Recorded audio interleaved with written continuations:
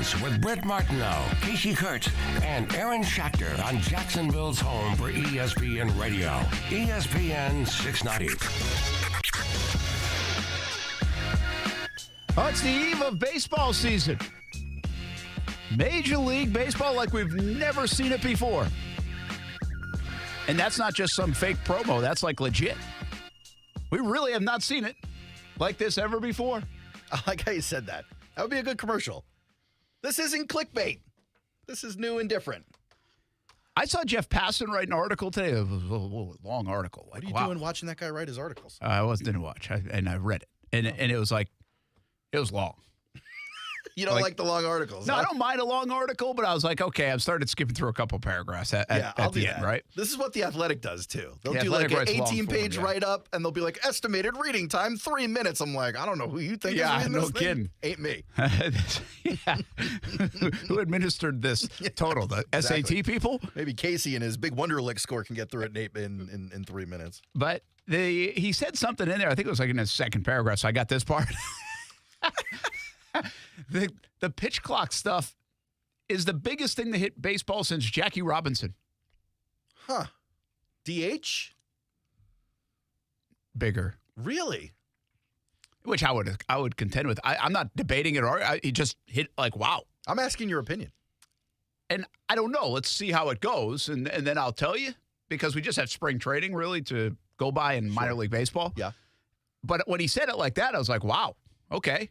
That's a bold take. That is a bold take. And I don't know. I mean, I guess in the context of everything, really the biggest thing to hit baseball since Jackie Robinson would be the steroid era. Yeah. Right? But I don't think that's what he's looking for. Well, that was non-sanctioned, I guess. So anyway, we'll talk some baseball, talk the rules, and I really tried to save the rule talk until today, until we started to get into the baseball season, had some conversation about it, because it is fascinating. And I feel like, at least from my vantage point, I've come around on some of these things, and I'm really excited coming off the World Baseball Classic, coming off some of the things you read about spring training, to see where baseball is and is going and everything else. And so maybe Moron Manfred got it right. Oh. Woke up and chose violence today. Hasn't done a ton of right. But maybe these guys have gotten it right. It might be one of the most significant changes in a long time. We'll find out. So we'll talk some baseball, make some predictions. Always fun to do that in a long season, then never pay it off in 6 months because we'll be talking about football, but at least it'll be on record. Yeah. Because that's the truth about this show. Yeah, no, totally. We will just we will keep score, but we will never tell you who wins. Well, baseball is like the side chick. We're waiting for football. We're waiting for the main squeeze to come home. And speaking of football and the main squeeze, they let him get out the door and he never came back in. What a bummer. You can really feel like how bummed out the Jags fan base, like they talked through it today on social media, that Calais Campbell's going to Atlanta. Yeah. And I don't know if I fully understand this one. About him going to Atlanta or the bummer? No, going to Atlanta. Okay. I understand the bummer. Okay. I mean, Steph hadn't seen this yet, and we were eating some lunch today, and I said, and she's like, wait, Calais going to Atlanta? What do you mean? So, like, I think that's the way it hits people around here. So everybody wanted him to be here. I did a poll earlier, or last week, I told you, and it was like 97%. Yeah, go get him. And is this a sign that the Jags didn't go get him? Did they not move quick enough? Did they not want him as badly as the fan base? The Jets apparently had made an offer, according to reports. I don't think he visited with the Bills. He was supposed to visit with the Jets tomorrow. But the Jets actually made an offer before the visit. Yeah. And I told you guys I could see him going to the Jets and the Jags. Made sense. Scheme fit, play time, impact, all those things. I did not see Atlanta. I really didn't see Atlanta. I don't fully understand Atlanta. He's not from there. He's got no roots like on the team with the coaching staff, really. The only thing that I have seen all day that implied why he chose Atlanta over actual winning franchises is what Josina Anderson's reporting, which is basically that him and Arthur Blank on that phone call talked a lot about how he could be helping the community in Atlanta. And that supposedly solidified it for him. Yeah, and I agree with you. I think that did solidify. I think that was an owner reaching out and saying, we value you. We want you here. We think you mean a lot to the organization. and let's go. And I don't know what the dollars are. I don't know what the difference in dollars are. And I'm not saying the Jags didn't say the same thing. We already know, like, the impact that Calais can make in the community here in Jacksonville, whether he goes to New York. I guess that's a little harder to do in a city like New York, but you probably can make an impact. Buffalo, I think he would be able to. Atlanta, we'll see. Like, I don't know what he's got in mind. But he certainly already made an impact here in the community in Jacksonville. He could continue those efforts. So maybe he wants to put a footprint in another city, in another area, to be able to help, like he did in Arizona, like he's done in his home state of Colorado, like he's done in Jacksonville and in Baltimore now. And now he gets to touch another city in Atlanta. So that certainly can be the case. And I do think the ownership call, that phone call, not to say I have no idea if Shad Khan called him or not. I'm guessing no. Right. It's not normal for an owner to reach out to a free I think agent. that's a little abnormal, especially for somebody like Calais at this stage. I mean, we're not talking about the guy in the first 24 hours of free agency going where all the money is. You know, we're talking weeks later. So I do think that registered for the Calais that we all know, and I know, like, I think that probably registered. That's, you know, you just think about that. Think about if you're applying for a job right now somewhere and the owner of the company not just probably the owner isn't interviewing you. Not just the owner and not just a company, a CEO of a billion-dollar company you're applying to. Because that's essentially what the Falcons are. It's a billion-dollar company. And so I think he sealed the deal for him to go there. But to be honest with you, from a football standpoint, I'm not sure this makes a ton of sense for Calais, at least the way I'm thinking, like he wants a ring. I know he wants a ring. I don't think, I mean, clearly that's not his priority, right? Not the priority. I would guess, based on this move, his priority is where he feels he can have the most impact, maybe off the field and on the field for his team. Maybe he looked at the Jets and the Jags and the Bills and asked himself, how many snaps would I be getting during the season? And that is also fair, right? I mean, he thinks if he's coming back to play, this is a man that was thinking and contemplating retirement last year. If he's coming back to play, he wants to play. He doesn't just want to be a ceremonial player. Yeah. And I think in Jacksonville, I'm not saying he was a ceremonial player, but he certainly was not going to be a 60% of the time player. I think he does, with the holes that Atlanta has a chance to play and impact more, and obviously has faith in his own skills, which also you can certainly appreciate. And I'm not saying the other teams don't, but they don't have as many holes. They don't need Calais here in Jacksonville to play 60% of the time, 50% of the time, 40% of the time.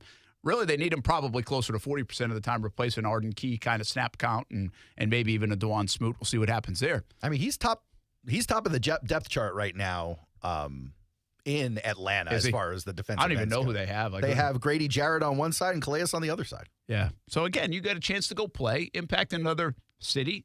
And this guy has really put his footprint and impact all over. It's a big footprint, by the way. Yeah. And impact all over the National Football League now. I bet. And so I do think that's important too. And then you just, you take those things into account. I don't know where the money is. They probably have more money to play with than definitely the Jags. I don't know about the other teams. Falcons had some of the biggest cap space. Yeah. Outside of Texas. And so they can overpay a little bit, if you will. And I'm not seeing the money reported anywhere. I'm not either. And I just don't think that's a big part of this either way, unless it's just like the Jags were offering half. I mean, I'll be shocked if he signed for 5. Because I got to imagine the Jags would have put that number out there. I would think. Now, I know this. I told you guys this. Like he left the building without an offer with Jacksonville. He obviously got an offer from Atlanta, and he got an offer from the Jets without even going there. Yeah. So, to me, that shows you how bad the other teams wanted him versus the Jags. Like, they let him walk out the building without saying, hey, here's what we would give you, right? They were going to wait until all the visits were done and then probably circle back and, take all the collective offers. Is that is that an assumption on your part, or you know that? That I know he didn't have an offer. No, I'm asking if you knew they were going to make an offer. No, I don't know that. But I think the expectation was that he was going to get an offer. Yeah. And that's okay, like if that's kind of – but, I mean, it didn't work out that way. So I do think Arthur Blank probably played a big role. Arthur Blank has done a lot of big things in the National Football League. He is a big-time community guy. Oh, yeah.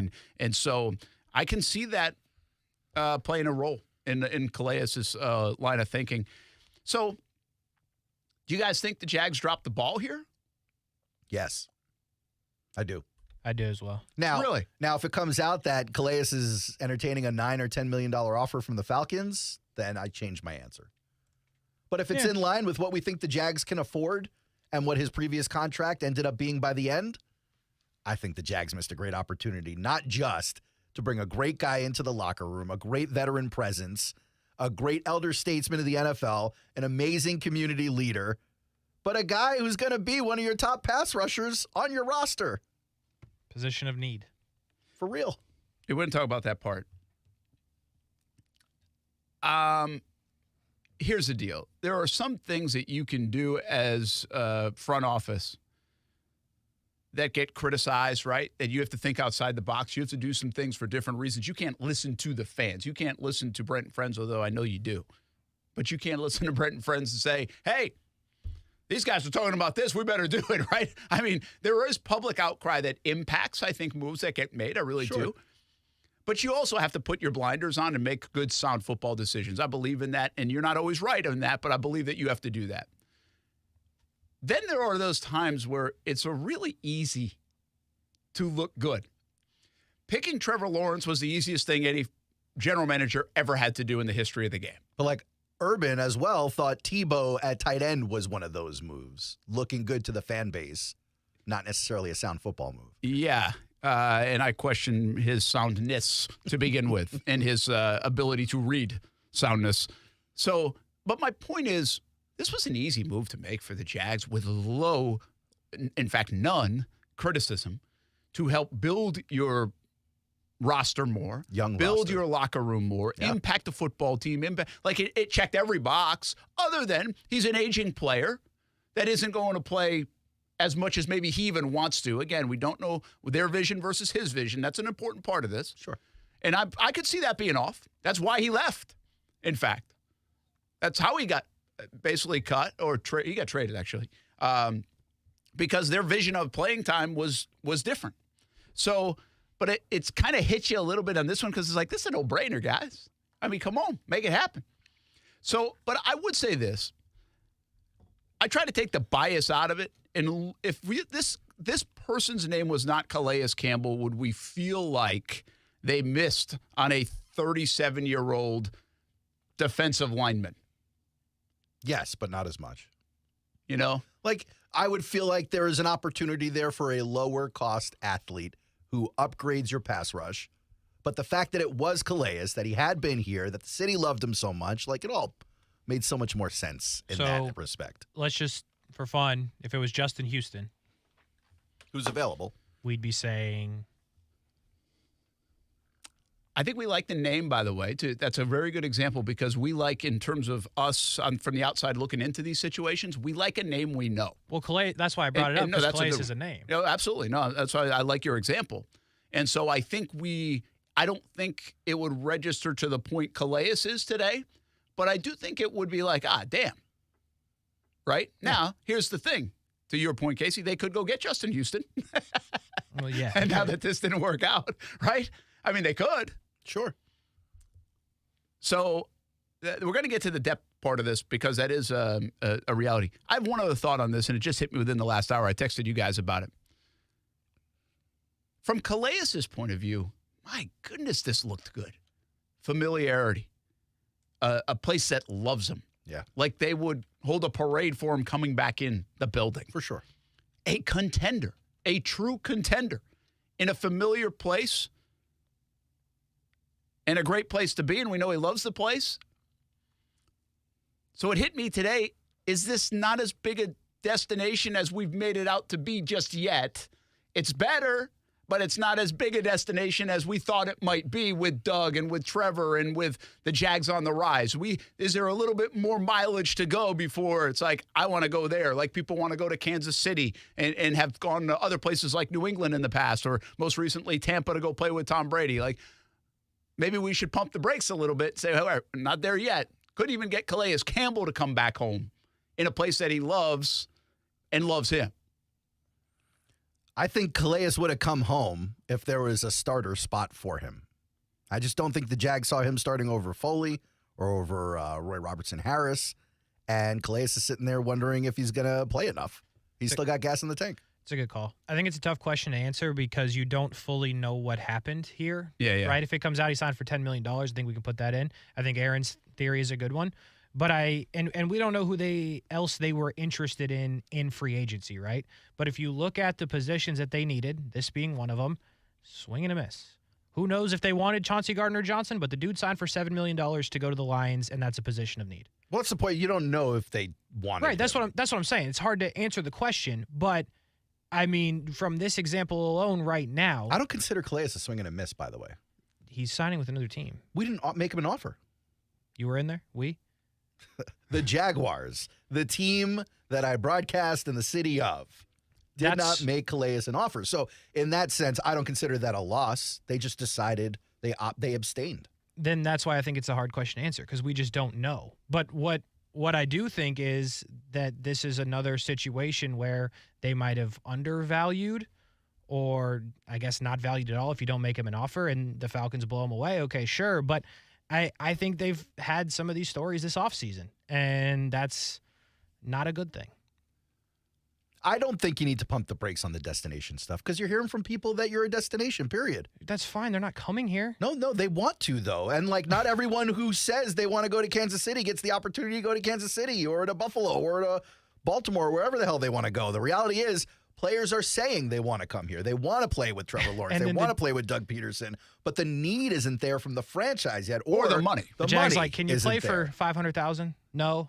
Okay, well, we understand that part of it, right? The Kansas City Chiefs aren't getting people to do that either. Well, what are they going to do when they're paying Trevor $60 million a year? But so there is a business element of this, and I can give you some support of the other side of, hey, this is more of a destination than it feels like it's been in a very long time, and reality is that from the Super Bowl when we talked to Trevor Lawrence and asked him about, hey, guys coming up to you and asking if let's go join that train down there, yes. right? And he said that. I mean, he had those conversations. Now, like I always say, when you have the momentum off the season, like the next week or two, you still feel that emotion, and then it turns into a business a little bit, and people are like, yeah, okay, whatever, Jacksonville, it's fine. There's 31 other teams. So there's something to be said once time passes by for that. But I'll also give you the pissed off nature of Arden Key not being here actually tells me that he really wanted to be a part of it. No, totally. He was hurt. And he was hurt by it. He was hurt, legitimately. So, I understand he didn't come back, Kasey, but it feels like that was more dollars and cents in business than it was want to on both sides. So, and again, Juwan Taylor was an all-business move, right? I mean, it's $20 million a year. The other part of it is, we really can't test this theory too much because the Jags are not throwing money around at people. They really just are not writing checks. That's the other side. The way they've written checks. Now, there's some talk and curiosity. Can the Jags, or Bulky in particular, can they get guys here if they don't write big checks? The answer is currently no. And the Calais one would be very interested if we knew, if you took three places, the Jets, the Falcons, and the Jags, if the Jags had made an offer where they were in the ballpark versus Atlanta versus the Jets. Keep in mind, taxes are different here than those two other places. I think this is going to spin out to be a pretty similar deal. Somebody's not paying $10 million versus $5 million for Calais. I don't think that's the case. Atlanta's in a position where they can probably overpay the most. I think this is more about playing time, it seems that roll, and then get a call from the owner and be like, hey, that's pretty cool. Because he wants me here. I appreciate that. Let's go see what we can do in Atlanta. And by the way, the Jets run rotations. They don't run even their best players, except for Quinnen Williams. And Quinnen Williams is only out there, I think, 70 or 80% of the snaps on the defensive side of the ball. They rotate that defensive line constantly. So even as a starter, Calais is probably getting less snaps than he would in Atlanta. Maybe about the same that he would get in Jacksonville. Okay, so then the reality of the situation, all right? Boo-hoo us. Let's get over Calais not coming back, all right? The Jags, for the folks out there that I'm seeing on social media, a little concerned about their pass rush, I think you got a bona fide reason to feel that way. Sure. I mean, we have Again, I think Josh Allen's a good player. I think Trayvon Walker will be a good player.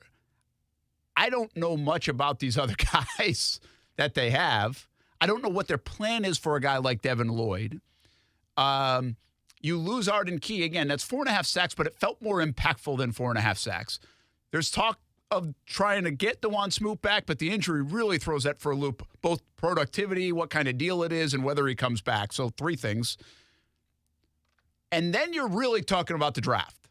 So now you're going to an unknown. And I've told you guys all along, I think defensive interior, defensive edge is a priority for the Jacksonville Jaguars, maybe just as much, if not bigger, than corner. And that might be punched home big time today.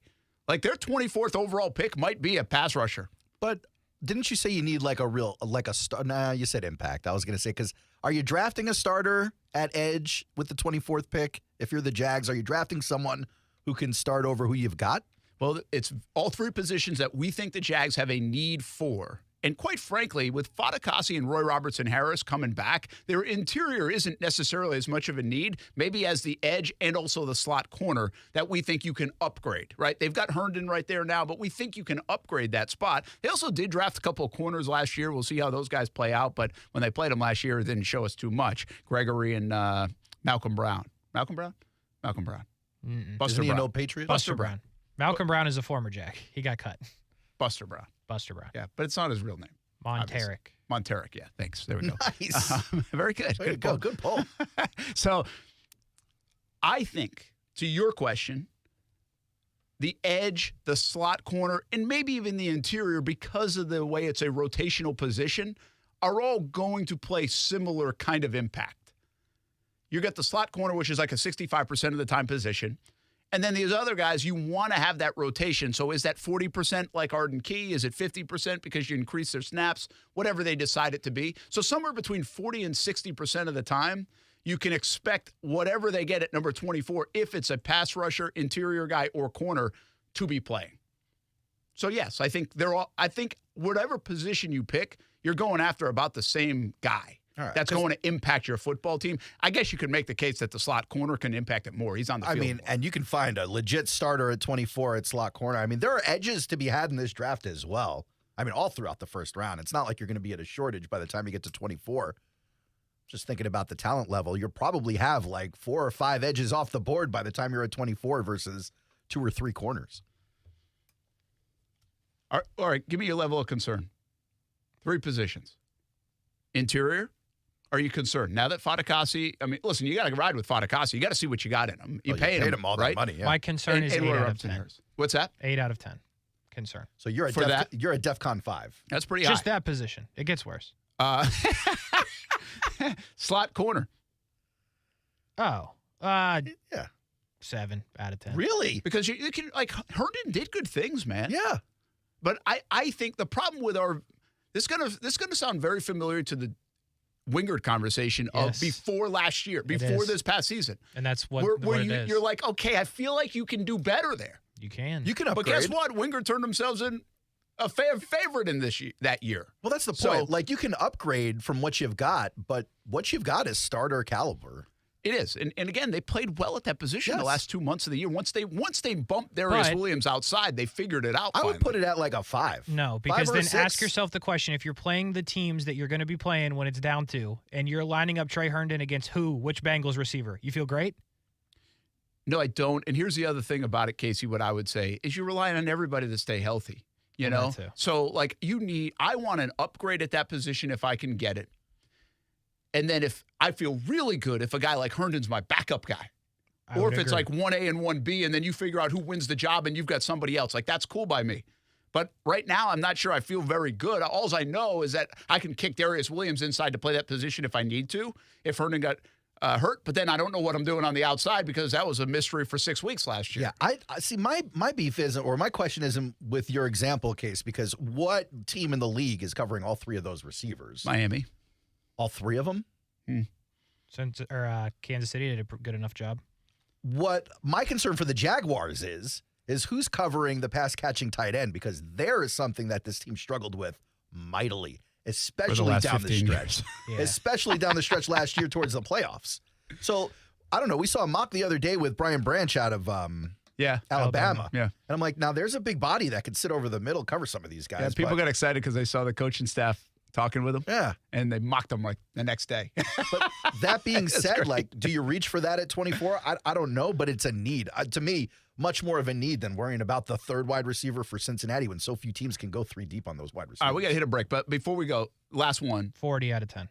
So the pass rush, the pass rush is that much of a concern, even though you have Trayvon Walker and Josh Allen. Yeah. You don't know if Trayvon Walker's good. You just don't. You hope. You can't take hope to the bank. It's fair. And the jury's out on Josh Allen. And if I don't need to defend that very much because they haven't paid him yet, and they've had plenty of opportunities. So they're out on him as well. They have to see what's going to happen here, and then they're going to decide what they're going to do. So you had 35 sacks last year. You lost 10 of them with Smoot and Arden Key. 25 sacks between those guys. That is embarrassingly bad. Wow. So, yes, DEFCON, whatever, 65, as high as it goes. 5. 5 is as high as it goes. 5. Thank you. Real bad. Well, more football talk coming up throughout the show. We'll also get into the baseball side of things as well on the eve of the Major League Baseball season. I don't know if we have a Goose report, but we might have a basketball report. Aaron Schachter's here, which is a little bit surprising. You thought I was calling out today. No, I thought for sure twisted ankle. I am injured. I'll tell you about it. Need to go to cryo or something. That actually might not be a bad idea. We'll take a break. Brent and Friends on ESPN 690. Back at it after this.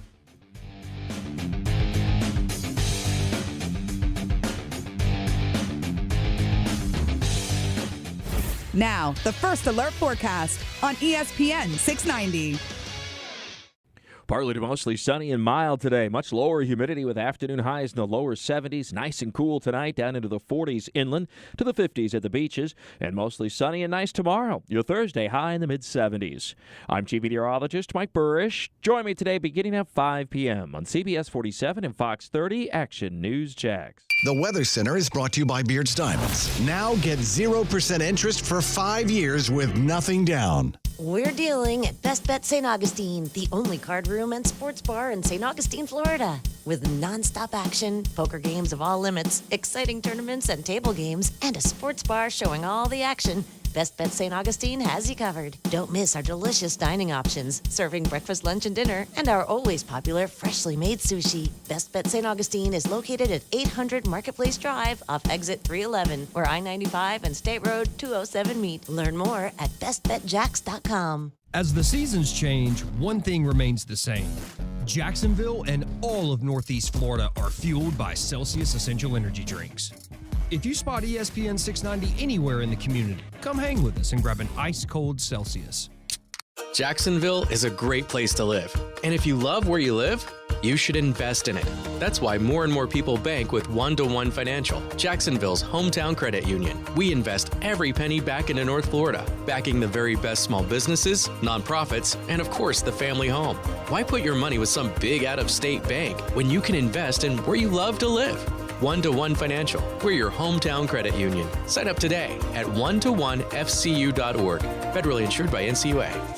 Are you getting engaged? Celebrating an anniversary or birthday? You're in luck. It's Beards Diamonds' most exceptional finance offer of the year. 5 years, 0% financing with nothing down. Yes, shop Beards Diamonds' everyday low price on anything in the store or at beardsdiamonds.com. Then divide your total price by 60, and that's your monthly payment with absolutely nothing down. How about a $6,000 three-stone designer setting? You pay only $100 a month. Or a $4,500 one-carat diamond solitaire pendant necklace. You pay just $75 a month. And every purchase at Beards Diamonds is backed by our free lifetime warranty. Now you can go bigger. And get her the diamond ring she's always dreamed about. And spread your payments out for 5 years and pay absolutely nothing in interest. All GIA certified diamonds and lab-grown diamonds are included in this spectacular offer. But hurry, Beards Diamonds' incredible 5 years interest-free financing with nothing down is only available for a limited time. Shop now at beardsdiamonds.com or the St. John's Town Center. Don't buy anywhere until you shop Beards Diamonds. The guaranteed offer from Mark Spain Real Estate allows you to skip the hassle and get your home sold fast and stress-free. Hi, this is Mark Spain, and our offers are the strongest in the industry, so you can sell your home stress-free, make the most money, and move when you're ready. One of our clients, Danielle, said, "I can't say enough good things about Mark Spain Real Estate. Their guaranteed offer made selling my home so easy. I highly recommend them to anyone interested in selling their home." Don't worry about the hassle of constant cleaning and making costly repairs. There are no showings, no open houses, and no stress. Our guaranteed offer keeps you in control. I've been in business for nearly 30 years and have served over 50,000 satisfied clients.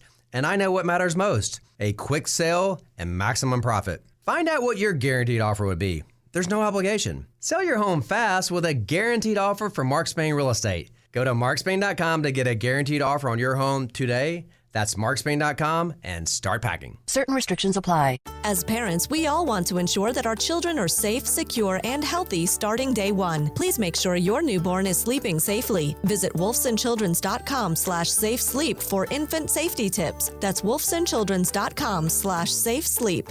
Have you Googled yourself lately? Are there negative posts from an ex-employee or a former client? Maybe an outdated news article or sensitive personal information about your family? Search engines don't always get it right, but right or wrong, it's your reputation on the line. That's where Reputation Defender by Norton comes in. One of the most trusted names in online reputation repair, Reputation Defender has been fixing people's search results for over 15 years. Their cutting-edge approaches help you to wipe away unwanted information in your search results.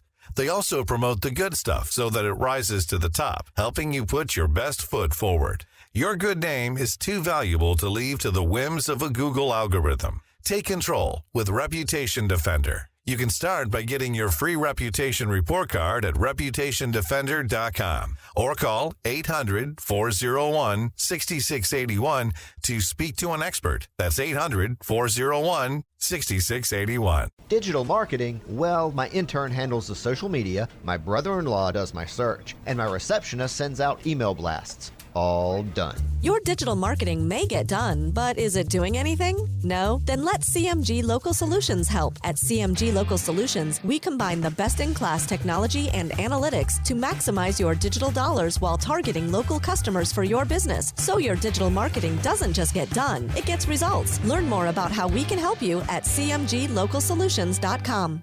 Mark your calendar for this year's Ancient City Game Fish Challenge tournaments. There are 2 tournaments, the Redfish Bash, May 26th through the 27th, and the Kingfish Challenge, July 13th through the 15th. Great fishing fun for the entire family. Be a part of both of these great challenge tournaments. The Redfish Bash, May 26th through the 27th, the Kingfish Challenge, July 13th through the 15th, where a junior angler can win a brand new boat valued at $10,000. Get more info at 904-669-0295 or visit their website, acgfa.com.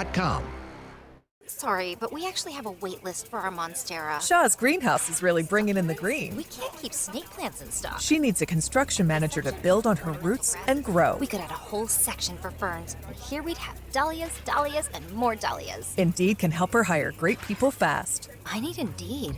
Indeed you do. You can schedule and conduct virtual interviews all from your employer dashboard. Visit Indeed.com/credit and get $75 towards your first sponsored job. Terms and conditions apply. Heart failure, carpal tunnel syndrome, shortness of breath, stomach issues, lower back pain. How does it all add up? If you have heart failure and any of those seemingly unrelated symptoms sound familiar, it's time to talk with your cardiologist and get the full picture. They may add up to transthyretin amyloid cardiomyopathy. ATTR-CM is a rare and underdiagnosed disease. Recognize the signs and discuss them with your doctor soon. Learn more at connectwithyourheart.com. That's connectwithyourheart.com. Sponsored by Pfizer.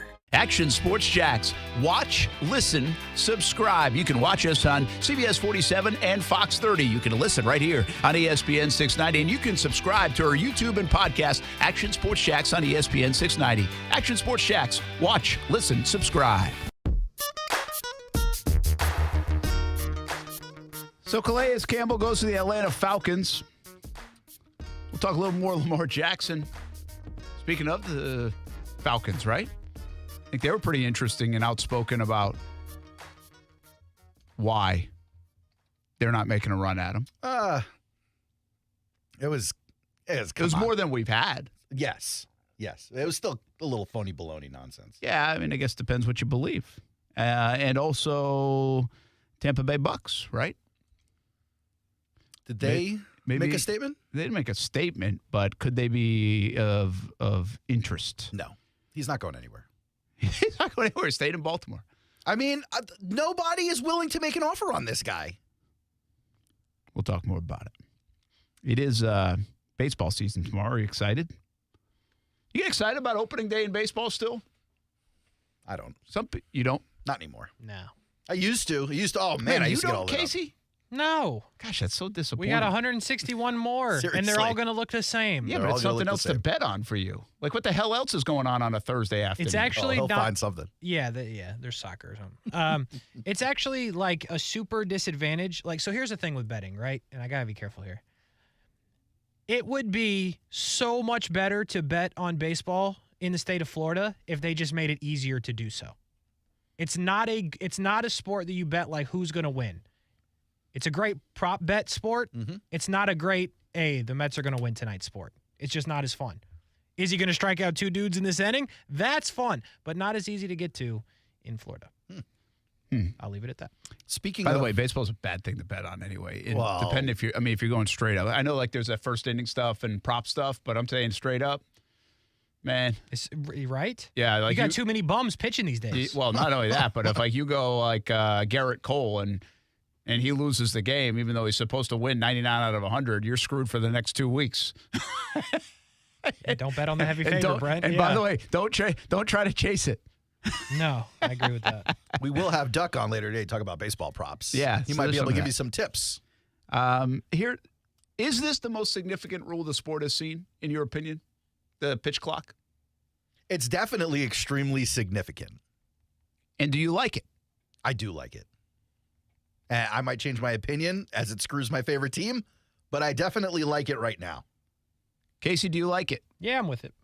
Faster games. Let's move it along. It absolutely favors pitch-heavy teams, right? Like those teams that make their record on their rotation rather than their lineup.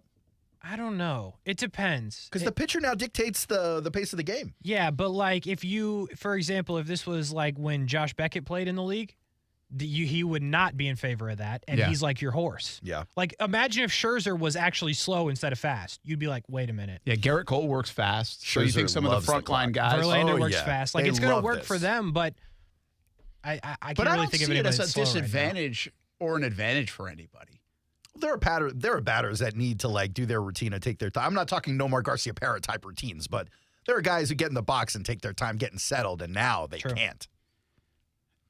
I agree with that, and that's what got out of control. Like, that's not a thing for the age. Like, that is new age. Mm-hmm. That's more the last 20 years, in my opinion. I'm not saying there weren't slow guys getting in the box, but listen, here's what I hate about the pitch clock. It's an untimed game that you have now changed the integrity of the game to be a timed game. You sound like a baseball traditionalist. No. It's one of the beauties of baseball is its untimed nature. Like, that's the integrity of it, how it was born, all that stuff. Like, that's one of the founding fathers of the sports, founding tenets of the sports. I don't believe the untimed nature is a founding tenet of the sport. Absolutely it is. It's got no clock. It's the only one that has no clock. It's a unique facet. I wouldn't call it like a pillar, a founding tenet. I do think it is. Or it was. That being said, other than concessions, maybe not being as lively, although word on the street, if you read up on this, is that in the minor leagues, it didn't impact concessions. That's good. Because I would think it would, because now you might not take your eyes off the game as much. Or, I mean, heck, if you went to the concession stand in between innings, you might miss 3 pitches by the time you got back, even if the line was long. Yeah. Now you might miss the whole inning. You're still talking about like a 2.5, 2:45 on the game. You got time to get to the concession booth. You do. I was just curious if they'll sell as much. Yeah. My idiot friend made us miss a bench clearing brawl because we were getting ice cream. That sucks. Yes.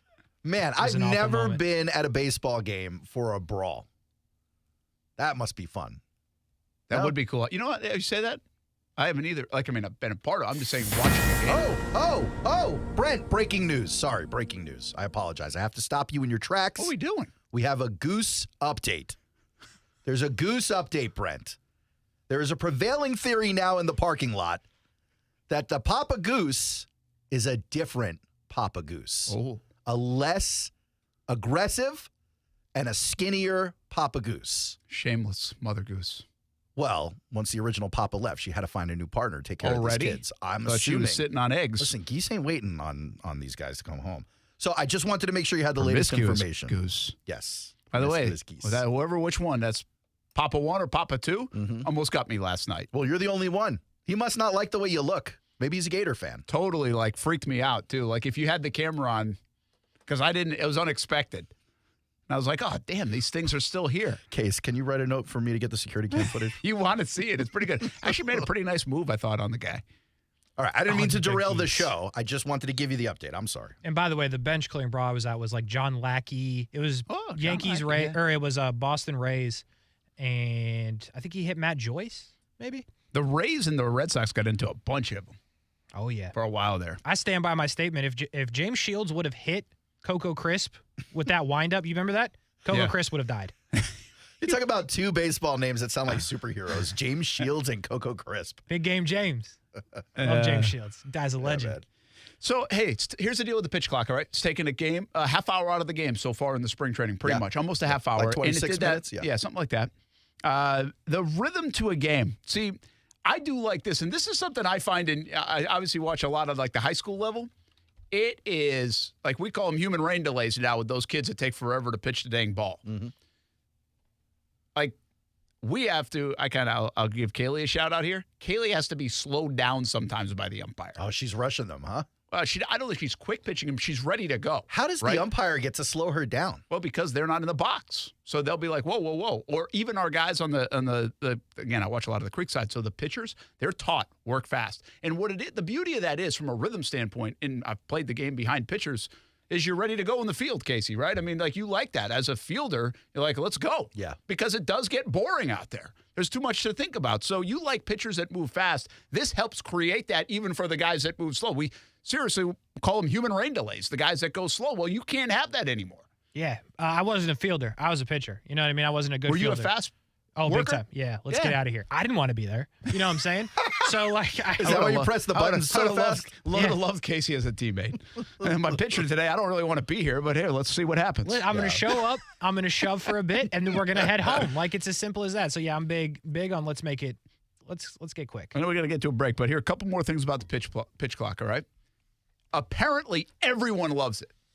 Like, everyone in the game loves it. That's seen it so far. The players. Executives, players, coaches, managers, old guys. This is very hard to do. That's unexpected. No, seriously. Like, old guys loving something new in baseball is not a Well, that's easy what I'm thing. saying. You're sitting here talking about the lack of a clock is like a pillar of the game. Well, I don't understand how you can't acknowledge that it's not. You're breaking the integrity of the game that's been played for 100 years. You're yes, not breaking you are. the integrity. No. You got to be okay with it, and I think it wins it over, and maybe it's the right move, but you are. Breaking the integrity is juicing the ball. Breaking the integrity. No problem doing that. Exactly. Breaking the integrity is breaking turning the integrity of the game, too. You know how that is? Make it a 7-inning game instead of all these dumb rules. Amen. Brent, how dare you? Yes. Unbelievable. Yes. You have complete games out the butt. I got one more thing, and I don't think people are talking about this much. I don't think. I believe this could help kids be more attracted to the sport, not because it moves fast, but because now dad might be willing or mom might be willing to take their kid to a game at 7 o'clock because they can get home before breakfast in the morning. That's true. And not only that, Kasey, one of the biggest beasts we all have is why the hell are these World Series games and championship games start so late? 7:30, for the 8 kids? o'clock, 9 well, o'clock. Well, now, seriously, if it's over by 10 or 10:30, that's reasonable. Your kid stays up a little bit later, so what? Yeah. But it's not at least midnight. Like, we have a lot of, the best rivalry in sports, arguably Red Sox-Yankees. Every time those guys play, it's a 4.5-hour game. Not going to be the case anymore. Thank goodness. So I do think I did not think I'd like this. And I think I'm going to like it. And I think it's going to be very good for the game. Look at you. I don't love the. I didn't expect this from Brent. You have two pickoffs or step-offs as part of the rule. Mm-hmm. I don't love that. Man, it's weird. You want unlimited. Well, it gives them. Definitely not. We're going to get into the bases in a little bit, but it's like, okay, if you step off because a bug got in your eye or something like that, and now you only have one pickoff, now the guy knows that he can go after. That feels like you're manufacturing guys running the bases more than it is throw them out strategy. But it did seem like an obvious way to shave time off the game if a guy's going to first base 4 or 5 times. I get it. 2 seems like it's not enough. I'm with you on that. And because hey, Kasey, what are you taught as a pitcher, right? Mix up your release, your time. You are, right? Yeah. Well, I can't. I got a clock I got to worry about, and I can't step off, and I can't throw over. I got to go. Throw them out. I could steal a base in the big leagues this year if you give me the right situation. You couldn't. Absolutely, I could. You get thrown out by a low-A catcher. And I think we should try. No, we should. I bet we could steal a base given the right situation. Don't say we, because I can't do it. You could too. You could just go. go. You could take off. I'm not the one talking smack. You are. I want to see you get hosed by. You know what? Give me the best high school catcher in the area. You're getting canned. Hold on. If we put a bag of Hardee's at second base and the cops at first base, I think you're making it to second. I've never been to Hardee's. Why do you keep saying Hardee's? It's Arby's. It's Arby's. Arby's, You're right. that's I right. mix it up. Hardee's is gross. What about the other rules? We'll get into that. We'll make some predictions as well. It's coming up. Brent and Friends on ESPN 690. Brent and Friends is sponsored by Best Bet, now open in St. Augustine. Ray Magliozzi here for eBay Motors. Okay, easy now. You're teaching your kid how to parallel park. Ouch! Turns out he likes to do it by feel. Don't worry, eBay Motors has bumpers, trunk lids, license plate holders, and headlights. They've got lots of headlights. When you need parts, get it right the first time with eBay Guaranteed Fit. When you see the check, you know that part's gonna fit. eBay Motors, let's ride. Eligible items only. Exclusions apply. You know that Big Bargain detergent jug is 85% water, right? 85% water? I thought I was getting a better deal because it's so big. If you want a better clean, Tide Pods are only 12% water. The rest is pure concentrated cleaning ingredients. Don't pay for water, pay for clean. Save $10 when you spend $30 on Tide and Downy. Water content based on the leading bargain liquid detergent. Must buy at least one participating Tide or Dreft detergent item, plus at least one participating Downy and or Bounce scent booster, liquid fabric softener, or dryer sheets. Prepaid card by mail. Visit pglaundryrebate.com for terms and conditions. As the seasons change, one thing remains the same. Jacksonville and all of Northeast Florida are fueled by Celsius Essential Energy Drinks. If you spot ESPN 690 anywhere in the community, come hang with us and grab an ice-cold Celsius. Are you ready for a great deal? Do you have your heart set on a new Toyota? Then go to the Ready, Set, Go sales event happening now at Arlington Toyota. Of course, at Arlington, you get Ready, Set, Go deals and more, like 30 days to love your new purchase or exchange it. Plus, every new Toyota comes with Arlington's lifetime warranty. That's unlimited time and miles. But you better shop now before Ready, Set, Go is gone. Don't wait. Shop in person and online at arlingtontoyota.com today. Men, if you're struggling with erectile dysfunction or PE and frustrated taking pills that don't work, Prime Men's Medical Center offers breakthrough medical treatments that effectively treat your problem. 98% of patients experience immediate results during their first office visit. And for a limited time, your initial consultation and first treatment are completely free. Listen to a specialist in men's health. I'm Dr. Rubinski. The physicians at Prime Men's Medical Center offer the most advanced treatments that eliminate ED and PE. Now men are lasting 30, 60, 90 minutes or longer, regardless of age or medical history. Guys, to eliminate your frustration in the bedroom, call Prime Men's Medical Center now to take advantage of this exclusive limited-time offer. Your initial consultation and first treatment are totally free, and you'll see instant results right in the office. Call now, 904-664-8214. 904-664-8214. That's 904-664-8214. ESPN 690 is home for the Florida Sportsman Fishing Show hosted by Captain Rick Riles. Tune in every Saturday morning from 7 to 9 a.m. to find out what's biting now. Fishing so fresh, you can almost smell it. Finding great candidates to hire can be like, well, trying to find a needle in a haystack, but not with ZipRecruiter. Its powerful technology actively finds and invites qualified candidates to apply to your job. So while other companies might deliver a lot of hay, ZipRecruiter finds you the needle in the haystack. See why 4 out of 5 employers who post a job on ZipRecruiter get a quality candidate within the first day. Try ZipRecruiter for free at ZipRecruiter.com/free. That's ZipRecruiter.com/free. Hey everybody, it's Brent Martineau from Action Sports Jacks. There's a good chance you have a smart speaker, so use it with ESPN 690. Stay up to date on the Jags and all things sports by telling Alexa or Google to play ESPN 690. It's as easy as that. Make sure you listen weekdays 3 until 6 p.m. on ESPN 690.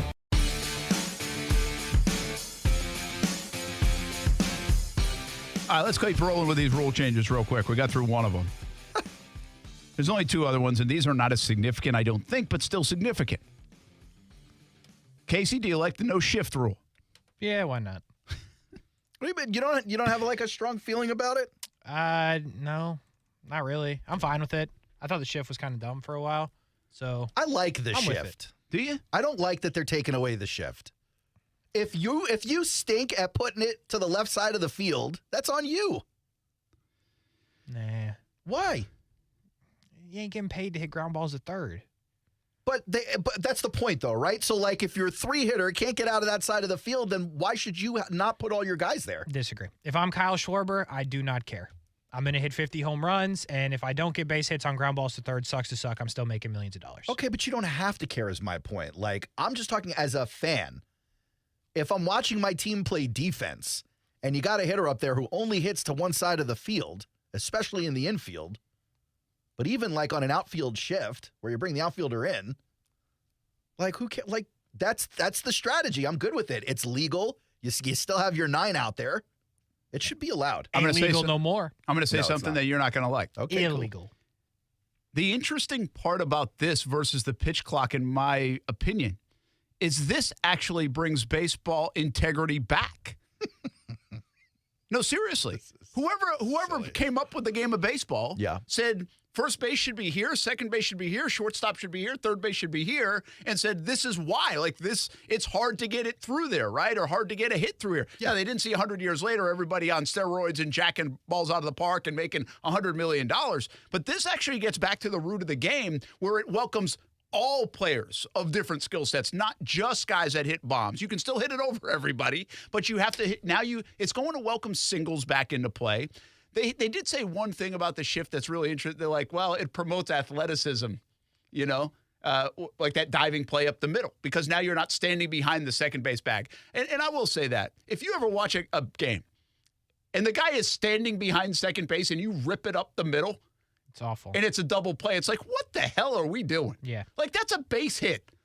Let me offer you a point of view that will expose you as a hypocrite. Well, I just told you I was a hypocrite in terms of the integrity one way or another. That is fair. You did just cop to it.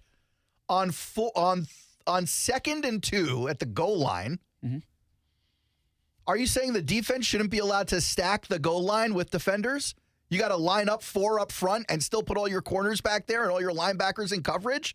No, you put the coverage to what you think the play is going to be. So why can't you do it in baseball? Very rare. Good point by you. Oh, I've had a couple today, Case. It's a fair comp. Very rare. It is. Good point. Listen, I've wrestled with the shift too, because if you want to play defense, I mean, go ahead. If you want to put 7 outfielders out there, but I do think, thinking more about it, this is back to where the game was intended to be. Like, there's an intention when you build a sport, right? Like, like when there's a 10-foot basket. They've talked about raising that basket. And the 3-point line, that wasn't part of it initially. They changed that. So I think this brings you back to the game where you're going to have more balls in play. You're going at singles are okay now. Your averages might go up a little bit. I don't think this is going to harm the game. Although I do think the rules are very specific and maybe too specific about being 2 players on the left side of the bag of second base, 2 on the right. You have to have both feet. By the time the guys on the rubber all have to be on the dirt. Like, I'm a little surprised by that. Like, why can't you go a couple steps into the outfield if you're an infielder? Because now you have 4 outfielders. I know, but that's why I would give a little leeway. I think it's okay if you want to do that. It's hard to say that. Take 2 steps back. Like, that's not how it works. You got grass, you got clay. I get it. You got to stand But somewhere. just draw another line then. I mean, we have 50 lines in I'm not other against sports. drawing another line. It would look really stupid, but I'm not against it. It would look dumb. All right, the other one we'll get to real fast. Bigger bases. Yeah, this one I don't understand why you guys think this is a much bigger deal than I think it is. I think it's a huge deal. Yeah. Don't put you guys in here. What do you mean? Well, you guys were talking about how you think steals are going way up and They it's going to will. change the game. But I'm mostly the steals will go up because of the pitch clock. Okay. The bases will help with that because you're closer. Barely, but you're closer. I mean, you're barely closer. I know. I'm fine with the I don't care about the bases either way. Guys, here's the deal. Is it about the integrity of the game? The distance Probably. is reduced by 3 inches from home to first. Casey's You're telling familiar me with 3 inches doesn't make a difference? What? Reduced by 4.5 inches from first to second and second to third. What just happened? It's a serious topic. Baseball. Pregnant pause. Yeah. So, Holy cow. anyway, here's the one thing I don't get about the bigger bases, which outside of the first base bag, I don't understand how. Have a lot of guys been injured around the bases? Well, first They base say this is specifically- supposed to be helping safety. People turn ankles on the bases and stuff. Well, first base I played the game for a specifically. while, and I never thought like there was a catastrophic amount of injuries around because of the base size. Well, first yeah. base is, they used to put that, or sometimes in softball they'll put that other one. Oh, it's Yeah. like a secondary Like, I get outside. that, so you're foul. not stepping on the guy's ankle. Yeah, I yeah. understand that. On the outside of the line, yeah. But I never thought there was a. Listen, it gets tight when you're going a little PFP. I think cover the this base, was. I gets think that tight. was an excuse Oh boy. to promote stealing bases. Okay. I actually think it's the opening salvo, in something we saw come to baseball and then get thrown out of an all-star game, where they start advertising on the bags. They need to make the bags bigger so you can see the advertisements. That's interesting. We're going to see more running and gunning. I think this might hurt your team. They already suck. I'll expand on that later. Every year. We'll get live. Well, I think it's the live report on how last night's basketball game went for Aaron Schachter. Dude's injured. Schachter bomb. He's actually out for the rest of the season. season, unfortunately. And we'll make our predictions in baseball. We'll get back some football talk as well. But on the eve of Major League Baseball opening day, talk a little ball. You're on Brent and Friends on ESPN 690.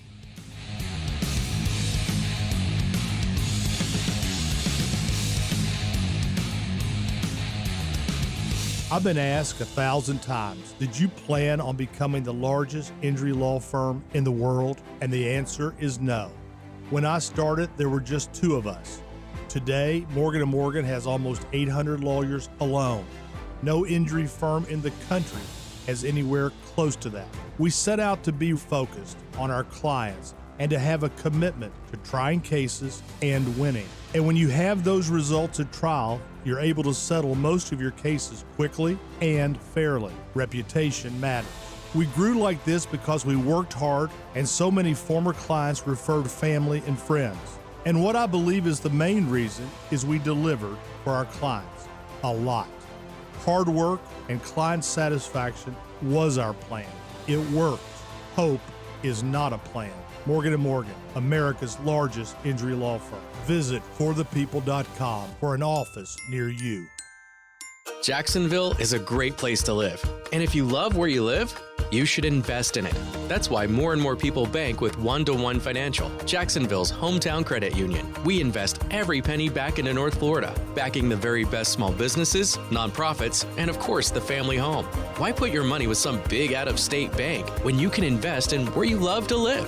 One-to-One Financial. We're your hometown credit union. Sign up today at one-to-one-fcu.org. Federally insured by NCUA.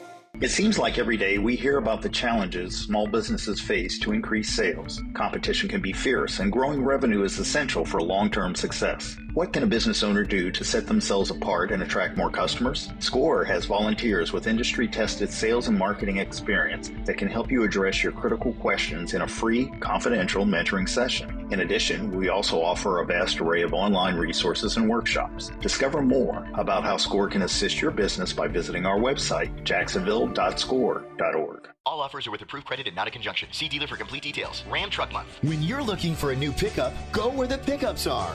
Jacksonville Chrysler Jeep Dodge Ram Westside. Our inventory is way up and they're priced to sell. Drive a new Ram 1500 and save up to $14,000 off MSRP. Tradesman, Bighorn, Laramie, Limited, and Rebel. The time is right to get a great truck at a great price. Check them out online at jackswest.com. Then come to I-295 and Commonwealth Avenue for a test drive. Get the full Jack's Westside experience. Bring us your old truck and get paid. Use it for a down payment or anything you want. We're ready and waiting to make you a new truck loan today. Let the savings begin. Let's celebrate Truck Month. For the very best in customer service, it's Jacksonville Chrysler Jeep Dodge Ram Westside. I-295 and Commonwealth Avenue. Westside.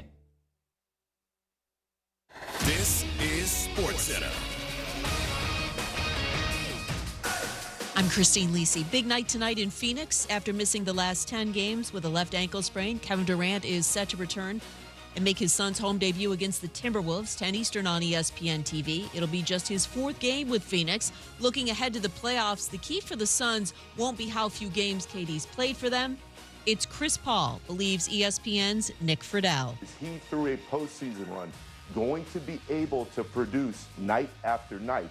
When you're playing with Kevin Durant and you're playing with Devin Booker, you can create space for other guys. But in my mind, when you watch the Suns team, the focus shouldn't be so much on Durant over the next few weeks.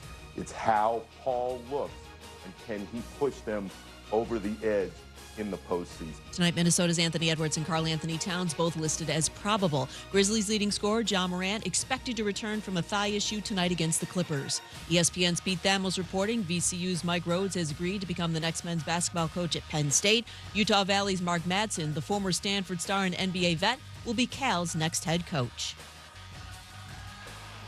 A championship team is about each player being a perfect fit. Same with your vehicle. So for parts that fit, head to eBay Motors and look for the green check. Stay in the game with eBay Guaranteed Fit. ebaymotors.com. Let's ride. Eligible items only. Exclusions apply. Broadcasting live from the Anajar and Levine studios. Anajar and Levine Accident Attorneys. Call 1-800-747-FREE. That's 1-800-747-3733. WOKV Jacksonville. Listen live everywhere you go on ESPN690.com. ESPN 690, a Cox Media Group station. ESPN 690 and Action Sports Jax presents Brent and Friends with Brent Martineau. We're going to have to show a little more patience than the year 2 pom-pom people. Kasey Kurtz. Yo! Well, what are we doing, bro? Come on! And Aaron Schachter. I'm all in favor of these two showing their love, really celebrating their relationship. Get him! Get him! Hit him! Hit him! Hit him! Yeah! Pull Jack from! Yeah! Pull Jack from! This is Brent and Friends with Brent Martineau, Kasey Kurtz, and Aaron Schachter on Jacksonville's home for ESPN Radio. ESPN 690.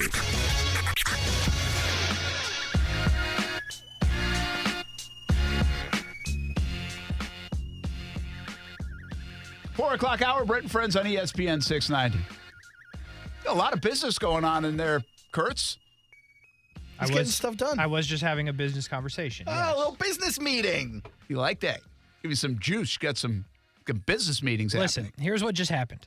I sent an email that I didn't write any of. Aaron talked me through, hey, these are the words you should use. I'm Kasey's Sounds like chat. a conversation I just had for the last 5 minutes. That's literally what happened. And the person I sent the email to just came up here and was like, hey, what are you talking about? I'm like, see, if I would have just wrote the email in Kasey's words, this wouldn't have been a problem. The problem with Kasey's email writing is I'm very straightforward. He's unnecessarily aggressive with the people on the other end of the email. Here's an example.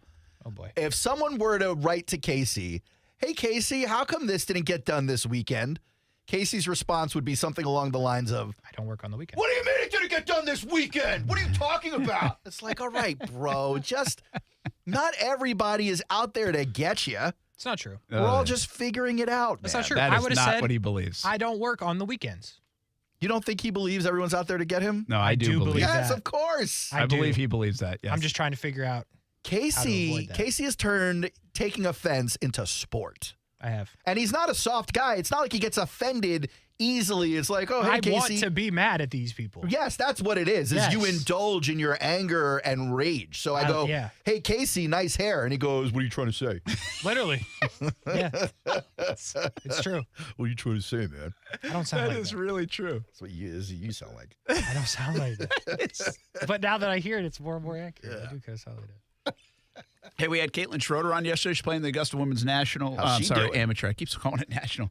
You just have high hopes for her. Yeah, she'll play at Augusta National definitely on Friday in a practice round. You know, she was off to a good start. She was top 15, and then she went on a bogey run late in her round, which is unfortunate. 3 bogeys late, so 76 she shoots. She's 1 off the cut line, so she's in the mix. I think she'll play a lot better tomorrow. She's a really good player, and 4 over 76, which isn't bad. But in relation, you're just trying to make the top 30 out of 72 women in the field. Mm-hmm. And she's 1 shot off what that would be going into Saturday. So we'll see if she has a nice bounce back round. Tomorrow we had a lot of fun spending a few minutes with Caitlin Schroeder, who's really one of the top golfers in the country for her age. She's now at Alabama. She's from Jacksonville. Of course, Dad, Scott Schroeder, the UNF men's golf coach. He's on the bag for her this week. So it's a cool experience for Dad and daughter up there. In Augusta. Does he normally caddy for her? He does sometimes, like not all the time, but sometimes. That's got to be cool. Yeah, Papa. really cool. Yeah. So I would love that. Or bad, depending on how that works out. Like, you know, there's the caddying on the tour. What didn't Faldo have his wife? No, that's a thing. That happens a lot. Yeah, like there's a. I mean, I don't know about it happens a lot, but it's Is that just keeping the money in the family kind of thing? It happens, like, I know you hate Lee Westwood now because he's lived, but like when he was at the end on the PGA Tour, it was his girlfriend the whole time. That's right. But it wasn't way back when he was like number 1. No. This kind of reminds me. This kind of reminds me when I was dating my first wife before we got married, and I was a manager at valet parking. I hired her as one of my valet parkers, even though I wouldn't make her work. She just sat in my car. We collected the money. Yeah. Whoa. Oh. That didn't sound good. Well, I did the work for her. It's not like the work didn't get done. I did the work for her. That'd be like when Kasey walks out of here and just have like Steph come produce the show. Yeah, but then they pay Steph and it goes right into the Martineau account. Yeah. Well, Steph is Martineau, but yeah. So I don't know how that would be. Which part Working about with your wife? Yeah, I don't like. I think I could do it. I mean, it's just totally outside the realm, like in the world that I live in. She's a math teacher, and I do this. Like, we're not even close to crossing over the boundaries of working together someday. Yeah, one of you gives smart, astute analysis, and the other is you. No, it's so easy. You could be a communications teacher. She could be a professor. You could be a professor. It's simple. Professor? I know, but even then, are you really working together? I mean, you separate drive, classes. No, you're drive not. together. No, you're not. Yeah, See so each that other in the doesn't break room. I don't think lunch that counts. together. Like you actually, your wife owns a business. Well, I used to work with her when she worked here. We worked on accounts together. Oh, so you worked that closely with her? Oh, yeah. She was making me money, dog. And then she quit, so obviously it didn't work out too well. Hi, State. Okay, would you go work for her now? No, not a chance. Now, if we opened up another business, I would go join the business if, like, I was a necessity and be like, oh, we're working together in that sense. But I would never work as her employee ever, ever, ever. No. I'm clearly way too talented to be her employee. Did she make more than you here? What are we doing here? For a year or two, she did, yeah. Was that hard to swallow? No, it was great. Are you kidding me? You know how much frivolous spending I did? Oh, my goodness. Now that I'm the breadwinner. Is that a stigma? Oh, this is the best. She told me when we first started dating, she goes, I don't know how you're going to deal with it if I'm the breadwinner. And I was like, are you kidding me? Are you kidding me? You know how much money I waste on things I don't need? $16 socks all day, buddy. Mack Weldon, here we Mack go. Weldon, here we come. Take me to the outlet. Shopping I don't need spree. the outlet. No, when she was making good money and then I happened to be making some good money, we were traveling. We were doing all kinds of dumb stuff. We were staying in high-class hotels when we traveled. It was great. And then we went out and did the dumbest thing in the world. We had kids and just ruined the whole thing. Yeah, why would you do that? Oh, it just ruined everything. No more traveling. Sage advice right here, Casey. Don't have Get kids. it, man. Keep Don't the do dogs it. coming, baby. I literally said to her when I got married to her, because she wanted babies, I was like, give me like 6 months. Let's just have fun. 6 months to a year, like young kids in wanderlust. And then she was pregnant by the wedding. By the wedding, she was pregnant. I was like, oh, great.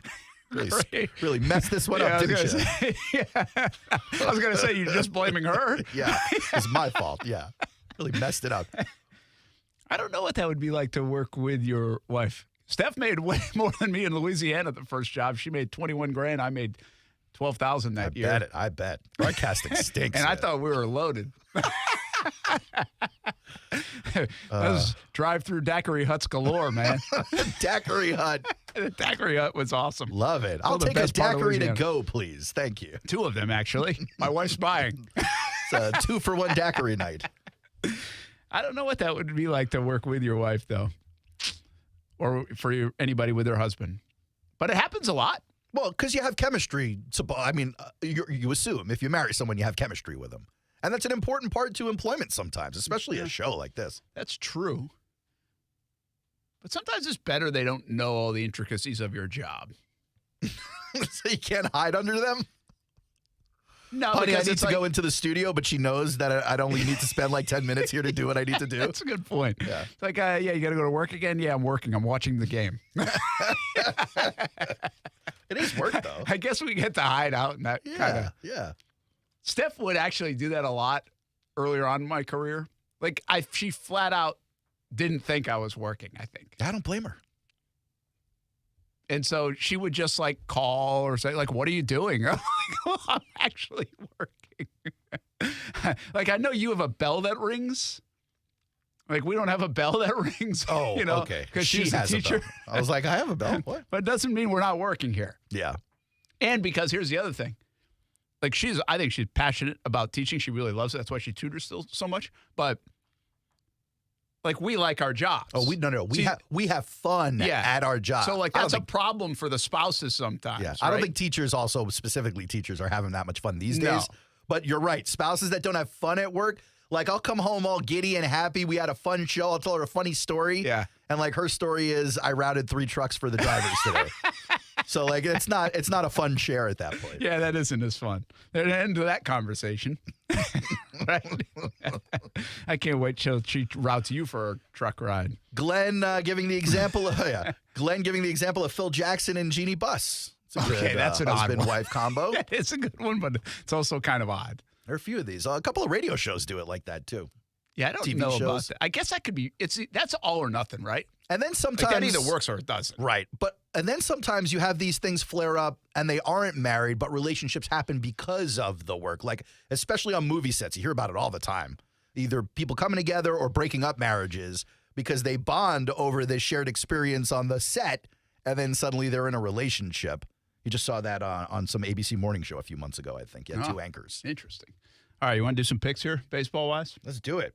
Since we got all the marriage talk out of the way. I feel like we could do some marriage counseling here. I feel like I could do a whole marriage show. Let's do it. Add to it. There's other stations for that. What's this case? What are you putting on here? What show would that? What station would that work best on in our cluster? ESPN 690. I don't know about that. Maybe WAP. I was on their morning show this morning. Were you? Talking about basketball. Really? Yeah. About your game? Yeah. All right, how many different stations are you going to tell about? Well, maybe if we didn't do afternoon drive, it would have broken the news on your station. All right. You want me to go first? Want me to go right down the rip here? Let's do it. So we can make this You fast? want some picking music? Yeah, let's go some music. Just I don't like rip that. it down the middle because there's no one there to defend it anymore. You guys like this? Yeah, sure. That's cool. I'm not too picky about the music. Aaron is. Oh, yeah. I'm in a rhythm now. All right, here's what I have. AL East, the Blue Jays. Are we each going? No, I'm going to just rifle through it. Okay. Because people don't want to hear this for 20 minutes. Fair all right? enough. But I want to get it out so you all know when I get it right. You want me to keep track? Well, you can. I've got it written down. I can send it to you later so you don't have to write it down. Send it to me. Okay. AL Central, White Sox. Chalk. Ooh. They're not chalk. They're not the favorite. They're not even the second The favorite. Blue Jays aren't the favorite. We all know the Yankees aren't going to do it, so it's fine. The AL West, the Astros, that's chalk. Thanks. The Astros are are they the best organization of the last decade in baseball? Like, even now that the Patriots are well in the rear view? I'd have to think about that for a while. Definitely in baseball. We did that on overtime. Thanks for listening. It's a good topic. Wild card teams, Yankees, Mariners, Angels. I'm going with the Angels. Forgot about wild card. Yankees. Oh, that's why I'm going first. Catch up on your homework, pal. NL East, the Phillies. Sorry, Braves fans. NL Central, Cardinals. Flip a coin. NL West, Padres. Can they get it done? Wild card teams, Dodgers, Braves, Mets. World Series matchup, I got the Blue Jays against the Phillies with Toronto winning it. Nice. Hello, Joe Carter. Nice. Aaron? Joe Carter? You don't know who Joe Carter is? I know who Joe Carter is. All right. Goodness gracious, you better. I was about to put it on the I list. have more Joe Carter autographs than you guys can even That's a fathom. good point. You probably do. I've got an autograph. Do you think you would know if you didn't collect? Would you know who Joe Carter There's was? no way. Absolutely not. There's Really? no way. Come on, you've seen World Series where they go back to the home run. Yeah, I'd be like, there's that guy again, jumping around. All right, go ahead, Kasey. What you got? Me? Yeah. All right. AL East, Yankees, Central, Sounds so excited. Guardians. I'm just now picking them. And AL West, Would you expect any different from Kasey? Astros, Good prep. Doing the homework as he's handing it in. Wild Cards, Rangers, Rangers. Toronto, Rangers spent a ton of money. All right. Mostly on DeGrom. We'll pitch 5 games for him. White Sox, NL East, Phillies, NL Central, Cardinals, NL West, Padres. Hate to do that, but it's Gosh, that's what I said. Stop cheating. By the way, Colby Grant thinks you're on drugs. He says he needs those trees you're smoking. He needs the number for your plug. For what? Which For one? your Which picks. part? He didn't get specific. He probably is a Braves fan. Dodgers, Mets, Braves, wild cards. World Series, somebody from the AL losing to the Cardinals. Cardinals. Yeah. Let's go Astros losing to the Cardinals. All right. I got coming out of the East in the American, the Blue Jays. Same as you, Brent. I got the Guardians in the Central. Yeah, you do. Same as you, Case. And the Astros in the West. Same as you, Brent. Wild card, Yankees, Mariners, and Twins. Minnesota. I like that. In the NL, I've got the Merts out of the East. Cardinals in the Homer. Central. Padres in the West. Nobody likes the Dodgers in the West? I got the Dodgers in the wild card, Phillies in the wild card, and the Braves in the wild card. Astros, Padres for the World Series, with the Stros winning once again. I don't know what you said last night, Kasey, but when you had that on overtime. Oh, this was weeks ago. Oh, this was weeks ago? Yeah. Well, then refresh our memory. But seriously, are the Astros the best organization in sports the last decade? The argument was we looked at the Astros. We looked at the Tampa Bay Lightning. We picked one from each sport. We looked Tampa Bay is a good. We looked at Golden State. I remember this conversation. I think I was contributing on the chat or something. You were. And then we did the Chiefs. And I believe actually what we came with was the Astros. Well, you did the Chiefs instead of the Patriots. Yeah. Okay. I think we did. Of the last 20 years? They didn't do 20 years. No, I think we did 10. No, because Astros wouldn't. You got to go back 10 years. Yeah. That's it. Because then the Patriots don't matter as much. Well, but the Patriots. Did they win two? We did it right after the Super Bowl, so like Kansas City had 1-2. Yeah, that makes some sense. I get that. And Toronto, Tampa Bay's a good one. It is. And by the way, Golden State's a really good one. There's a lot of good options. So Golden State actually might be.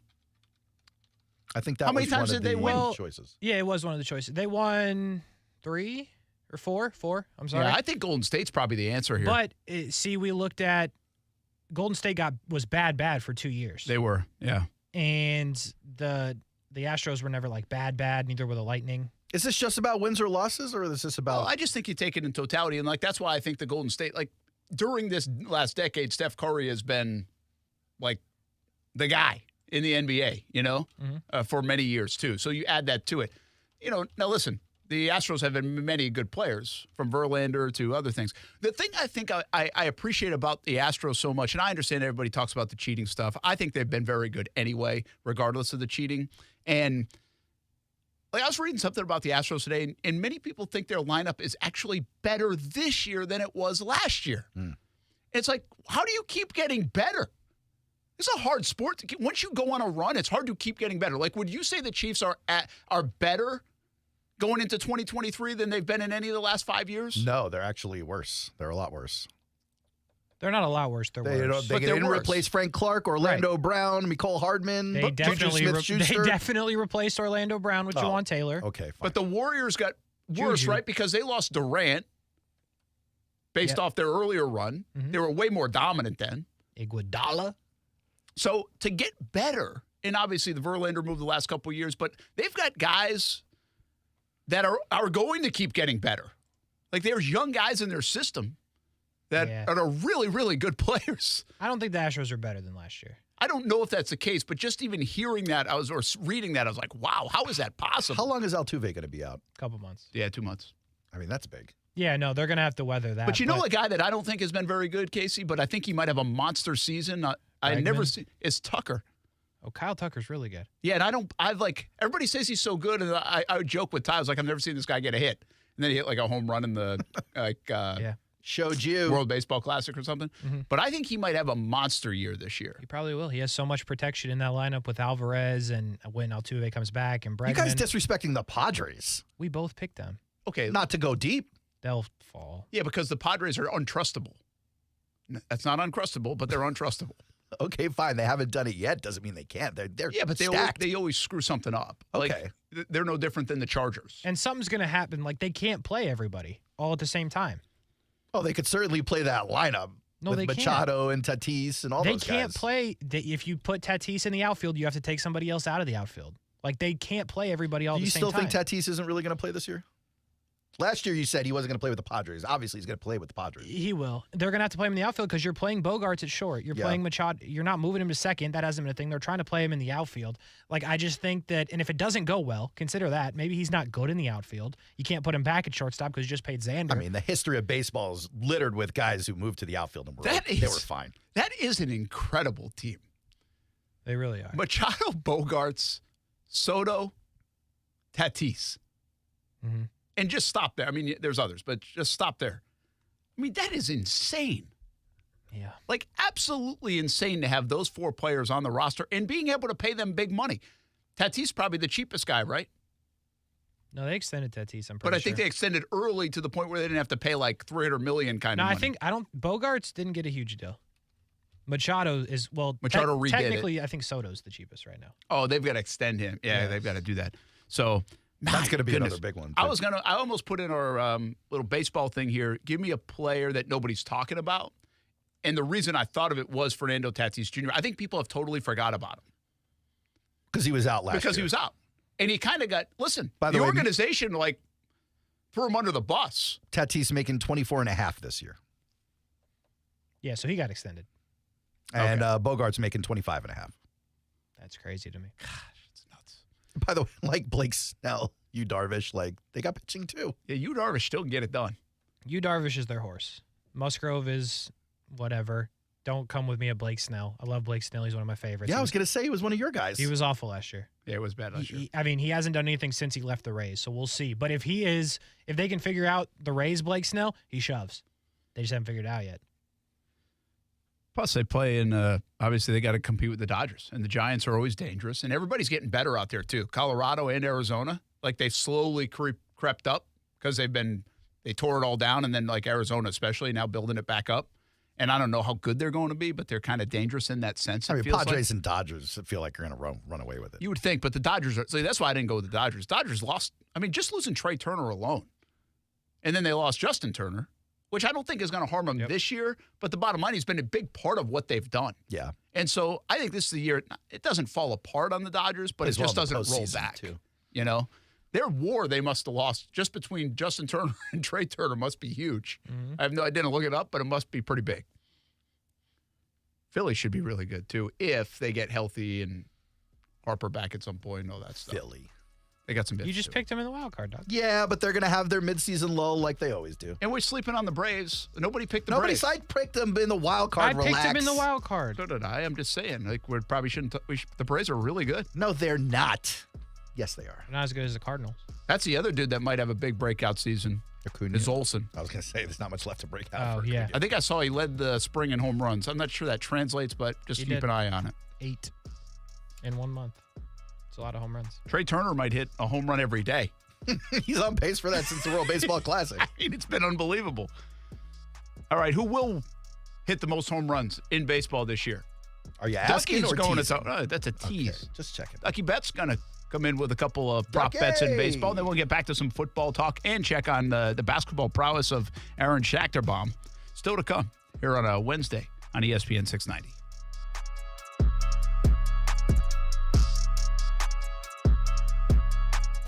Now, the First Alert forecast on ESPN 690.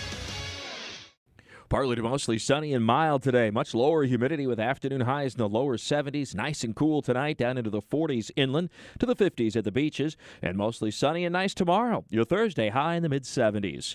I'm Chief Meteorologist Mike Burrish. Join me today beginning at 5 p.m. on CBS 47 and Fox 30 Action News Jax. The Weather Center is brought to you by Beards Diamonds. Now get 0% interest for 5 years with nothing down. We're dealing at Best Bet St. Augustine, the only card room and sports bar in St. Augustine, Florida. With nonstop action, poker games of all limits, exciting tournaments and table games, and a sports bar showing all the action, Best Bet St. Augustine has you covered. Don't miss our delicious dining options, serving breakfast, lunch, and dinner, and our always popular freshly made sushi. Best Bet St. Augustine is located at 800 Marketplace Drive off exit 311, where I-95 and State Road 207 meet. Learn more at bestbetjax.com. For seniors, staying healthy can be complicated, but one of the easiest routes to good health is prevention. No matter what our community's current COVID-19 infection rates are, getting your booster shot now is a smart way to protect yourself from severe illness later. ElderSource encourages people 65 and up to get a safe, free COVID-19 booster. For more information, visit myeldersource.org or call the ElderSource helpline at 888-242-4464. For adults with moderate to severe plaque psoriasis who are candidates for systemic or phototherapy, now there's Skyrizi, Risankizumab Riza, a prescription-only 150 milligram injection. With Skyrizi, 3 out of 4 people achieve 90% clear skin at 4 months, and Skyrizi is just 4 doses a year after 2 starter doses. Nothing in me go hand in hand. Nothing on my skin, that's my new plan. Nothing is everyday.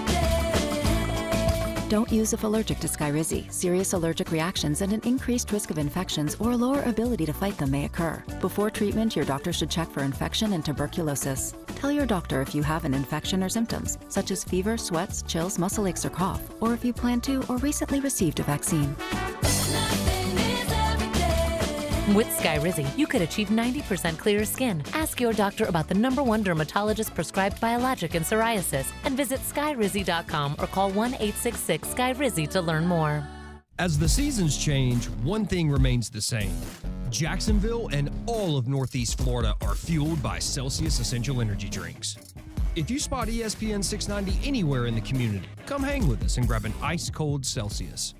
Discover how good your water can be with the new Connecticut softener and drinking water system. Connecticut's twin-tank non-electric softeners are the most efficient softeners available, and their drinking water systems remove up to 99% of contaminants. This month, you can trade in any brand water softener and receive $750 towards a new Connecticut Premier Series softener. If you're not filtering your water, you are the filter. Don't be the filter. The experts at CGC Water Treatment and Plumbing will test your water for free and provide solutions that are right for you and your family. Imagine having clean, clear, purified water at your home. No more plastic bottles, no more waste, just great tasting, purified water that you can trust. Call 904-552-1242 or visit cgcwater.com. That's 904-552-1242 or cgcwater.com. Financing options available with approved credit. CGC Water Treatment and Plumbing are proud partners of the Jacksonville Jaguars, and I'm a proud customer of CGC Water Treatment and Plumbing, an authorized independent Connecticut dealer. Florida license number CFC 1428211. It's March Madness at Nimnik Buick GMC on Phillips Highway. This month, all new vehicle purchasers get 5 shots from the free throw line. Each shot you make is worth $100 off your new vehicle. That's up to $500 off. Stop by the showroom, shoot and save. Nimnik Buick GMC is Jacksonville's #1 Buick GMC dealer. It's where my family has bought 6 vehicles. The latest one in December. Never pay over MSRP. NimnikBuickGMC.com. GMC. We are professional grade. The following message is sponsored by the Florida Department of Elder Affairs, the Florida Association of Broadcasters, and this radio station. It's good to have hobbies, it's good to travel, it's good to do fun things in retirement, but I think most of us also want to do something meaningful in terms of giving back to the community. I think if you start as an ombudsman, it's going to tear at your heartstrings and it's going to pull you in. Our older folks need us. For more information, go to ombudsman.elderaffairs.org. That's ombudsman.elderaffairs.org. You ready? Then get set and go to the Ready, Set, Go event, even on pre-owned at Arlington Toyota. That's all makes, all models, all colors, shapes, and sizes, all specially priced during the Ready, Set, Go event at Arlington Pre-Owned. Plus, our friends over at Arlington give you 30 days to love your pre-owned purchase or exchange it. With over 400 pre-owned on the lot, you better get Ready, Set, Go to Arlington Toyota Pre-Owned. Shop in person and online at arlingtontoyota.com. ESPN 690 is home for the Florida Sportsman Fishing Show hosted by Captain Rick Riles. Tune in every Saturday morning from 7 to 9 a.m. to find out what's biting now. Fishing so fresh, you can almost smell it. CMG Jacksonville is looking for a new support team member. Do you have a passion for helping coworkers and helping the team win? Are you known as the best person in support? CMG Jacksonville is searching for a talented individual to join our team as an account manager. This position will require a committed person who will support the best media sales team in Jacksonville. If you're the best and think your talents will allow you to exceed with us, email jaxjobs@cmg.com. That's jaxjobs@cmg.com or call 245-8732. You've been diagnosed with type 2 diabetes. You have to carefully monitor your health for the rest of your life. And you have an increased risk of developing cardiovascular disease. Cut, take 2, action. You've been diagnosed with a new purpose, to fight for the amazing life you made for yourself. To look that risk of heart disease square in the face and say, no, not me. You've been given a new opportunity to live. Get started at NoDiabetesByHeart.org. Hey, it's Brent Martineau from Action Sports Jacks. Did you know you can watch our radio show? Yeah, video of a radio show. Just search ESPN 690 Jacks on Facebook, YouTube, and Twitter. Or follow me on Twitter at Brent A.S. Jacks. Watch the show live weekdays from 3 p.m. until 6 p.m. or listen on ESPN 690.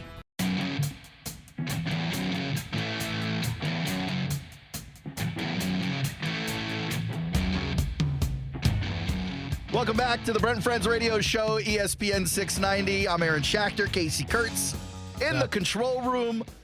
The duck from the duck pond on the phone. We are down one man, though. Brent Martineau getting into a fight with a goose out in the parking lot. Probably. I think he's getting some medical attention, Duck. Does it bother you that Brent is out there fighting geese? Listen, man, those geese are frisky. They are frisky. Do not mess with geese. Yeah, man. We learned the lesson the hard nip way. at your ankles. Ankles? Yeah, they will nip at your ankles. They go for the dome, bro. They jump and they flap the wings, and they're out there for blood. Well, then those Florida geese are built different. Brent, welcome back to the Brent and Friends radio show. Thanks very much for having me back. Good to hear from Ducky. Yeah, man. Duck actually just did a big baseball show, huh? Duck? Oh yeah. Yeah. No, I've been going crazy with all this baseball content. I wrote up a huge season preview. I have tons of content on my Patreon about it. Baseball is my thing, man. Yeah, for those of you guys who don't know, because we've had Duck on for football throughout the football season. He's our big prop betting guy. But baseball is a passion of Duck's. Baseball is where he focuses a lot of his energy. Baseball is where he's making the money for his little duckling that he just added to his family. So, Duck, I know you were listening to us when we were talking about the divisions and who would win those. You have any thoughts to add to that? Yeah. So I like the Guardians pick. They're actually my favorite division winner. Thank you, Duck. And me too. I really do. I really do like it, and for various reasons. So, as you guys well know, there's obviously been many rule changes in the MLB this year, and pretty much every single rule change benefits the Guardians in a different way. Interesting. So, for example, the shift ban.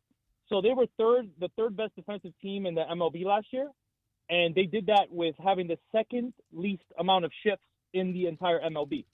So the third best team with the second least amount of shifts. So the shift ban is literally not going to affect their defense at all. Yeah, affects them not at all. Not at all. Then, conversely, on offense, Jose Ramirez is going to be helped by having the shift ban. Josh Naylor is going to be helped. Andres Gimenez, Josh Bell. So all of these players are going to be able to hit for a higher average, get on base more.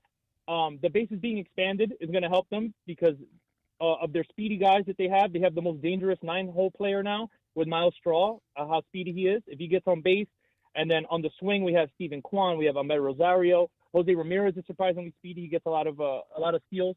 So you're going to have a lot of guys on the base paths. They're going to be causing havoc. They're going to be getting on base, causing pressure. Also, the pitch clock changes. This is something that not a lot of people speak about, how it's going to affect starting pitching this year.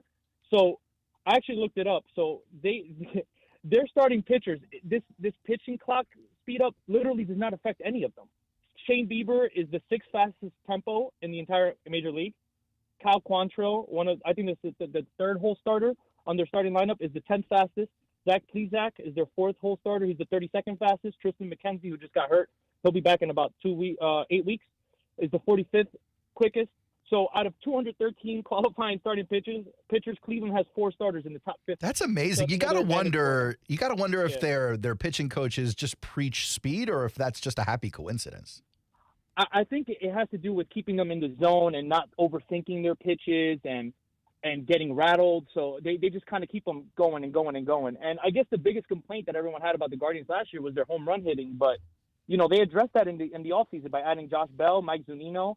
These guys are both they're supposed to projected to hit 25-plus home runs, 400-plus slugs. They have Josh Naylor, who's getting better. They have Oscar Gonzalez. I think they called him SpongeBob last year. That's his nickname. They're both projected to hit over 20 home runs. So this is a good team, and I really do like them this year.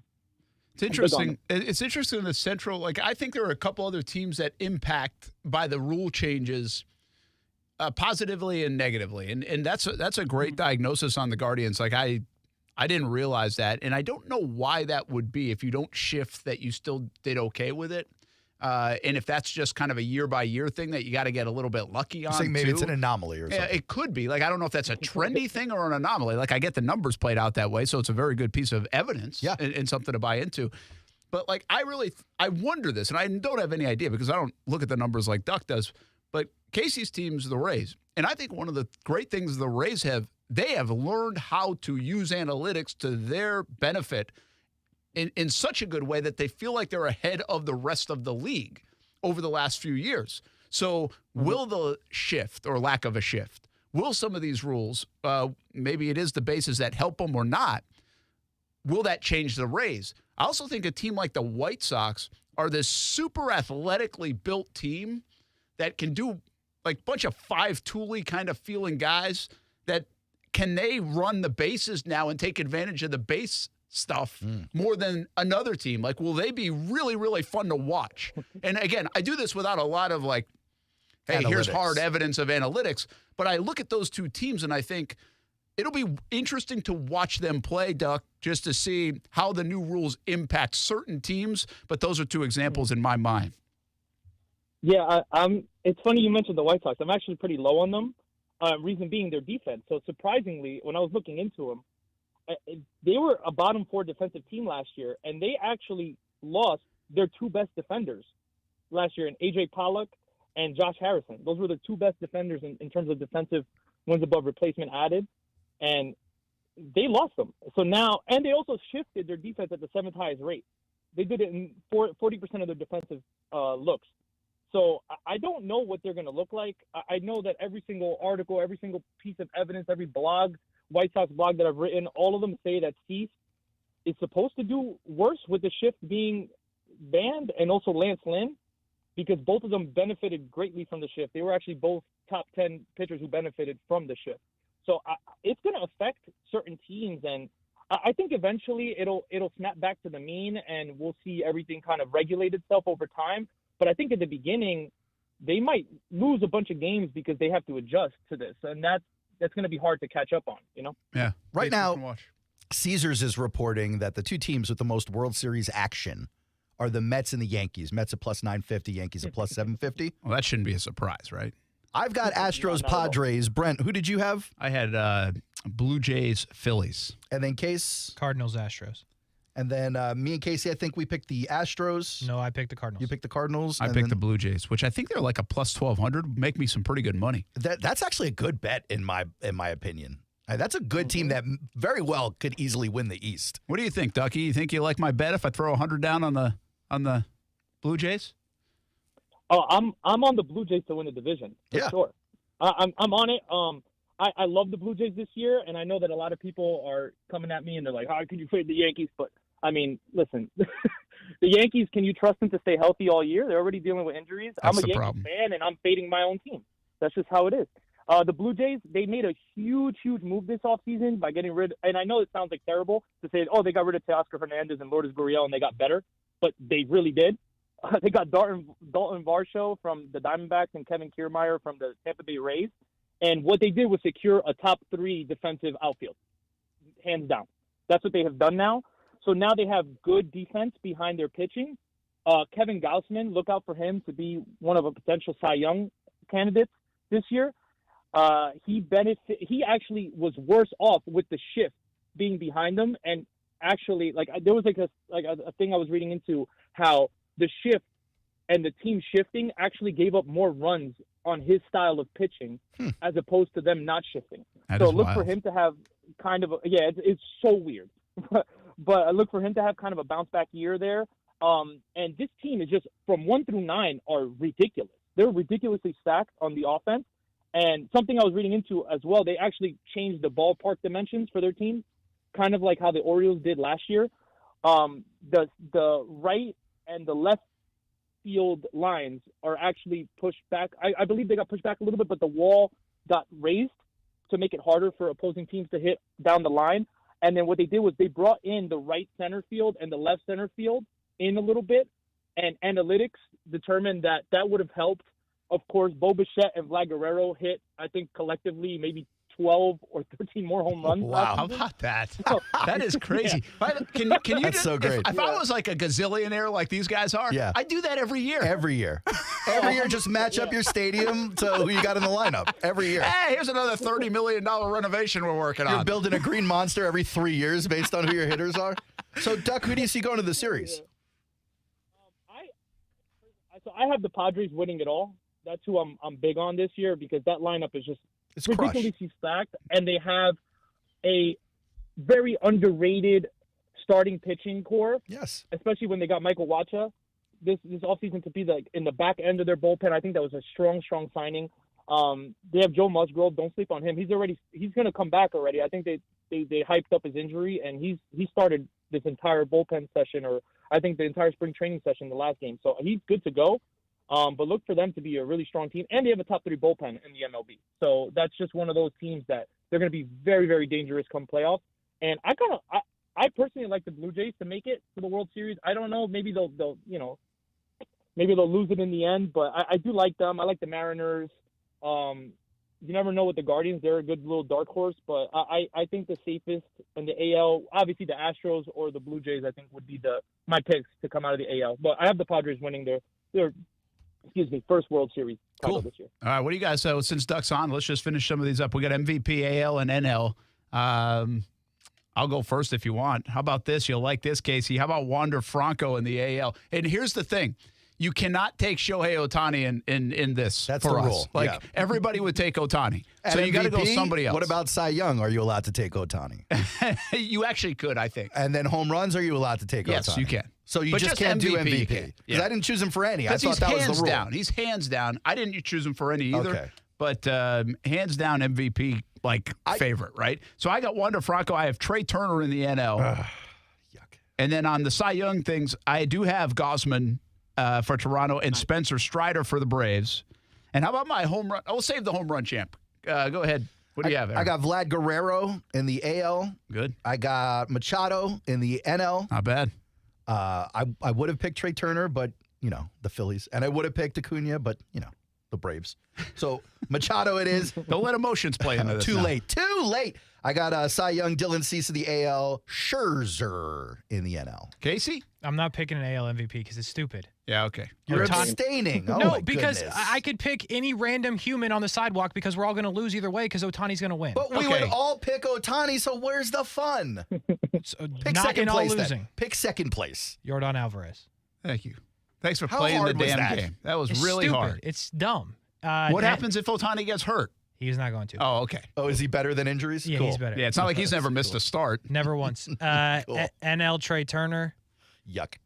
AL Cy Young, Jacob deGrom. Ooh, good one. He'd be the first guy to ever win a Cy Young pitching 6 games in a season. 6 no-hitters, though. He'll get it done.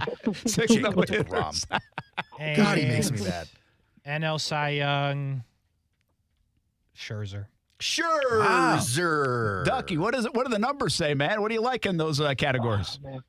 I hate the AL MVP, man. You understand that Aaron Judge hit 62 home runs and Ohtani still got 2 first-place votes last year? Yes. How ridiculous is that, Well, man? Ohtani probably don't say should have it's still won it. ridiculous. Yes. You could make the Yeah. case. Well, whatever. If I had to pick someone, I'm going with the fish, Mike Trout. And Acuna, NL MVP for sure is who I'm with.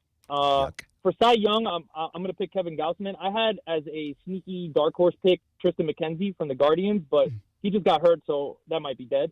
And then Zach Gallen from the NL. Love him. Love him. Wow, how about that? All right, home run champ. This is just overall in the Major League Baseball. Who hits the most home runs?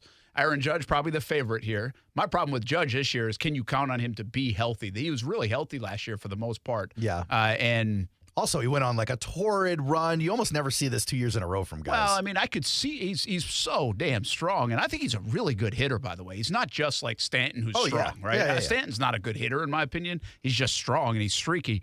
But the bottom line is health with these guys. How do you that big body gets hurt, and it has over the years. It didn't last year.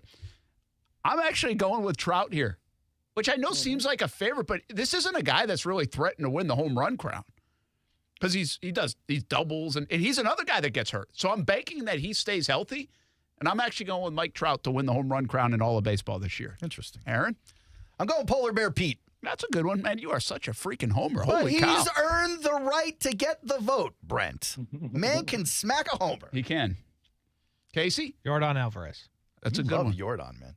Mm-hmm. Alvarez I almost went with. He's Actually, great. almost did it. He's really good. Duck, who's going to win the home run crown? I do like the Pete pick. I will say that. But I'm also on Mike Trout. Dude, he played 119 games last year. He still belted 40 home runs and was 3rd in the league. So I got to roll with him. Oh, I like that. All right. Put the money on Mike. Mike Trout, poised to win MVP and all these other superlatives. Ducky, anything according to else you Duck. absolutely love as the baseball season kicks off tomorrow that nobody might be looking at? I have a pretty long shot. Jose Ramirez, RBI leader, plus 2,000. Wow.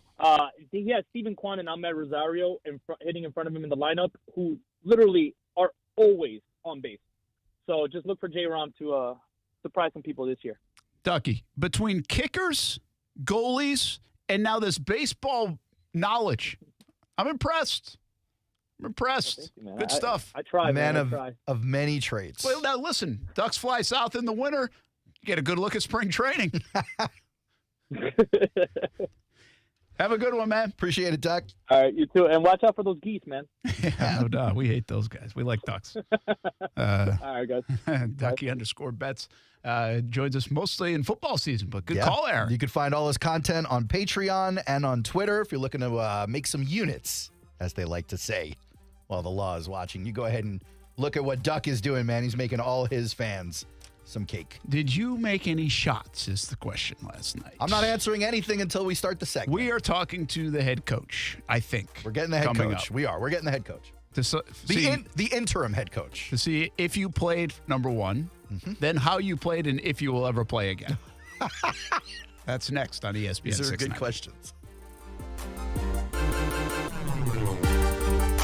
Brent and Friends is sponsored by Best Bet, now open in St. Augustine.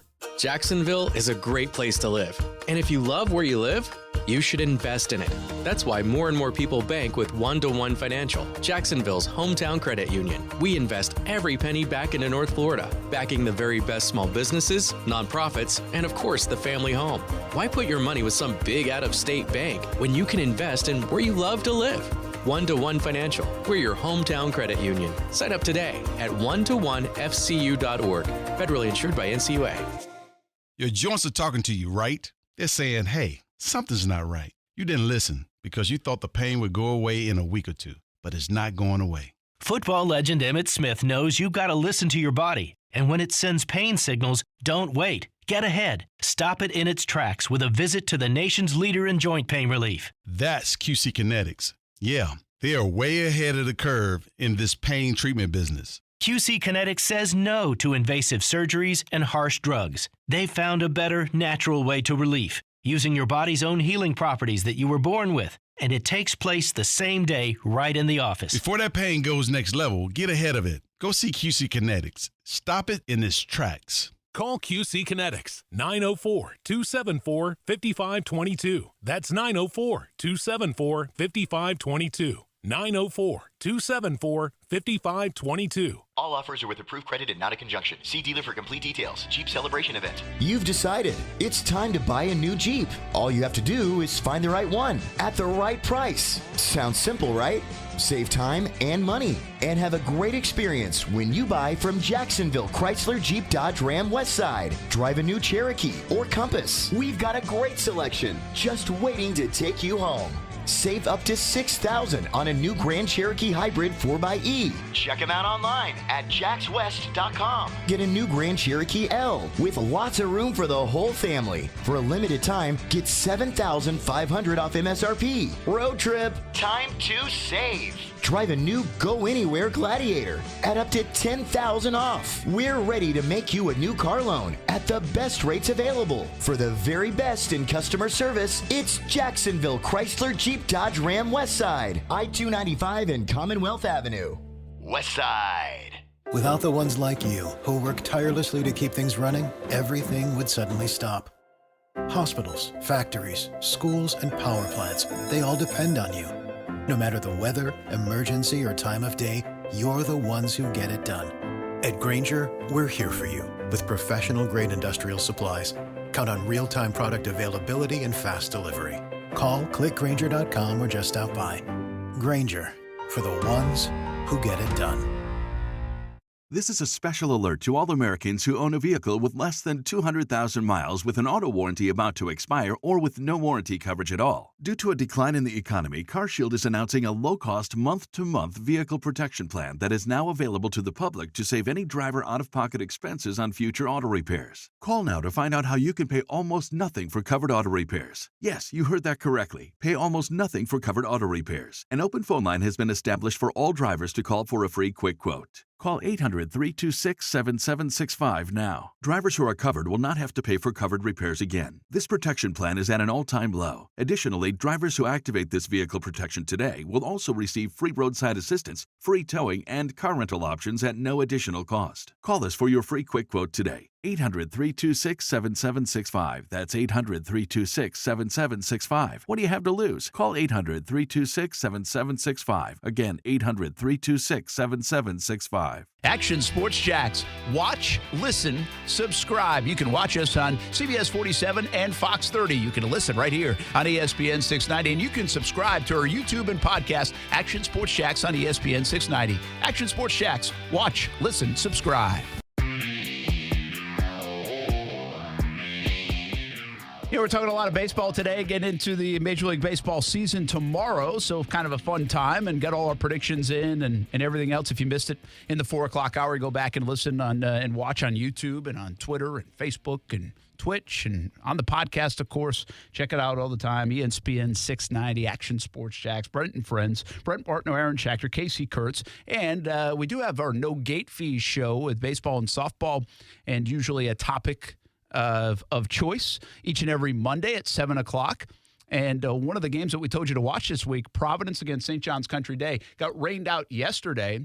And those two teams are actually playing right now. And Marcel Robinson, kind enough to give us a live look in at that game. So on the Twitter, Facebook, YouTube, Twitch feeds, you can see Providence and St. John's Country Day. They're in the fourth inning, 0-0. They're two of the best teams and programs over the last couple of years in town playing against each other. One other note about No Gate Fees, it'll be a 2 o'clock show next Monday. It's normally 7 on Mondays, but we have the national championship game here on ESPN 690 in college basketball, and their coverage starts right after overtime with Kurtz and Middleton. So we move our show ahead of Brent and Friends next Monday, 2 o'clock, where we're going to talk some umpires along with high school football, high school baseball and softball. But right now, we're going to talk about Aaron Schachter.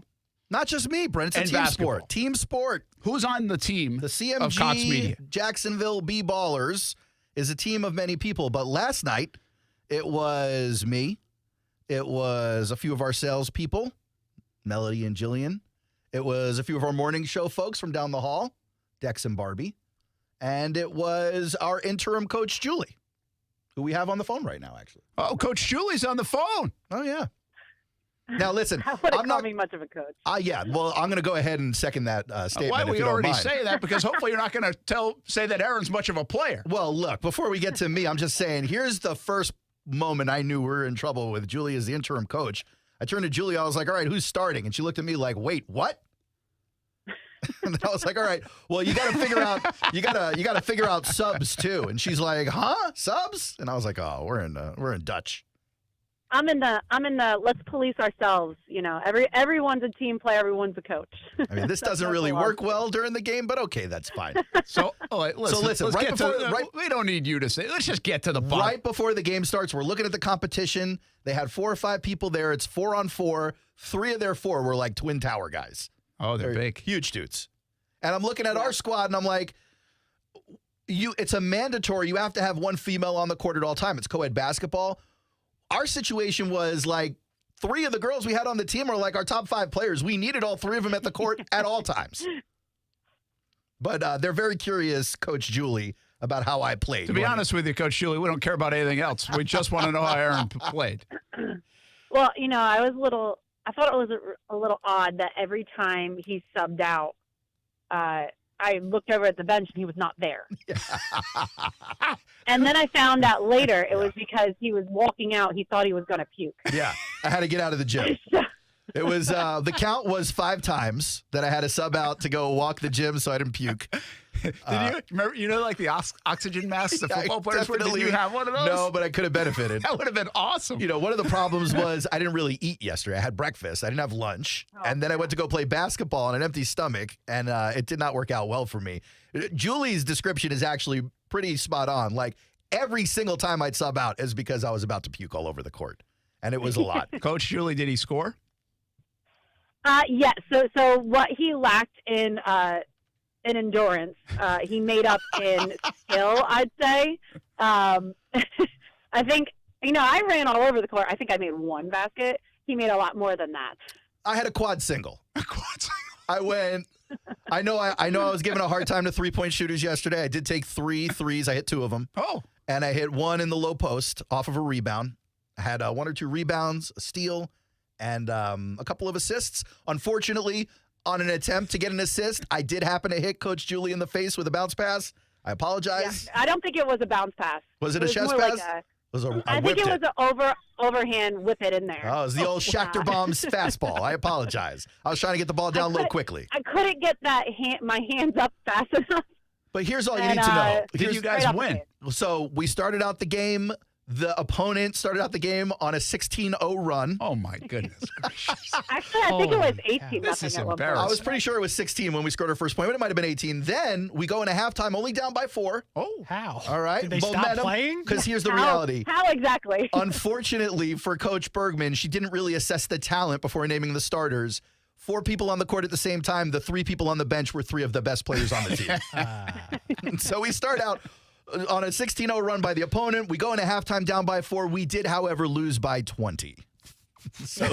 Well, and then, okay, listen, I did look up the scores afterwards, and everybody in our league, our score, both our score and our opponent's score were the highest posted of the tournament. Don't let that fool you, Brent. We're not talented. They just refused. The refs refused to help the other team when they saw how bad we were. When's the next game? True. Tonight. Tonight is the next game, 6 p.m. You guys got to play a back-to-backer? Will there be load management, Coach Julie? Well, there is for me. I'm not going. Yeah, As a matter of fact, I'm That's not the only one who called out. Lots of people called out tonight. I'm not sure we have a full team. Has there any? We might not. Has there ever been anybody wearing a Manchester Orchestra shirt to score a quad single in a basketball game? Never once. Quad single. Coach Julie, I think you know how this business works, but we're approaching the top of the hour. Oh. So appreciate you checking in. And if Aaron plays again, then we would like another report. Well, unfortunately, the playoffs are the only other game, and we're not making the playoffs. So. Yeah, we're not making it. Thanks for checking in, Coach. No problem. Thanks, guys. See ya. You lost by 20, man? We lost by 20. All right. Not Now only that, I feel bad. We should have played, Kasey. You should have played. So many people should have played. We would have won, but you guys all, whatever. Did they stack their team? Like, were they really good? No, or were you they guys weren't. They were just mediocre. What's crazy is I had nothing going on. You're the worst.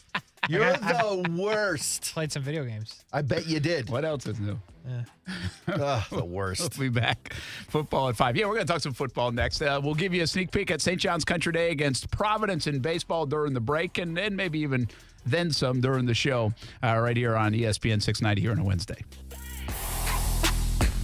As the seasons change, one thing remains the same. Jacksonville and all of Northeast Florida are fueled by Celsius Essential Energy Drinks.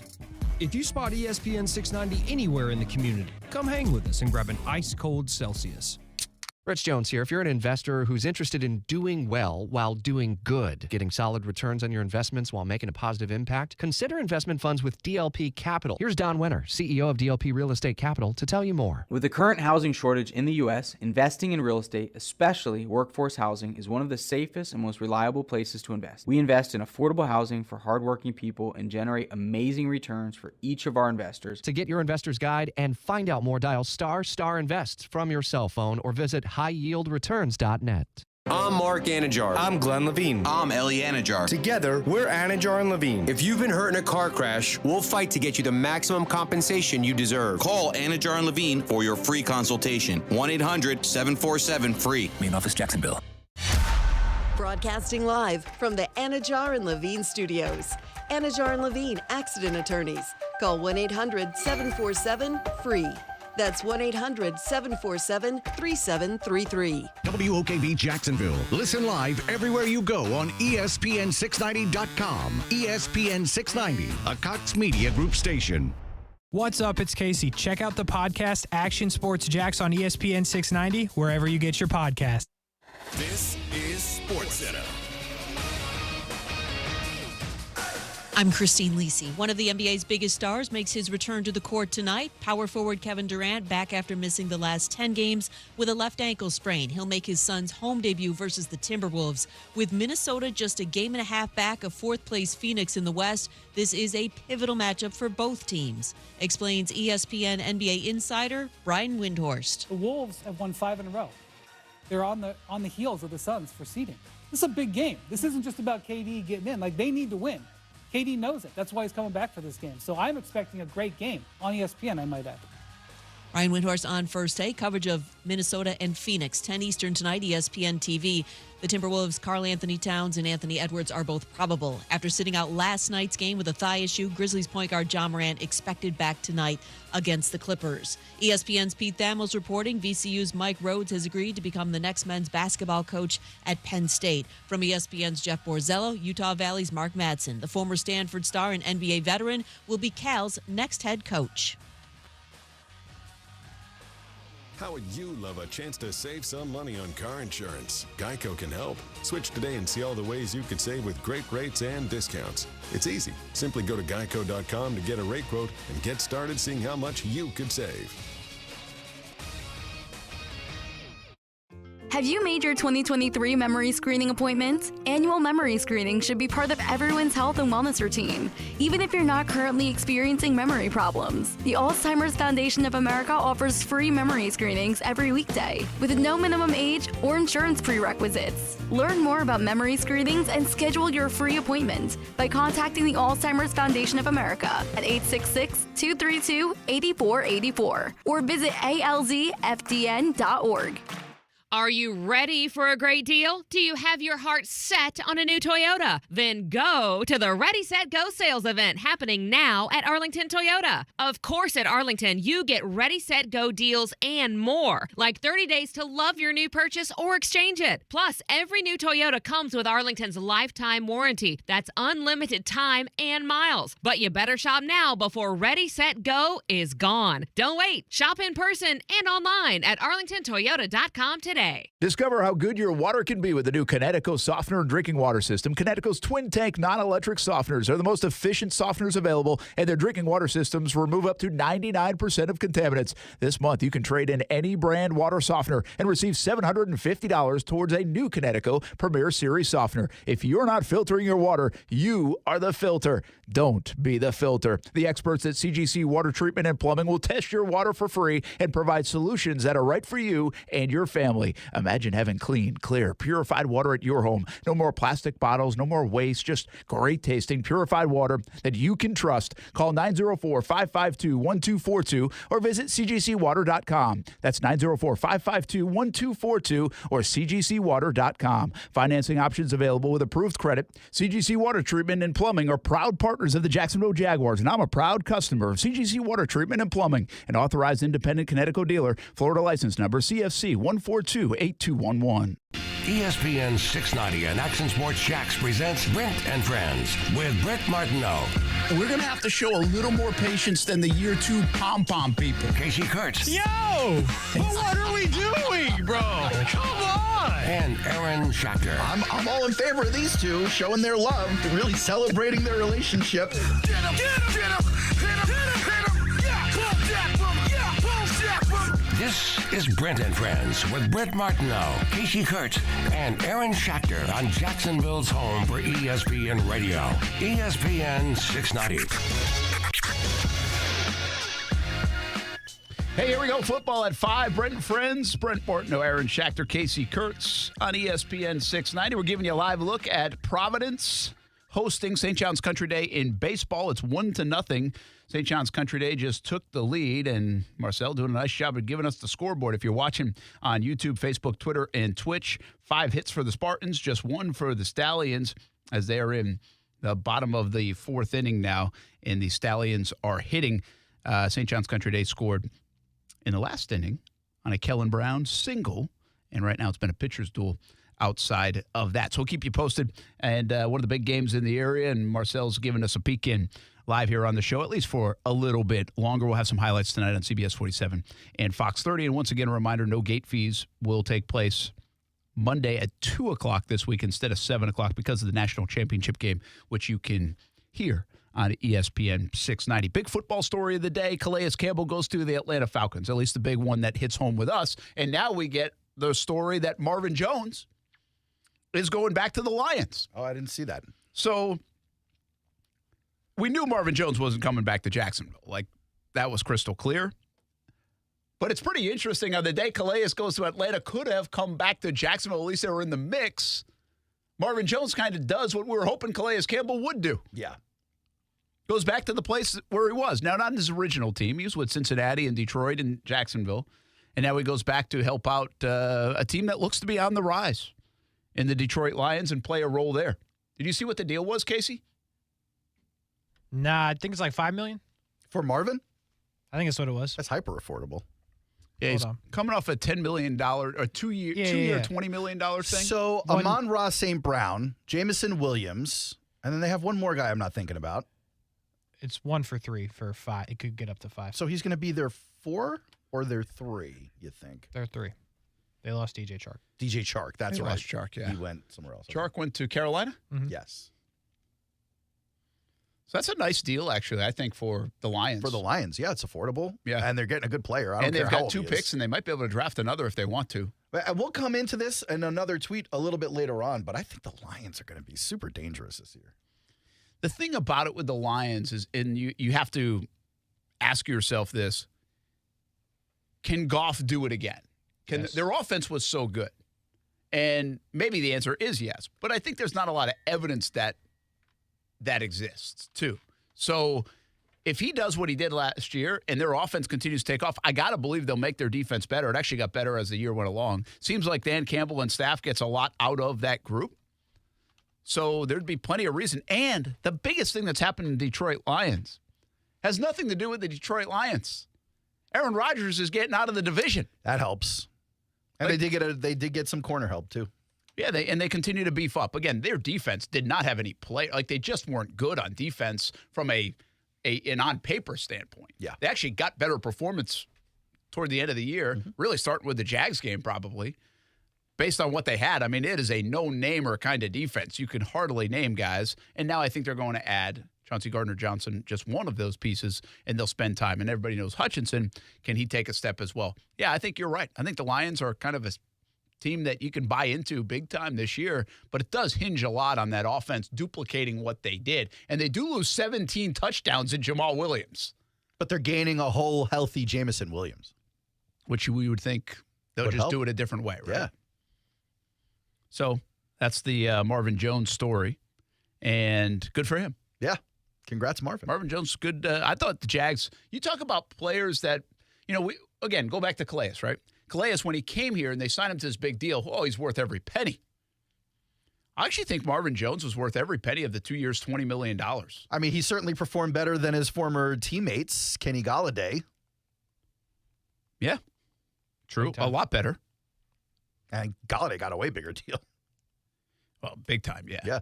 So that was a big disappointment. I actually think Marvin Jones is, from his career standpoint, is super underrated. He had, he was boom or bust for a little bit. And then he had a couple of consistent years along with, I want to say Percy Harvin, but I might have my timing wrong there. He had a super speedy wide receiver he was paired with for a bit in Detroit. And then Golladay came around. Are you thinking Golden Tate? Maybe I was thinking Golden Tate. I mean, super speedy, but Golden Tate was there. Yeah, fast enough too. But the reality is Marvin has been consistent, at least in his latter years. Yeah, I think Marvin Jones had a really nice career. And again, I'll just say it, like different than Calais. Calais came in, he was supposed to be the splash guy, he was all pro guy. Like Marvin Jones didn't do that. But Marvin Jones helped this young football team weather through whatever that was with Urban Meyer. And then I think he did a nice job last year too and accepted the role and made big catches at certain times. I mean, you go back to the season-changing game and he makes the catch against the Baltimore Ravens, which was a terrific catch.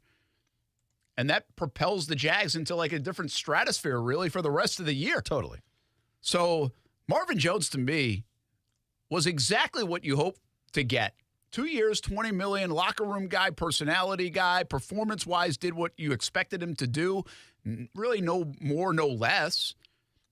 And now this works out so well for the Jags, if you really think about it, because they lose him, and he knew he was gone.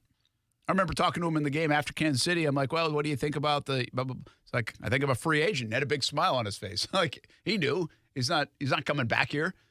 And Calvin Ridley now just assumes his dollars. And you would assume Calvin Ridley would be better than Marvin Jones at this point of his career because he was better than Marvin Jones really a few years ago. But will he be better than 2021 Marvin Jones? 73 receptions, 832 I yards? think so. I think from a threat standpoint, a game plan standpoint, a big play ability standpoint. See, Marvin I don't think he did that a lot for the Jags. Made some terrific catches, some of the highlight reel kind of catches. But he was Trevor's safety blanket before Trevor had real safety blankets. He was, but I just don't think, I remember looking back at Marvin Jones's numbers. I don't know if everybody feels this way. I look back at his numbers and I was like, oh, he had better numbers than I thought.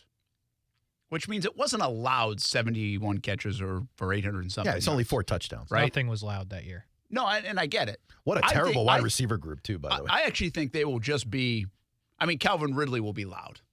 In my opinion, Calvin Ridley's catches will be impactful. Calvin Ridley will make splash plays.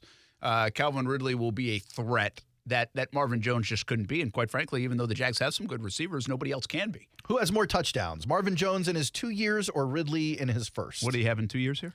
He had 4 in 21. Probably 2 or 3. Yeah, I don't think it was more than 4 last year. So 8. Will Calvin Ridley have 8? Good question. He had. Should we go realistic or pie in the sky? Marvin had 3, so it was 7. Realistic. It's a tough number. 7 for a rusty guy. I mean, guy named Rusty. if you're thinking at his peak, he's like a 10 touchdown guy. 7 is kind of close. He is a touchdown machine, man. In what's the number? 49 games, 28 touchdowns. So that would say if he stays on that pace, that's less than every 2. So that's one every 1.7 games, if you will. I think it's hard to count that as his pace, though, because he had a true number 1 Julio Jones across from him at that time, at least in his rookie campaign. That's not the situation now. And Christian Kirk is a great receiver, but he's not Julio Jones at Jones's peak. I'm going to say yes. I'm trying to prevent being super optimism positive guy, but I'm still going to say yes. I think he has 8 touchdowns. I'm with you. I think he gets 10 touchdowns this year. I think it's a little rusty up front, but I think we're 6 games into this thing, and he's lighting them up. Lighting them up. Those two together, Christian Kirk, Calvin Ridley, and then throwing Evan Ingram into the mix, that's going to be a dangerous offense this year. Casey, you going to pick the Jags for me to root for when I leave the Jets or no? No. Oh, dang it. I think he'll have 8 touchdowns, too. But I say we already. I'm already there. Yeah, you can choose who you root for, dog. I'm not going to pick the Jags for you. Manchester. I thought you were going to choose it. Orchestra. I'll root for Manchester Orchestra. Who they got? So we all said over. So we all think it's more than. Yeah. Hey, by the way, Calvin Ridley goes for, I don't know what the number is. Let's just say, what does it have to be? 75, 80 catches? 80 catches is wide receiver. 1,000 yards. 8 touchdowns. Those are the milestones, sure. That's cool, right? Yeah, that's a good season. First year back. First year with the team. First year with Trevor. He says 1,400. Cool. I'd be fine with 1,000, but 1,400 would be great. He goes 85 catches, 1,410 touchdowns. That's a good thing. In 2020, he had 1,374, so he's thinking career high. Yeah. It's not like he had a slouch at quarterback. He had a healthy. Yeah, and you got an extra game. Matt Ryan. An extra game. You do have an extra game. That's the other thing you got to always factor in. Outside of his big receiving year, his next highest total was 866. So, all right, give us some tweets. What you got? Let's start with Dove. Since we were talking about the NFC, we'll move over to the AFC. We talk a lot about how important it is to grow your team from the draft. Doug Peterson really subscribes to that kind of philosophy.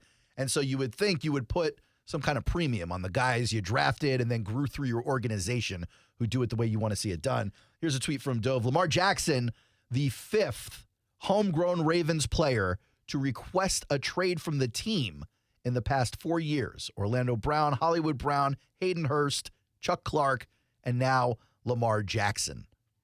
So everyone looking at Lamar like he's some kind of villain. Even today, we're talking about his injury history because of some statements we're about to go over from Arthur Blank.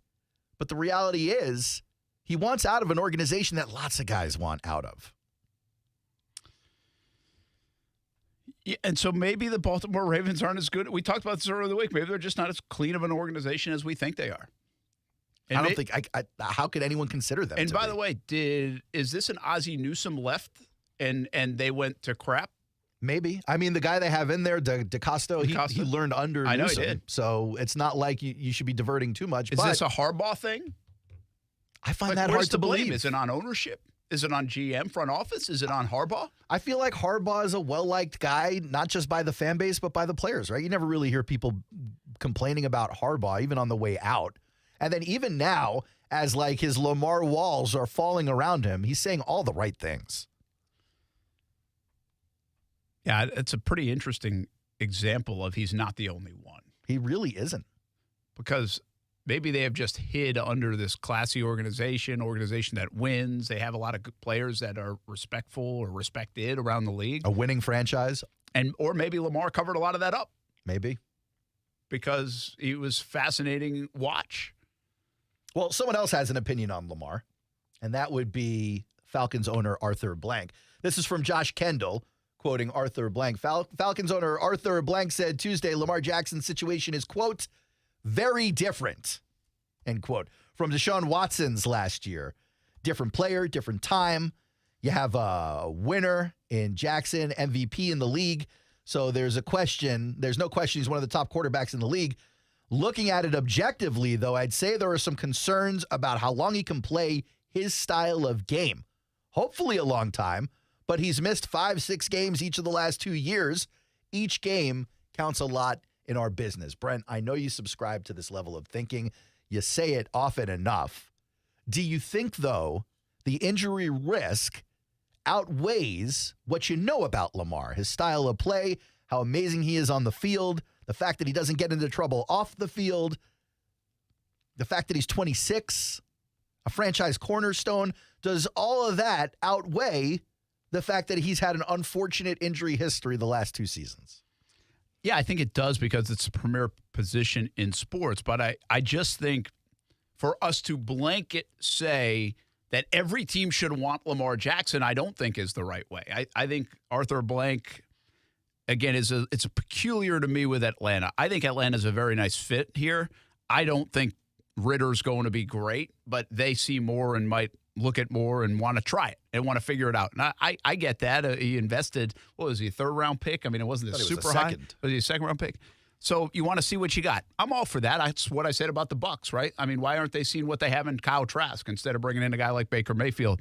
But I do think it's different for certain organizations. I think what red flags me about this whole thing is so many people being vocal about it. I understand people are now being asked about it, but people are vocal about we're not interested in a very quiet league. People don't give up their hand to the rest of the league very often, yet they're willing to do it in this situation. You know, this was as of yesterday, Lamar Jackson's next team odds. Colts are still the favorite to land him. Although, again, if you come out of the owners' meetings, a guy like Stephen Holder covers the Colts, and his conversation, I think, with Irsay leans toward them going in the draft. You know, and Irsay's not a guy that really hides much. You know, if he wanted Lamar, he'd probably know it. Yeah. Patriots plus 450.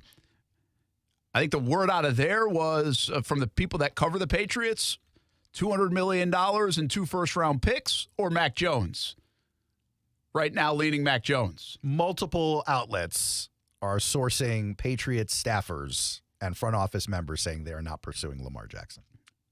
And I could see that from a business decision. You already invested in Mac Jones. You owe it to Mac a little bit to put more. You screwed him up last year. I don't think they believe that. I don't care. Much like the Jags screwed up Urban by having Urban Meyer in with Trevor Lawrence. Yes. The Patriots did that last year to Mac Jones. Totally agree. I mean, different way, but they did that. They didn't give him a fair shake last year. But they still may be ready to bail on him for this Billy Zappi kid. Yeah, but I don't. Yeah, well, and maybe that's what it turns into, but they're going to find out this year whether it's Mac or Zappi or somebody before they go invest in a quarterback like Lamar. And they'll wait until next year to go invest. Does that logic make sense to you? Well, I think yes and no. I could see anybody that wants to go get Lamar and make that investment in the QB, right? It's the most important position, as I'm saying. But I also can see teams that have made investments wanting to learn if their investment that they made is good or bad before saying it's bad. I don't think we know on Mac. Do you guys know on Mac? No. I'm not asking what you think on Mac. I'm asking if you know on Mac. I don't think you could say you know. And obviously they don't know on Desmond Ridder. And like I'm talking about Trask, I don't know on Trask. Like, find out is my plea. They're not going to do that. So, again, like I can see that if I'm owning the team or if I'm a GM of the team, I want to find out if this guy's good, Mac Jones. I know what Lamar is. I know the cost of Lamar. It might be beneficial to our team, to our franchise, to see Mac through at a much cheaper cost from draft capital and dollars. Because also, if you get rid of Mac, it's not 2 first-round picks, it's 3. Because you're counting Very good him. point. Because of him. And you, again, as an unknown commodity. It's the same thing with like the Trey Lance stuff we were talking about earlier. Like, I don't know on Trey Lance. I know it hasn't worked out yet, but I just don't know. Which would appeal to me if I'm another team because I might be able to buy into it, but also would be afraid to get rid of and not see if I'm San Francisco because I don't want to be giving something away I don't know. Anyway, one other thought, or a couple other guys. Falcons plus 600, but it sounds like Blank isn't that interested. Lions plus 650. Doesn't seem to make a ton of sense considering Dan Campbell this week saying when you got a quarterback, you keep him. And they feel like they got the guy. They do. And they could certainly, if they want to see if they need some insurance or backup, they can go in the draft. The Bucs are next on the list at plus 800, but they're in the middle of shedding a bunch. So they would bring like a Lamar into their team as they're getting rid of everybody to shave space. Nearly the identical situation as what he's leaving in Baltimore with the lack of weapons, although he's got some offensive weapons in Tampa still. And just some other teams on this list, because there are a lot of teams that are not. The Jets, they're not doing it because they're all in on the dance with Aaron. Rodgers, that is. We have some more insight on the Jets' philosophy coming up in the next tweet, too. Panthers, I don't see the sense of it. Now that you've traded up for the number one, why would you do it? Right? Commanders certainly makes sense, but they're in flux. The Titans are interesting here. I think the Titans could be interesting, but again, they're in a weird cap space, too, because of Tannehill's money. And then you got the Packers, the Dolphins, and the 49ers on this list. The Dolphins are actually plus 1,000 according to the sports book, which seems like it makes no sense.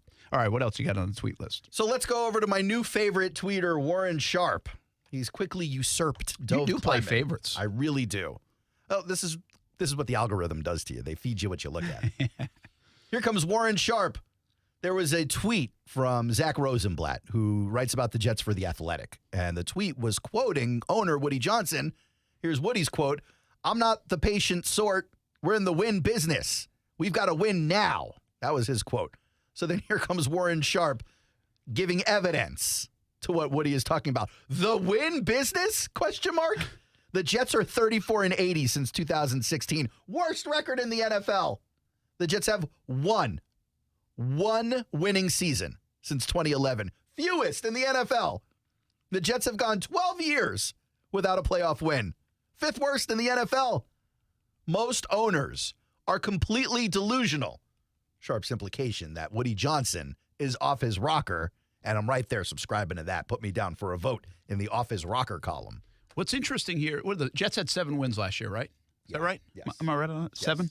And they had quarterback issues galore. Aaron Rodgers is going to be on their football team. Yes. What are they? With Rodgers or with a competent quarterback? No, with Rodgers. With Rodgers playing at a high level? I don't know. I'm just saying they're bringing Rodgers in to win more than 7 games. With Rodgers so at 7 wins to 10? With 12? With Rodgers at a high level, you're probably winning 10 or 11 games. Probably. You still got to play a lot of tough teams in the East. All right, Dolphins you'll split with. Patriots you'll split with. I don't care how bad they get or how good they get. Jets will always split with the Patriots. And you'll probably split with the Bills. They do that every year too. But you've got some other tough teams to play. Obviously, the AFC's got some traffic in it. But 7 games with nobody at under center. Like nobody. You got to be able to pull off 10, 11 wins with Aaron Rodgers. Casey, how much is he worth? 7 wins last year with quarterback issues, 1.6 inches per play type stuff. Yeah. To Aaron Rodgers, I mean, you can make the case just competent Aaron Rodgers wins X games. How much does just Aaron Rodgers playing not even MVP level win? He's worth at least 2. That's it? Yeah. Stop it. Stop it. Mike White would have been worth 2. He wasn't. He played. Well, he broke his ribs. You just called him garbage a minute ago. You said they literally had nobody playing quarterback. He was garbage. He still was worth 2 wins. No way. Absolutely not. He's worth 2 wins. If he's the MVP, he's worth 3. So you can get to 10. This is such a cold take. My fingertips are numb right now. So the Jets with Aaron Rodgers are better than the Jags? Possibly. Jets can play defense. They shut out teams. They went through a 3 or 4 week stretch. They didn't give up a touchdown. They lost to the Patriots twice and didn't allow a touchdown. That's tough. Like, all they need is a touchdown, and they're winning 3 more games. Exactly. That's what I just said. But now they're going to get 2 or 3 touchdowns a game. Maybe. You still got Allen Lazard. I think, like, normally speaking, they would be like, I would put them in for 11 to 12 wins. Yeah. The problem is they do play in the East, which is loaded. No, it's completely loaded. The West is, I mean, the whole AFC is loaded. You're right. So I think that makes it difficult. And I don't know who they play in their schedule, like what division they play. That could factor in too. Sure. But I still think 10 wins is like absolutely doable. I think they better win 10. They have to. If they get Aaron Rodgers and they don't win 10, then it was a bad move. Is, but yes, no, completely. Then everyone should quit the team, not just me. We'll be back. Football at 5 on ESPN 690. Now, the First Alert forecast on ESPN 690.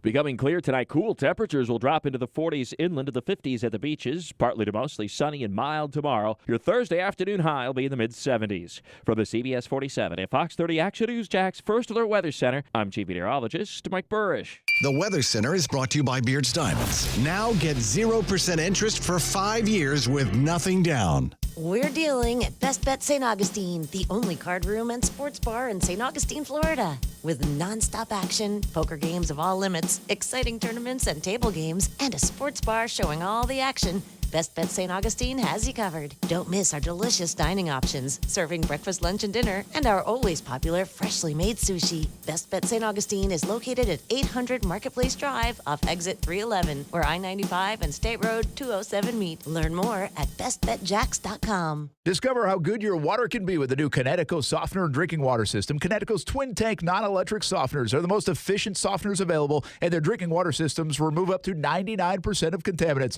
This month, you can trade in any brand water softener and receive $750 towards a new Connecticut Premier Series softener. If you're not filtering your water, you are the filter. Don't be the filter. The experts at CGC Water Treatment and Plumbing will test your water for free and provide solutions that are right for you and your family. Imagine having clean, clear, purified water at your home. No more plastic bottles, no more waste, just great tasting, purified water that you can trust. Call 904-552-1242 or visit cgcwater.com. That's 904-552-1242 or cgcwater.com. Financing options available with approved credit. CGC Water Treatment and Plumbing are proud partners of the Jacksonville Jaguars, and I'm a proud customer of CGC Water Treatment and Plumbing, an authorized independent Connecticut dealer. Florida license number CFC 1428211. We've been in Jacksonville now for 15 years, and as you know and I know, we have to be ready for those hot days. And this time of year, the cooler temperatures, too. Need that AC working and then be ready to turn on the heat for a day or two. Bold City Heating and Air has us ready. They have for years. Can't say enough about their customer service. The communication,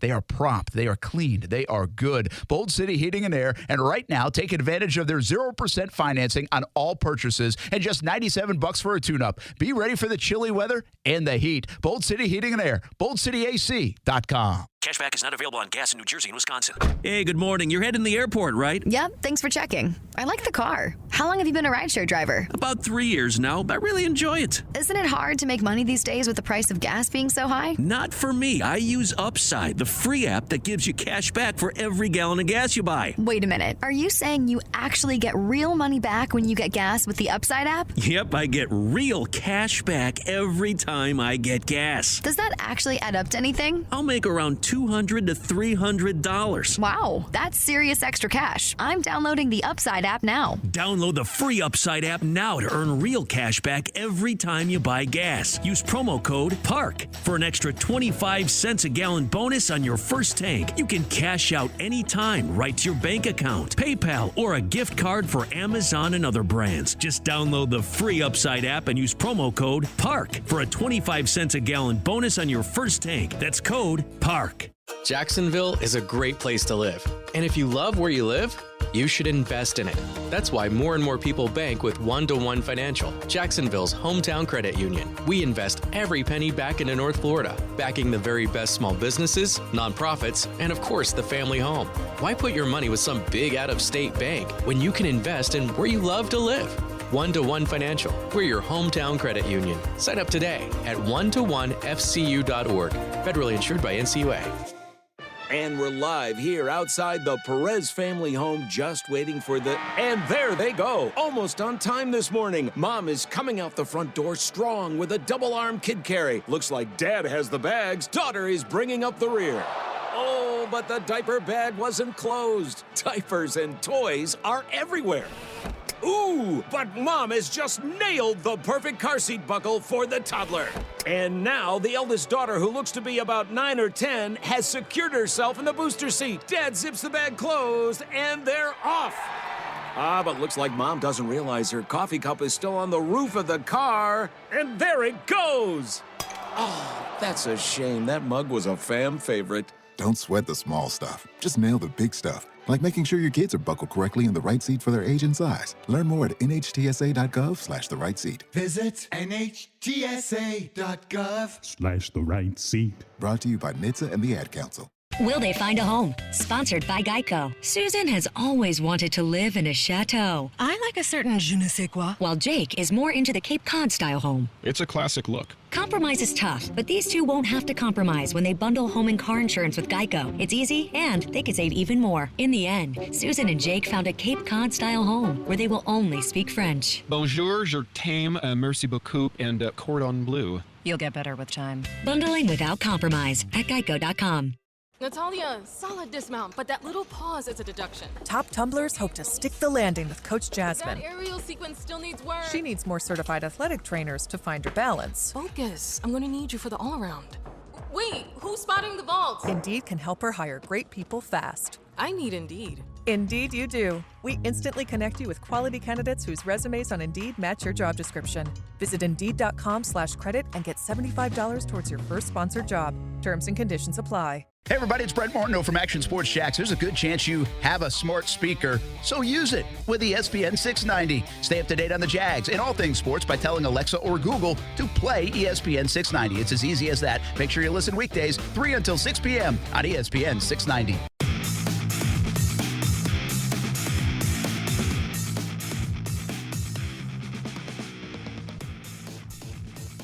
It's funny how even in commercial breaks, we are keep the debate going. Keeping the debate. Well, not really debate, but just kind of getting the mindset of these guys. Like, it's just a totally different animal. Lamar Jackson, the Ravens, everywhere else. It's just not apples to apples to our jobs, in my opinion, based on the money. Feelings, emotions, value, some of the principles, the core principles of how we got here with a guy like Lamar and Baltimore, probably similar to your job and everything else when you go and ask for a raise or things like that. But that's where it stops. Like, because nobody that's listening to the show has gone into their workplace, asked for a raise, asked for this, asked for that, got denied, got pissed off about it, and then their fallback option was to make $32 million this year. It is a nice consolation prize, isn't it? Like, it's just a wild difference. It's a differentiator. And we often talk about, there's two things, in my opinion, that have changed a lot in the last 10 years. Used to talk about this a lot a couple years ago. I don't know why we don't talk about it as much anymore this year, but I think now we've just kind of adopted it as this is the way it goes. And I'm not saying it's a bad thing, but there are two things that I really think have changed in professional sports and maybe even some degree amateur sports. And that is player empowerment and because it's because of the dollars they make. They're comfortable to be empowered because most players that are vocal or showing that power have a pretty good checking account at this point. And then the other thing that changes, and this is still to do with money, but less to do with actual dollars, is brand. People are more concerned about their brand and building their brand in professional sports, amateur sports, any levels of sports than ever before. And I'm not saying brand wasn't important. I mean, Michael Jordan, Tiger Woods, they did it decades ago. I'm saying more people are doing it. Various sports are doing it. All your stars are part of it. Like, brand is big. And so brand and empowerment in the last decade, to me, has really morphed and gone to the headlines of almost every sports story that we cover. It's a backbone of so many of these stories. And you could take Lamar, and you're talking empowerment, which he wants more of it, and his value to the franchise, and he wants a bigger piece of the pie. But that also goes to brand. He does have a brand. He's got an electric brand. He's got so much of a brand that his so-called agent and him are working on a new exercise equipment or whatever. Business partner. Because they all have businesses on the side. Yeah. Like they are a business. They And should. Again, and not faulting it. They have the ability to. They're powerful. They're social media influencers or And influencers they can in fund general. it. They can underwrite it. And they can do it. And again, there's no gamble for them. If they lose a $3 million venture, they've got a hell of a lot right in the bank account anyway. Like it's a risk-reward thing. You say these statements all the time. It just makes me dizzy. Like, you'd be cool losing 10% of your yearly income in a transaction? No, I'd be cool making a risk of losing $3 million if I thought it was going to result in $300 million. Well, taking a swing is different than losing them. I'm just saying, you're sitting there talking about, well, it's okay if he loses $3 million. I mean, people that go open small businesses or businesses in general and take that jump, most of them don't have a parachute of having X amount of dollars. No, almost in their none bank, of them. Right? No, almost none of them. That is totally different than these guys. So These guys fine. do have the parachute. He's not going to be homeless, but he's not sitting there going, it's fine to take L's because I can afford it.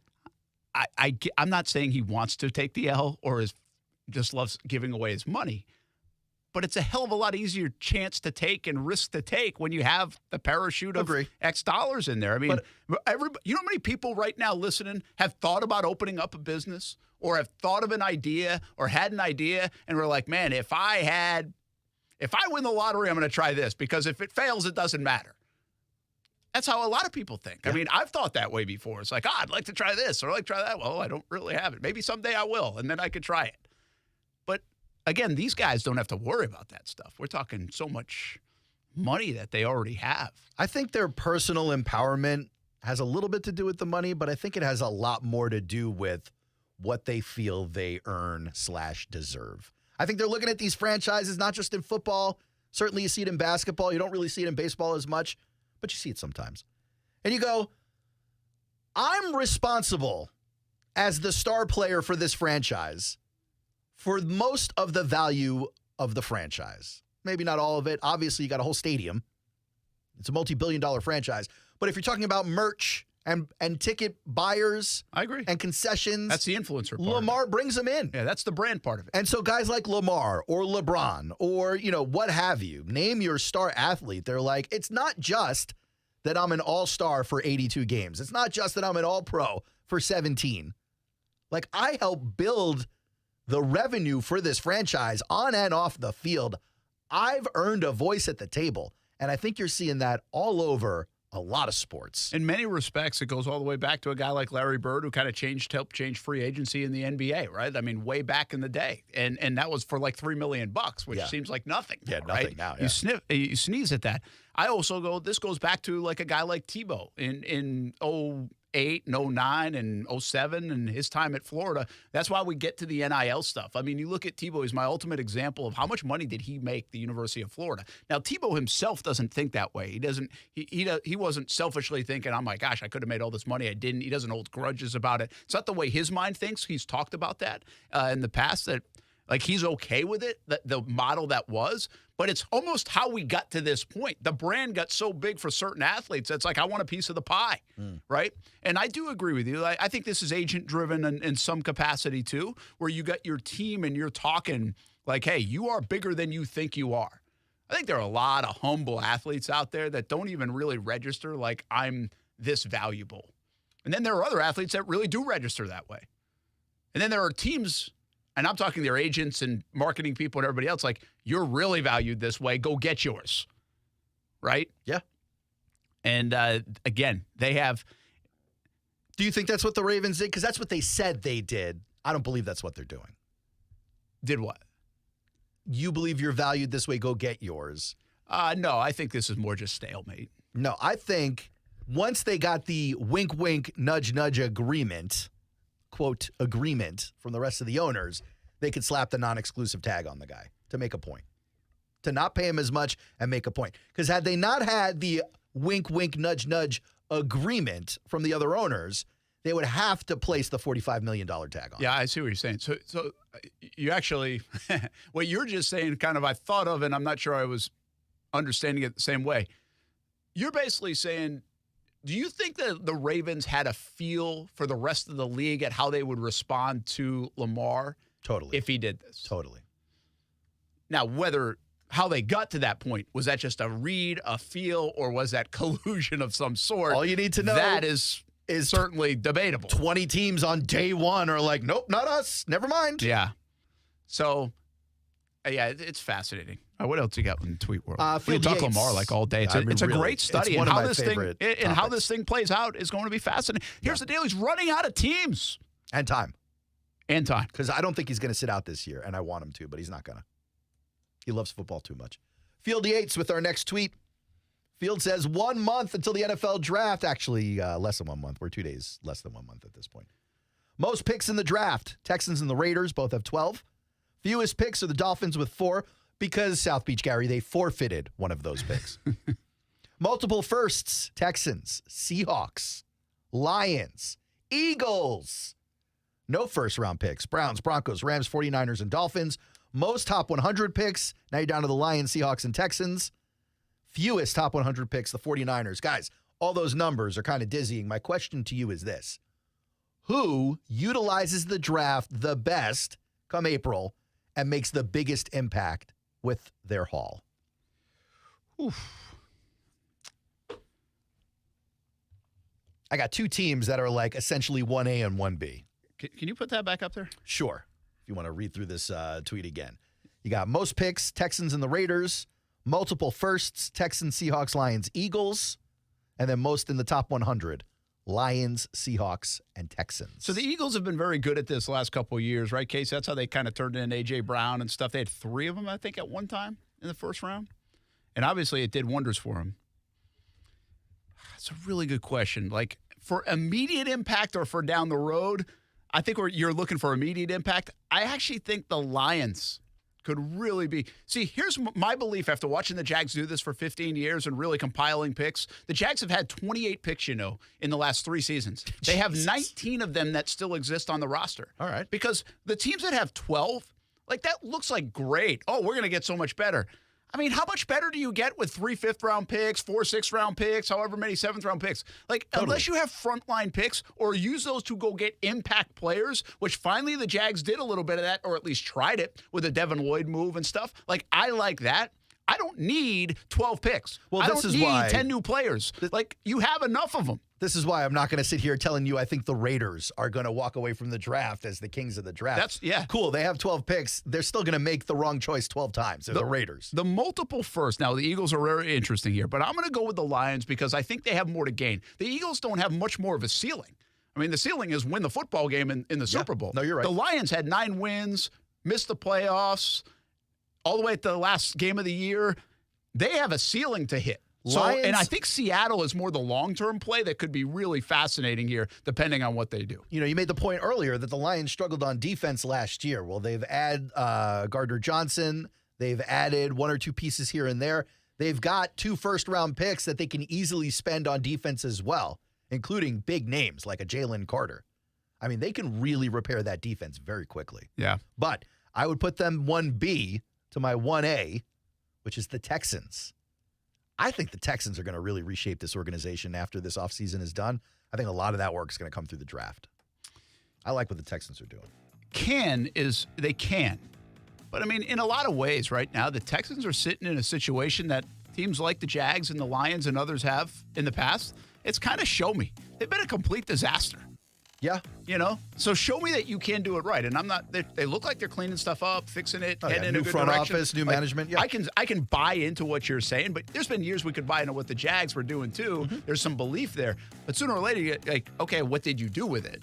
And that's where I am a little bit with the Texans. Like, I'm not concerned until they make a couple of moves that really, like, turn the ship or start turning it. No, I'm buying that. But you got your cornerstone at a left tackle and Tunsil. You got your running back. And you got to have your quarterback. If they add Bryce Young or C.J. Stroud and you pair him with like a Jackson Smith and Jigba along with Robert Woods, who they just picked up, like that could be a frisky offense. And there's something we like about D'Amico Ryans, I think. Yeah. I think like it feels like that's going to work. So we will see. Some teams could reshape themselves for sure in the draft. Meanwhile, the Jags need to get help in the draft. Defensive interior, edge, corner, and maybe then some. We'll be back to put a bow on the show. Overtime with Kurtz and Middleton on deck on ESPN 690.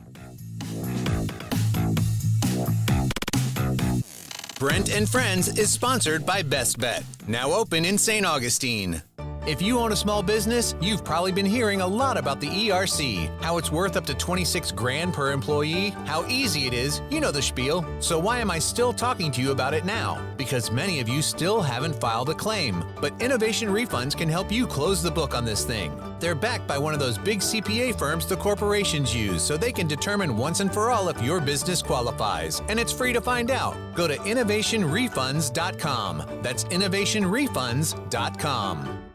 My favorite thing about sports radio is hearing from you about listening to the show while you're driving to your next job or home. And many of you have hard jobs, a lot of manual labor, and we appreciate your work. Your body probably doesn't sometimes. QC Kinetics can help because they are helping people here in the Jacksonville area getting lasting relief from joint pain without surgery or drugs. They've got 2 clinics in Mandarin and Ponte Vedra, and now they've taken it to a new level with a new medical director, Dr. Peter Atch. He's a renowned triple board certified medical doctor with decades of experience. Call QC Kinetics and get a free consultation. Learn how advanced regenerative medicine can get you real relief with no downtime. The science behind this is simple. They take healing properties from your own body, concentrate them, and put them right in your affected joint to repair and restore that damaged tissue. So here's the deal. Get a free consultation. Call 904-274-5522. Mandarin and Ponte Vedra, 904-274-5522. It's a free consultation at QC Kinetics, 904-274-5522. Are you a real estate investor or have considered investing and want to know where you can put your money that offers solid returns and protects against market volatility? It's Rich Jones. I want to introduce you to DLP Capital, CEO and founder Don Wenner. For more than a decade, DLP Capital has delighted our investors with consistent double-digit returns. Through the smart, conservative real estate investment strategy our company is built on, we have been able to achieve this with monthly distributions and tax shelters so our investors can keep more of their returns. Dial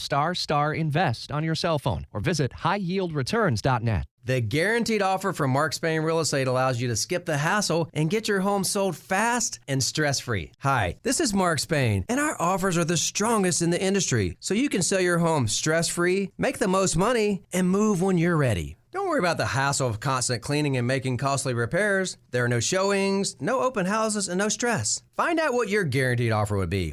There's no obligation. Go to markspain.com to get a guaranteed offer on your home today and start packing. Certain restrictions apply. Wait, aren't these all charitable donations? At Magda's Tax Prep, every person counts. I'd rather not have to file for an extension. She needs new auditors to maximize returns on her family time. On itemized deductions. Hey, can someone help with these 1099s? Indeed can help her hire great people fast. I need Indeed. Indeed you do. Our hiring platform instantly connects you with quality candidates whose resumes on Indeed match your job description. Visit Indeed.com/credit and get $75 towards your first sponsored job. Terms and conditions apply. If you own a small business, you've probably been hearing a lot about the ERC, how it's worth up to $26,000 per employee, how easy it is. You know the spiel. So why am I still talking to you about it now? Because many of you still haven't filed a claim, but Innovation Refunds can help you close the book on this thing. They're backed by one of those big CPA firms the corporations use, so they can determine once and for all if your business qualifies. And it's free to find out. Go to innovationrefunds.com. That's innovationrefunds.com. Ray Magliozzi here for eBay Motors. Okay, easy now. You're teaching your kid how to parallel park. Ouch! Turns out he likes to do it by feel. Don't worry, eBay Motors has bumpers, trunk lids, license plate holders, and headlights. They've got lots of headlights. When you need parts, get it right the first time with eBay Guaranteed Fit. When you see the check, you know that part's gonna fit. eBay Motors, let's ride. Eligible items only. Exclusions apply. You know that Big Bargain detergent jug is 85% water, right? 85% water? I thought I was getting a better deal because it's so big. If you want a better clean, Tide Pods are only 12% water. The rest is pure, concentrated cleaning ingredients. Don't pay for water, pay for clean. Save $10 when you spend $30 on Tide and Downy. Water content based on the leading bargain liquid detergent. Must buy at least one participating Tide or Dreft detergent item, plus at least one participating Downy and or Bounce scent booster, liquid fabric softener, or dryer sheets. Prepaid card by mail. Visit pglaundryrebate.com for terms and conditions.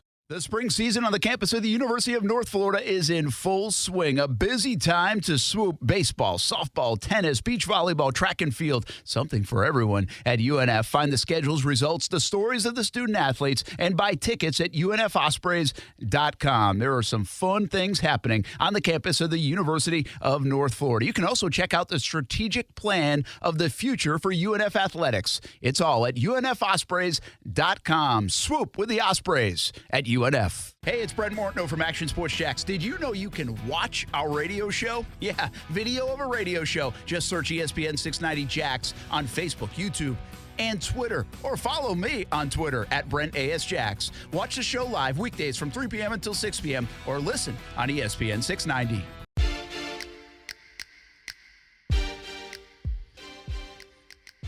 Welcome back, Brent and friends on ESPN 690. Brent Martineau, Kasey Kurtz, Aaron Schachter. Overtime with Kurtz and Middleton on deck. And speaking of on deck, we're showing you some baseball if you're watching on the video feeds, YouTube and Twitter and Facebook and Twitch.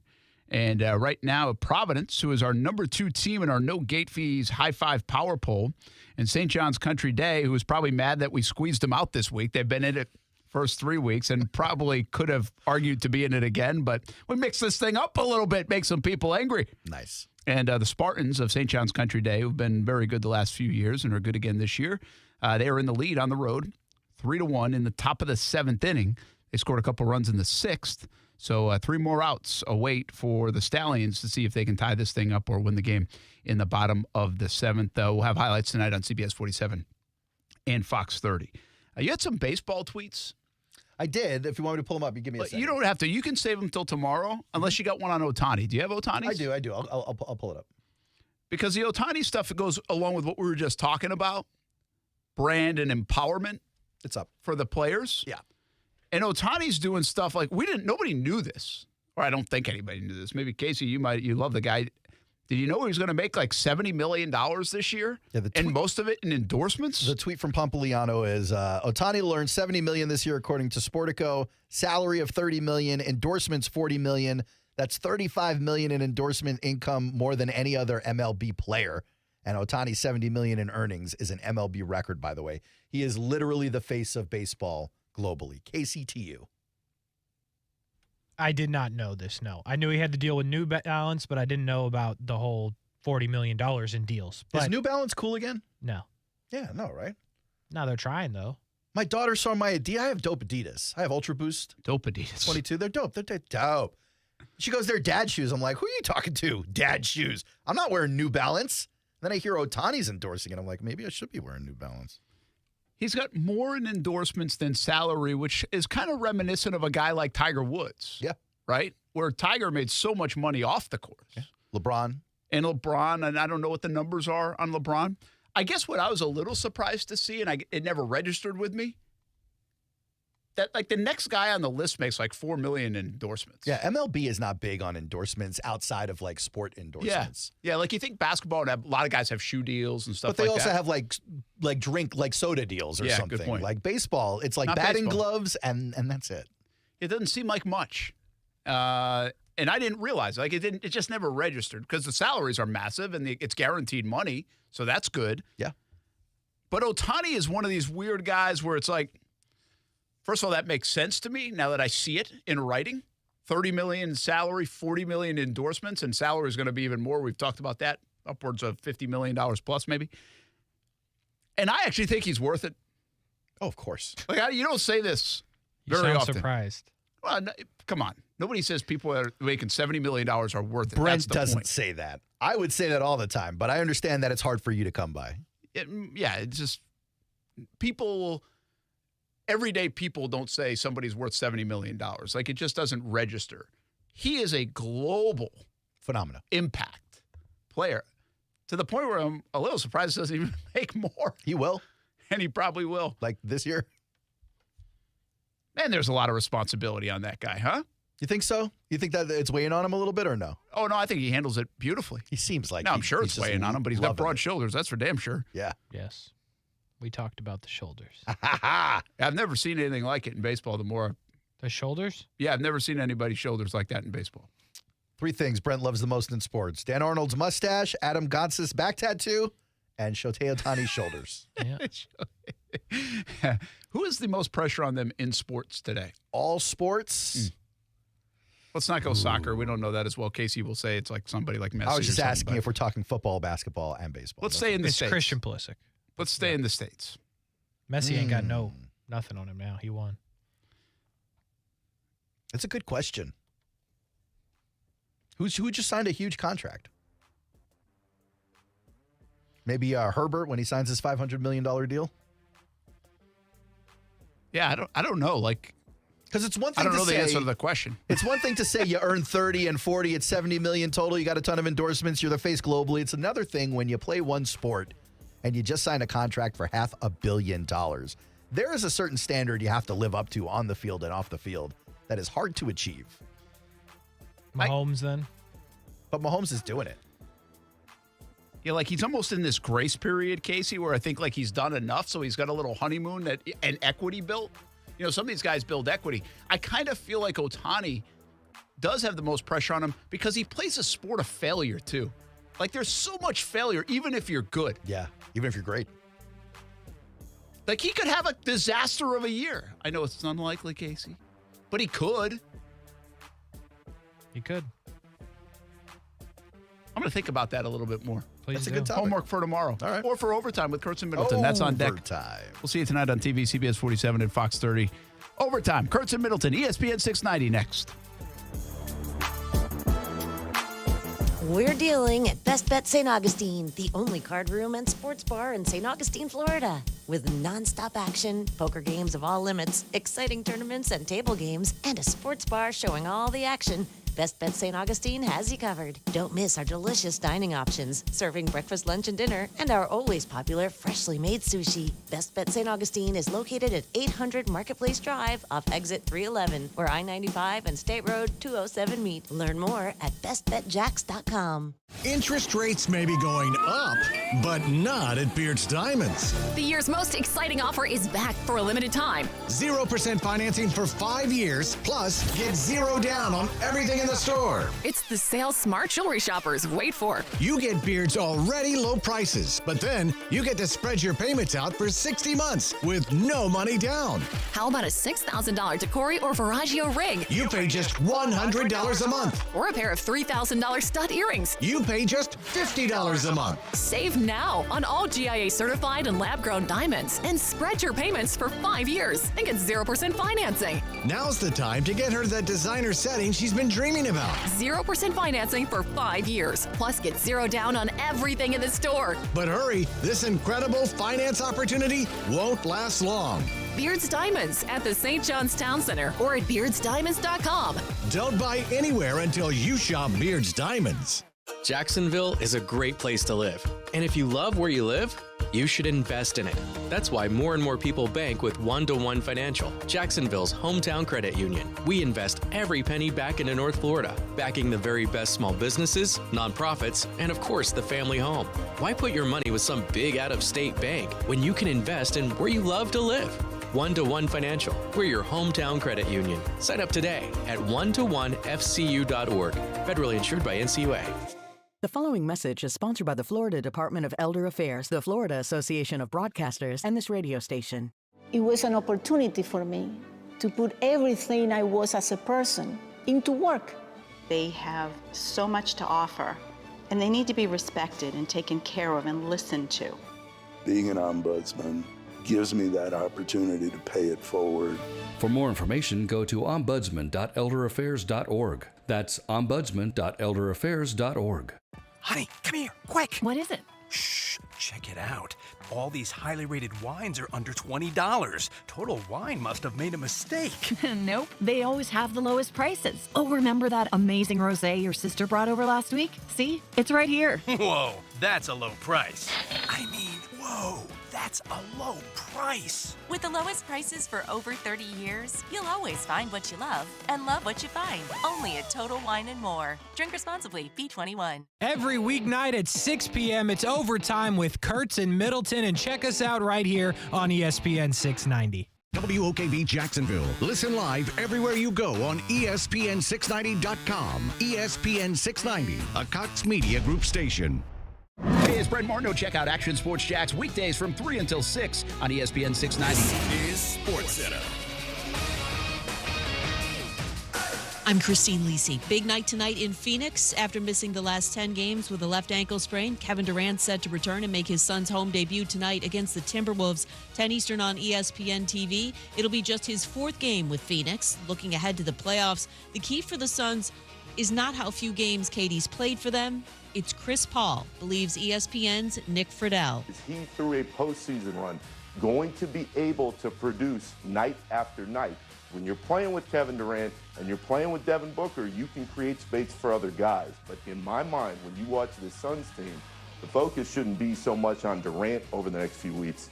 It's how Paul looks and can he push them over the edge in the postseason. Minnesota's listing Anthony Edwards and Karl Anthony Towns probable tonight. Grizzlies leading scorer Ja Morant expected to return from a thigh issue tonight against the Clippers. ESPN's Pete Thamel reports VCU's Mike Rhodes has agreed to become the next men's basketball coach at Penn State. Utah Valley's Mark Madsen, the former Stanford star and NBA veteran, will be the next head coach at Cal. ESPN Radio is presented by Progressive Insurance. Looking for a career you'll love with flexibility, great pay, and benefits, and one of the country's top workplaces? Come join their growing team. Go to progressive.com/careers and apply online today. NCAA Final Four Spotlight. Here's Jackson, right side of lead, drives along the baseline, laid it up and in. Well, Connecticut has really found their rhythm, and Gonzaga is struggling. Mark Few has to take another timeout. The Connecticut lead is 21. The Connecticut Huskies from the Big East overwhelmed Gonzaga to punch their ticket to Houston and stay on track to a title shot. But they'll need a win Saturday over the ACC's Miami Hurricanes to get that chance. Hear Westwood One's exclusive coverage of the Final Four right here. It's not easy being the one everyone counts on to keep your operation running, no matter the weather or supply chain hiccup. But we get you, Raymond in Buffalo, Maria in Miami, and Jules in Troy, taking control of everything that's under your control. At Grainger, we're here for you with high-quality supplies for every industry, plus real-time product availability and access to experts ready to help. Call, click Grainger.com, or just stop by. Grainger, for the ones who get it done. Hi, I'm Sarah, and I got my COVID-19 vaccine when I was pregnant. I wanted to do everything I could to help protect my baby and keep myself healthy. So I talked to my doctor and learned that vaccines are safe and effective when you're pregnant. My daughter Lauren was born healthy and happy, and she was protected against COVID. Getting your COVID, flu, and Tdap vaccines while pregnant keeps families protected against dangerous diseases. To learn how to protect your family, visit vaccinateyourfamily.org/learn.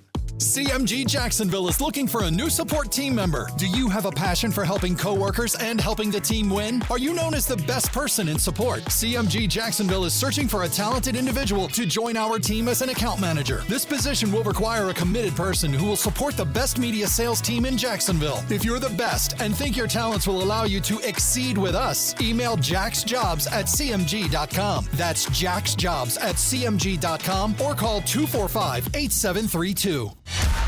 Broadcasting live from the Anajar and Levine studios. Anajar and Levine Accident Attorneys. Call 1-800-747-FREE. That's 1-800-747-3733.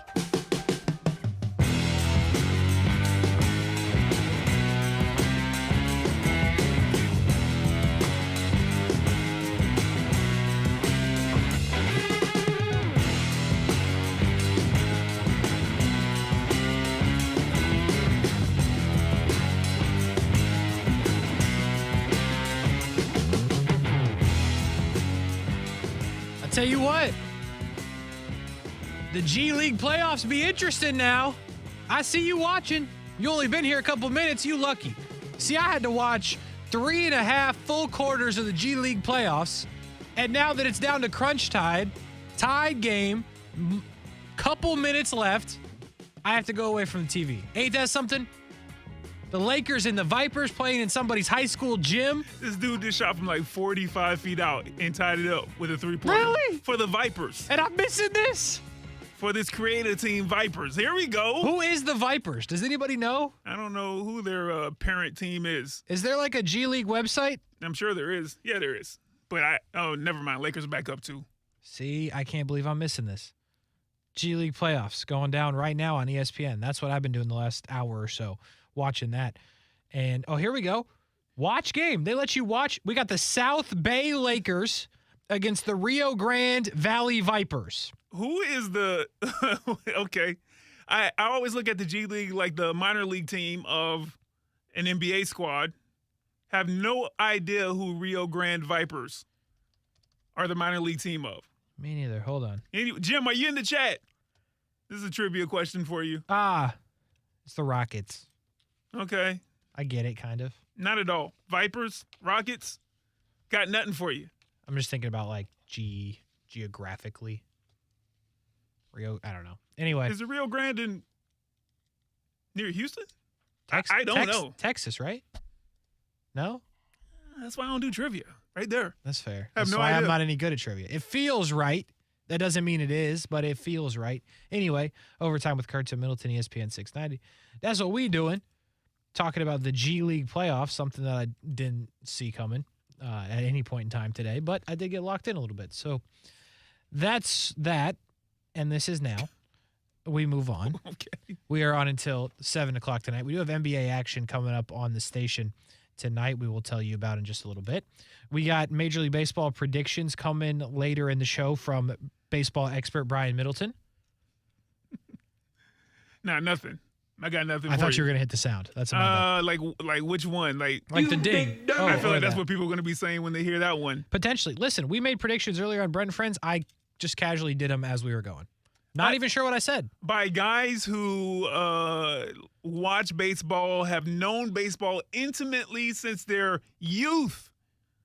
You know? So, like, when you talk about it in general terms, Kasey Kurtz, that's like me talking about the NBA.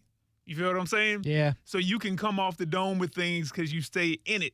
I had to try to get ready for this. That's don't fair. feel ready. Feel good about my argument, but I don't feel ready. Good. As long as you feel good about it. That's all that matters. Like the first time you question it and be like, wait a minute, what name did you say? I'm going to fall to pieces on my argument. Because I'm like, oh, did I research the wrong name? Is that person even playing anymore? Well, we will do that later on. We will get your picks before we get out of here for the day. We will start, though, with something that didn't happen, and that is Calais Campbell to the Jags. It did not happen. Calais Campbell will reportedly be heading to the Falcons. Okay. We'll see what happens when they put out how much Calais Campbell was paid to go to the Falcons. But listen, on the surface, I get it because they likely paid more, and they have a greater opportunity for Calais Campbell to play more downs. Right? Those are two very simple things. If you're going to come back and you're going to go through training camp and you go and practice, do you really want to play 5-10 snaps a game? Probably not. So if you have the role in Atlanta and you have likely a bigger contract in Atlanta, can't really be mad at it. What I can't stand for is the people that are on social media dragging Calais. You see any of this?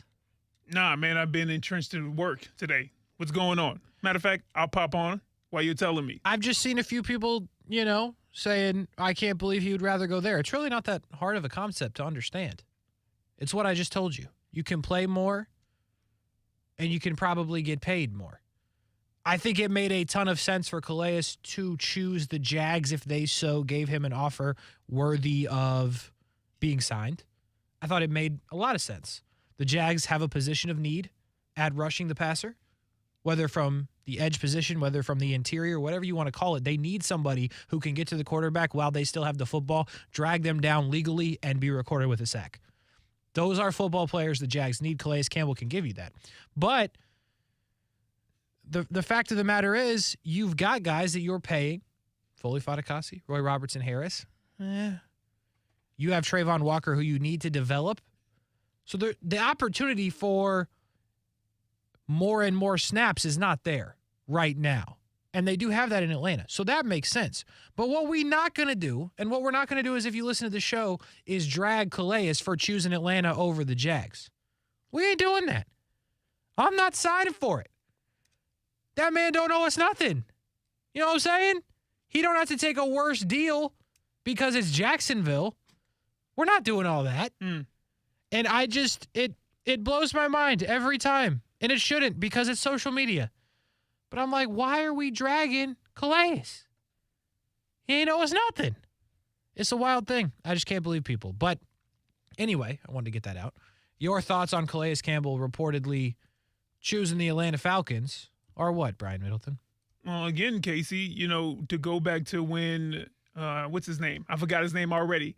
It wasn't a real relationship. What's his name? Went to Arden Tennessee. Key. Yeah. Whatever his name was. I'm just kidding. When Arden Key left. We'll bring up the same point. Imagine having a good thing with your boo-boo, okay? Y'all had a good time. Mm-hmm. You know what I mean? Got engaged. Mm-hmm. Set a big date to go to the big day of getting, I don't know what you want to call it, marriage or whatever. Marriage, yeah. Some people call it the Super Bowl in the NFL. That big date, y'all had a date for it, it didn't work out, and then it really didn't work out, and y'all parted ways. And then, Kasey, somebody texts somebody, and y'all start chatting again. Oh, no. And all those emotions start to bubble up again. Mm-hmm. And you get hopeful because you were way more in love with her than she was with you. And then she says, you know what? Not even going to rekindle things with you. As a matter of fact, I'm not going back to my other ex. I'm going to someone new. Oh. Huh? My Someone goodness. new who's not as good as you. Not as they good. only won 7 games. How many did you win? 9? Disgusting. You got into the playoffs? Oh, okay. You were going back and forth with the defending champs. Well, they're soon to be champs, not defending champs. True. But it's okay. I'm going to go elsewhere. I want to try something new. I want to stretch my wings. People are hurt, and that's why they talk out of pocket. You know what I mean? Doesn't make it right. I'm glad you're making a stand for Calais. Thank you. You know what I mean? Someone's got to. Because you haven't made a stand for a lot of other, people on here, and I'm like, man, you got to see them in the locker room. Yeah. Exhibit number 1, Dogby. You're going to have to see him. Will I? And don't let me be there. I'm going to be like, hey, you want to know? No, I won't Are do we that. sure he's going to be there when I'm there? That's fair. Okay, either way, Like week Kasey, one, the thoughts on Calais not being here. Yeah, I feel like we missed out. And you would have loved to see that kind of next chapter happen, partly because selfishly, you want to see Calais break or get to 100th sack in a Jags uniform. Very true. And for everything that we said when we were making our pleas here and people on other shows around the city of Jacksonville and just Jags Twitter, social media in general, who were saying, hey, bring Calais back, a lot of us were making the same points of, hey, leadership, Walter Payton Man of the Year, what he brings to the team for young players, what he brings to the city and to the community, does a whole lot of stuff.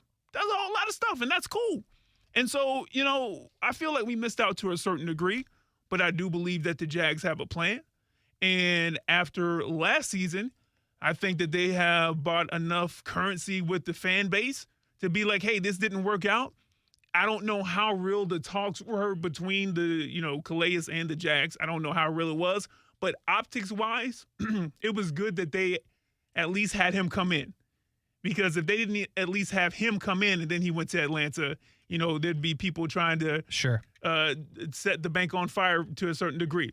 But Kasey, Atlanta in the NFC South, I get it. People are like, it was a trash division. It was a down year for that division. Surely it was. 3 teams finished with a 7-10 record, Carolina being one of them, and Atlanta being another one, and also the Saints, right? And your boy with Tom Brady and the Bucs, they won that with that terrific record that they had. But much like Carolina last season, Atlanta had a few games where they probably should have had 9 wins, right? They probably should have had 9 wins instead of 7. But you could have said that for New Orleans and Carolina.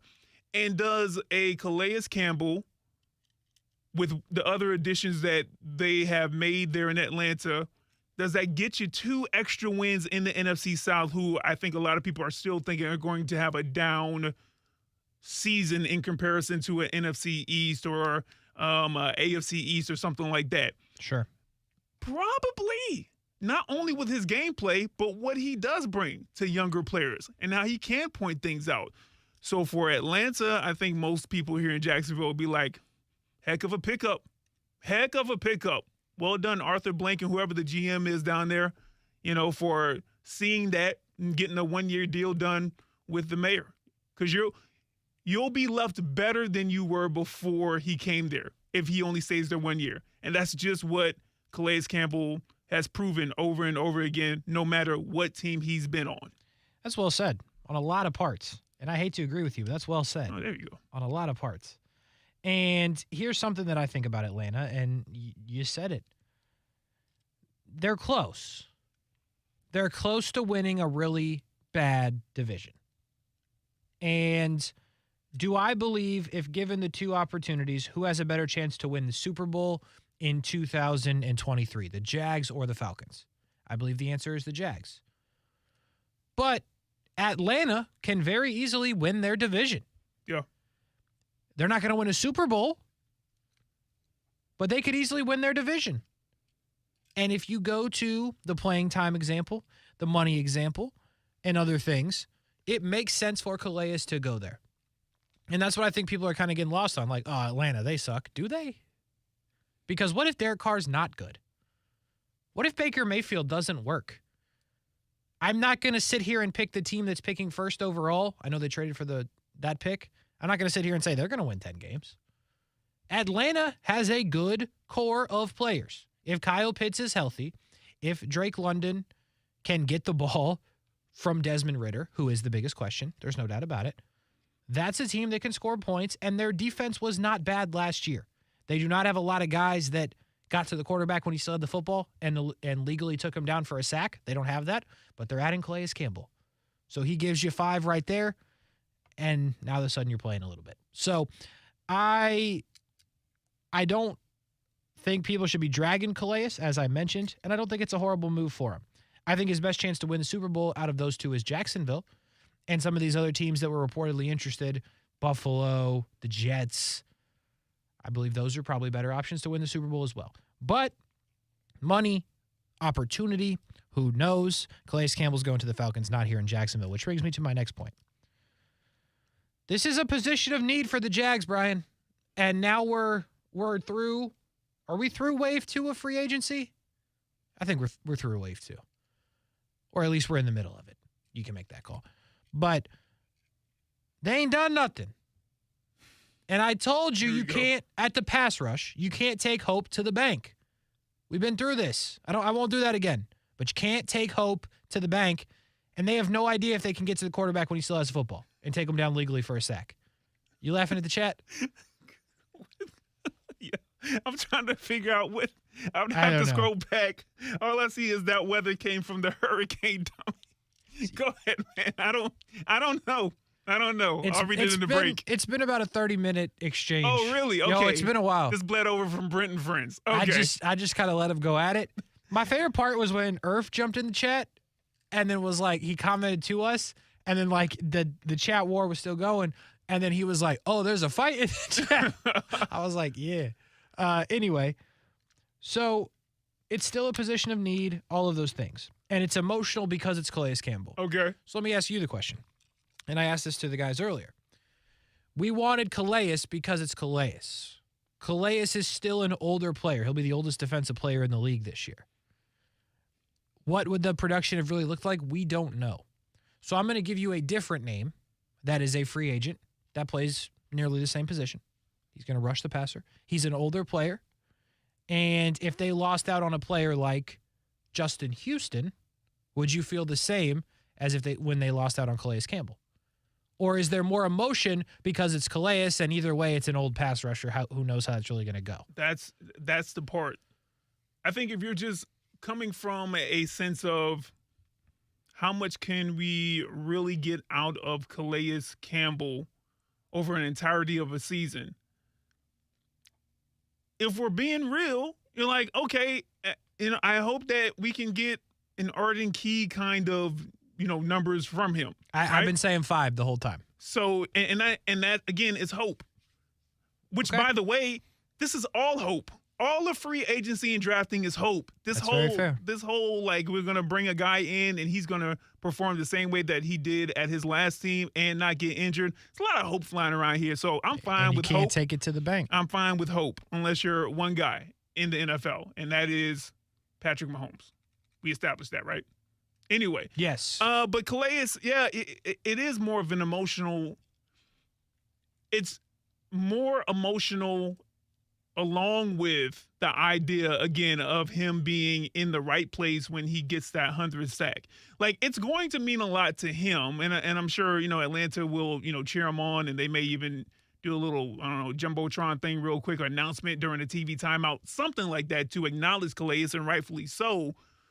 But that part of he was here once, he was a part of when we thought we turned the corner back in that 17 season. He was a part of a defense in Saxonville and the mayor and all of those things and those emotions that we had here.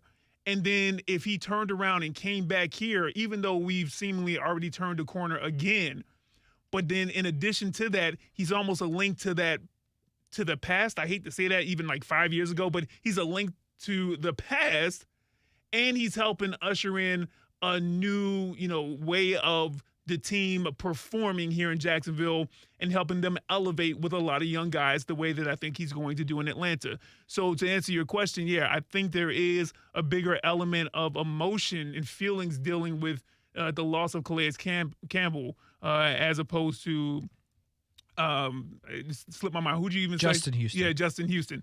Yeah, definitely. I think most people would be like, we were trying to get him.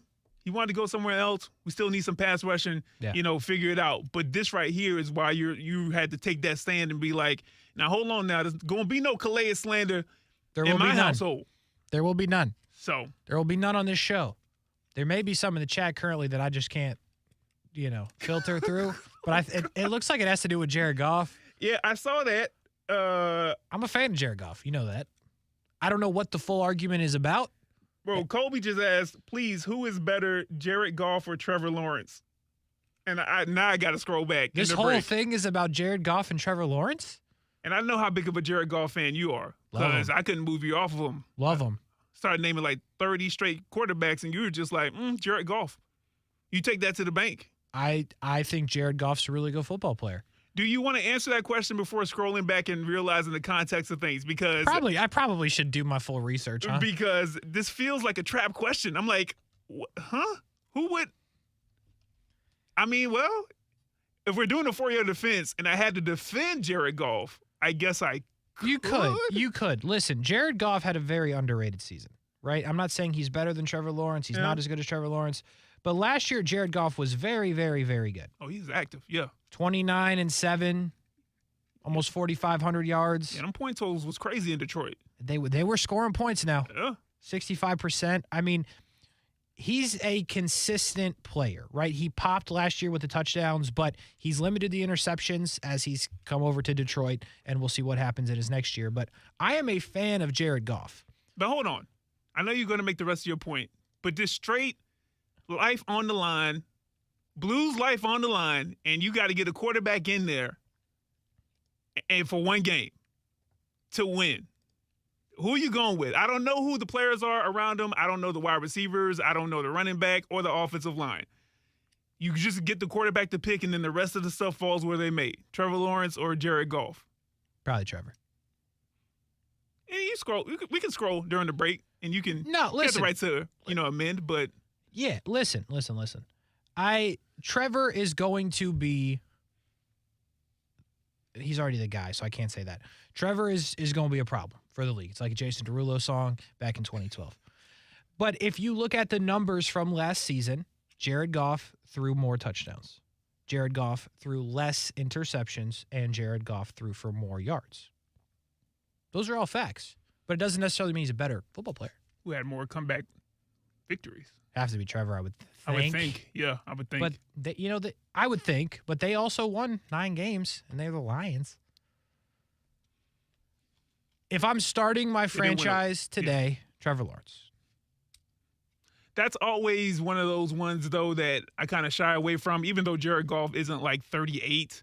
He's been in the league a lot longer than Trevor, and I'm just like, if I got a guy who's even close to the same talent, I'm going to go with the younger guy in those kind of questions right there. No question. But when my dog's on the line, if I had a dog, when my dog's on the line, I got to go with what I know.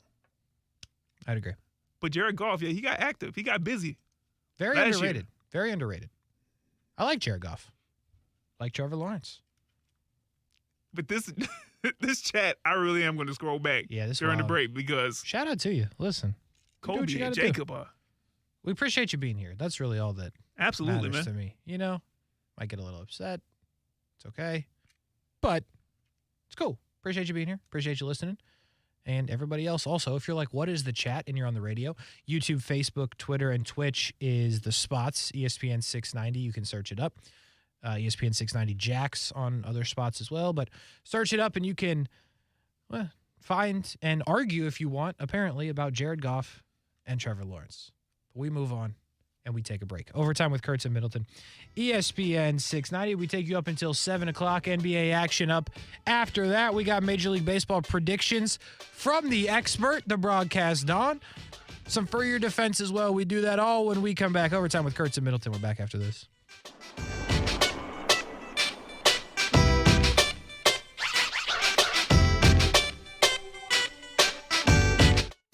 Now, the First Alert forecast on ESPN 690. Becoming clear tonight, cool temperatures will drop into the 40s inland to the 50s at the beaches. Partly to mostly sunny and mild tomorrow. Your Thursday afternoon high will be in the mid-70s. From the CBS 47 and Fox 30 Action News Jack's First Alert Weather Center, I'm Chief Meteorologist Mike Burrish. The Weather Center is brought to you by Beards Diamonds. Now get 0% interest for 5 years with nothing down. The spring season on the campus of the University of North Florida is in full swing. A busy time to swoop baseball, softball, tennis, beach volleyball, track and field. Something for everyone at UNF. Find the schedules, results, the stories of the student athletes, and buy tickets at UNFospreys.com. There are some fun things happening on the campus of the University of North Florida. You can also check out the strategic plan of the future for UNF athletics. It's all at UNFospreys.com. Swoop with the Ospreys at UNF. You ready? Then get set and go to the Ready, Set, Go event, even on pre-owned at Arlington Toyota. That's all makes, all models, all colors, shapes, and sizes, all specially priced during the Ready, Set, Go event at Arlington Pre-Owned. Plus, our friends over at Arlington give you 30 days to love your pre-owned purchase or exchange it. With over 400 pre-owned on the lot, you better get Ready, Set, Go to Arlington Toyota Pre-Owned. Shop in person and online at arlingtontoyota.com. Men, if you're struggling with erectile dysfunction or PE and frustrated taking pills that don't work, Prime Men's Medical Center offers breakthrough medical treatments that effectively treat your problem. 98% of patients experience immediate results during their first office visit. And for a limited time, your initial consultation and first treatment are completely free. Listen to a specialist in men's health. I'm Dr. Rubinsky. The physicians at Prime Men's Medical Center offer the most advanced treatments that eliminate ED and PE. Now men are lasting 30, 60, 90 minutes or longer, regardless of age or medical history. Guys, to eliminate your frustration in the bedroom, call Prime Men's Medical Center now to take advantage of this exclusive limited-time offer. Your initial consultation and first treatment are totally free, and you'll see instant results right in the office. Call now, 904-664-8214. 904-664-8214. That's 904-664-8214. Jacksonville is a great place to live. And if you love where you live, you should invest in it. That's why more and more people bank with One-to-One Financial, Jacksonville's hometown credit union. We invest every penny back into North Florida, backing the very best small businesses, nonprofits, and of course, the family home. Why put your money with some big out-of-state bank when you can invest in where you love to live? One-to-One Financial. We're your hometown credit union. Sign up today at one-to-one-fcu.org. Federally insured by NCUA. See you, Dad. Bye, honey. Have fun today, you guys. My back pain has left me feeling isolated. After years of physical therapy, chiropractors, and acupuncture, my pain needed a permanent solution. Finally, I found Integrity Spine and Orthopedics in Jacksonville. Their top-rated doctors listen to you, and they even create your own personalized plan. Now, I don't have to miss out on life with my family. Hey, guys, wait up! Integrity, where you matter most. Schedule your appointment today at integritymattersmost.com. Natalia, solid dismount, but that little pause is a deduction. Top tumblers hope to stick the landing with Coach Jasmine. That aerial sequence still needs work. She needs more certified athletic trainers to find her balance. Focus. I'm going to need you for the all-around. Wait, who's spotting the vault? Indeed can help her hire great people fast. I need Indeed. Indeed you do. We instantly connect you with quality candidates whose resumes on Indeed match your job description. Visit Indeed.com/credit and get $75 towards your first sponsored job. Terms and conditions apply. If you own a small business, you've probably been hearing a lot about the ERC, how it's worth up to $26,000 per employee, how easy it is, you know the spiel. So why am I still talking to you about it now? Because many of you still haven't filed a claim, but Innovation Refunds can help you close the book on this thing. They're backed by one of those big CPA firms the corporations use, so they can determine once and for all if your business qualifies. And it's free to find out. Go to innovationrefunds.com. That's innovationrefunds.com. Protect your engine better with new Syntec Full Synthetic High Mileage Motor Oil only at O'Reilly Auto Parts. Syntec High Mileage is formulated for today's engines with over 75,000 miles. Now get 5 quarts of Syntec High Mileage and a MicroGuard Select oil filter for just $34.99. Limits apply. Visit O'Reilly Auto Parts for details. O'Reilly Auto Parts. What if I told you, in Iran, women are banned from going to soccer games? Mom, take the ball. I love you. For 43 years, Iranian women have fought back. Police pushed us. Troops. This is their story. The joy was forbidden. What is the meaning of that? That is how they control you.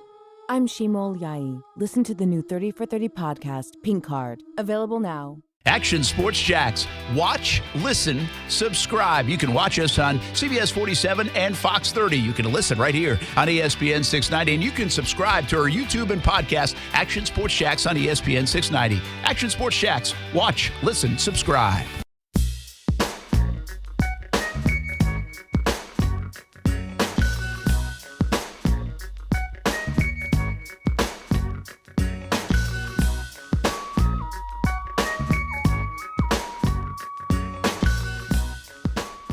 Well, that was a busy commercial break for the boys. You're a victim. What I've been feeling like reading that chat. Man. Good points made on both sides. Colby Grant, Jacob Rex, we love you both. Fun fact. We appreciate you being here. Respect to you, Jacob. Full ride. Respect. Yeah, we went all the way back for like a half hour. I went back to 5 o'clock. We scrubbed through the chats as fast as we could. As fast as we could. It's good stuff. Entertaining. Yeah, listen. You too, Teddy P. Yeah, Teddy just coming in with some information there at the end. Listen, I'm cool with it. You got your opinions? That's what this is. This is what this whole thing is, by the way. I got opinions. Brian got opinions. Aaron, Brent. That's like our whole job. Well, it's actually not. We actually do a lot of stuff that doesn't have to do with microphones, like production and stuff like that nobody really sees. But, I mean, that's the whole thing. Yeah. And listen, if we couldn't argue about sports, what else would we be doing? I'm fine with it. Wild, though. Go back and read through the chat if you haven't. See some interesting points made on both sides. But we must continue on with our day. And it is 6:30 on Overtime with Kurtz and Middleton. And we should do a little for your defense, Brian Middleton.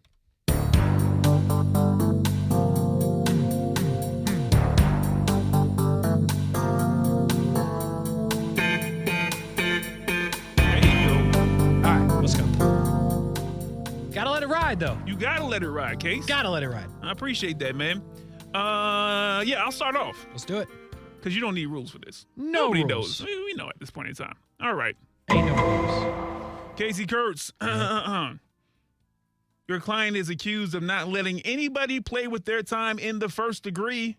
Counselor Kurtz, defend your client, a Reddit user who shared a post in which they walked out of an interview after waiting for 45 minutes with no explanation from the person they were interviewing with on why they were waiting. I'm defending the person that didn't get to interview. The person who walked out. Yes, cool. They also said, I'll give you a quote, interviews are a two-way street, and do I really want to work for, get this, a bakery that has this bad of a level of time management? And go. Yeah, that's a wild part that it's a bakery to add in. But listen, like, life is short. As Brent Martineau says, you get hit by a bus tomorrow. Like, you know what I'm saying? Like, you don't know what's going to happen. Or a goose if you work here. 45 minutes with nothing? Nah, bro, we got to roll. I think that is a great point, though, about knowing who you work for. Like, that's just as important. Like, it is more important to you who you be working for. If you work for crappy people, you're going to have a crappy day every day. You know what I'm saying? Is this, like, from personal experience? No. Felt kind of, This okay. is just, All like, right. what I know about, like, friends and stuff. Like, you know what I'm saying? Like, if you work for bad people, it's not going to be fun at work. It's as simple as that. You felt passionate, so I didn't know if you were, you know. I'm passionate if about you've my lived friends that have worked for bad people. Mm-hmm. No, I've worked for good people for the most part. Worked at a bakery before? I mean, Auntie Anne's.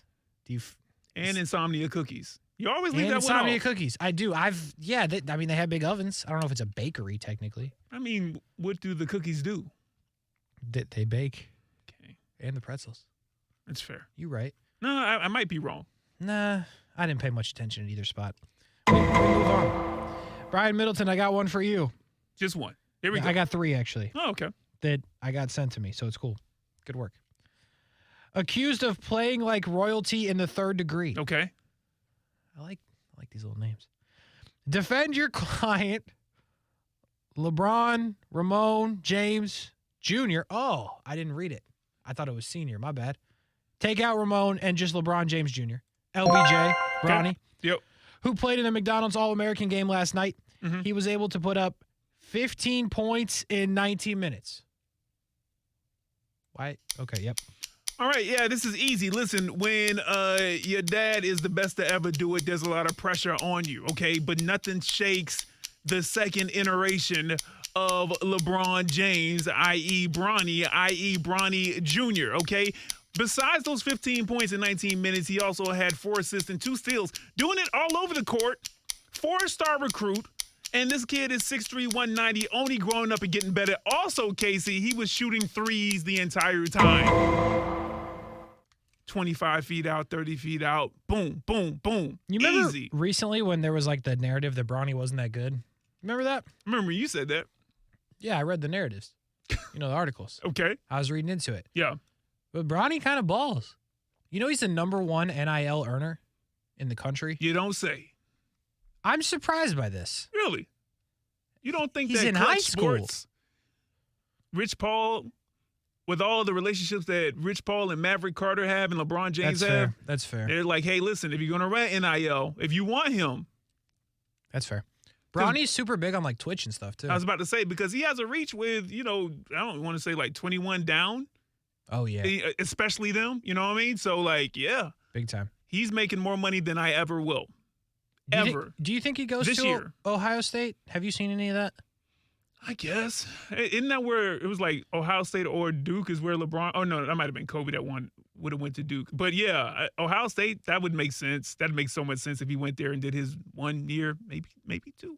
Maybe 2. That's the thing. Like, I don't know. Either way, it was man, impressive, though. I watched a little bit of it. The amount of pressure that is on Bronny. Absolutely.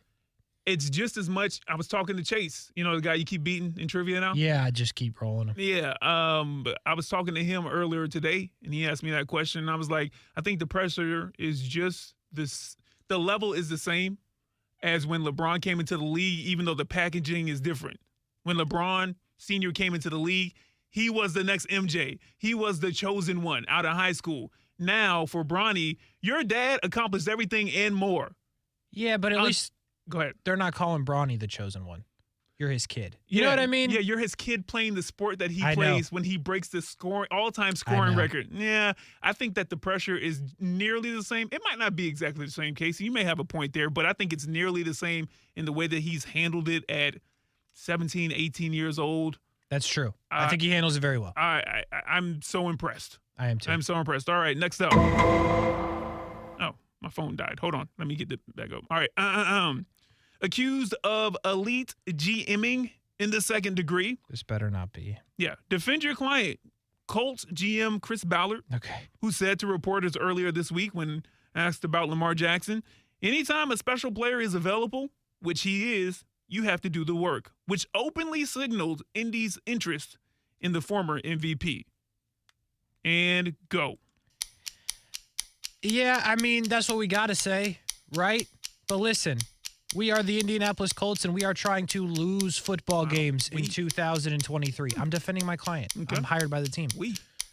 We are trying to lose. We would like to have Caleb Williams. And unfortunately, that means we can't have Lamar Jackson. I don't know if that's right. I don't know if that's wrong. But look at what we've done. Look at the pieces we've taken off this roster. Look at the pieces we haven't added. We are going for Caleb Williams this season. That's what that says to me. Although it makes plenty of sense. Lamar to the Colts, be dangerous. You would take Caleb Williams over Lamar Jackson like today. That's wild. As the Colts or me personally? First is you. I think. That's wild. Those are the first two words instead of Lamar Jackson. That's wild. If you're saying today, this moment, and I'm trying to win Lamar Jackson. But I think if you're the Colts, you look at this and go, 2 first-round picks and $200 million. Or we sit on it, we get Caleb Williams, and we pay him significantly less without giving up the picks. Because do you think the Colts are ready to win right now?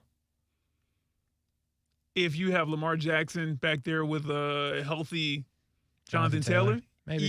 Yeah, I think that would be the biggest offensive weapon that Lamar Jackson has ever had in his career. Yeah, absolutely. Oh, yeah, 100%. And Pittman? It makes too much sense. I just don't think they're trying to win. I'll be real with you. I don't think that's what this is. That's fair. I also think there's a lot of other teams, and the Colts are really the only team that this even makes sense for anymore with Lamar. Because here's the thing. I don't know if this is the right answer, but with Atlanta saying we need to find out what we have in Desmond Ridder, I get it. The logic is there. I don't know if that's the right answer. You do need to know what you have. It's why I don't understand why the Bucs are going to play Baker Mayfield, because you don't know what you have in Kyle Trask. You need to know what you have. Okay. The Colts at least can't make that argument because they have Gardner. You know what Gardner is. Whether you like him, you don't like him, you think it's good enough, you don't think it's good enough, you know what Gardner Minshew is. Right. He's going to bust his ass. He's going to put you in good positions. But is he an elite quarterback in the league? I don't know. And the record has shown he is not. I like the way that you did that, Congressman. Thank you. Okay, because you could have just been like, no, but instead you said, I don't know, and then pointed to a record, as opposed to just saying to quote yourself that you don't think that he's elite. Look at me go. By the way, Teddy in the chat says, I think Bronny should go to UCLA or Gonzaga. Don't go to Gonzaga. I don't mean to yell, Teddy P. UCLA is interesting, though. Don't go to Gonzaga. I'm tired of them. UCLA would be... It makes sense. They live in California. Yeah, that's fair. See, the thing popped up for me with Ohio State. Like, his crystal ball or whatever. It was like 98% Ohio State. I was like, I don't know. Like, Bronny really hasn't lived in Ohio, right? He's been with the Lakers for a while. Bronny's like, I'm not from Ohio. Right, exactly. Like, I know that when he won the title that he was there, but, like, I feel like he's more California than anything. No, absolutely. I get it. Anyway. All right, I got one for you. Accused of potentially winning the offseason in the first degree. And you know that's not the Jacksonville Jaguars. Okay. Defend your former favorite team, the team you support on your vehicle, the Carolina Panthers. You determined to give identifiers to people's cars. That's cool, though. Go ahead. Defend the Carolina Panthers, who seem to be putting together a pretty okay, good. I mean, I like what they did. Not everybody else does. But defend the Panthers for putting together a pretty all right roster around whoever they pick at number 1. Like the ad lib. All right, Kasey, here we go, man. Kasey Kurtz has been a doubter. He basically destroyed my clients for making a move when a move needed to be made. When everybody else was just shuffling their feet, they went to Chicago and said, what do we need to do to get this deal done? Let's get the deal done so we can get our franchise quarterback. And then when the cupboards looked bare, they added a Hayden Hurst. Mm-hmm.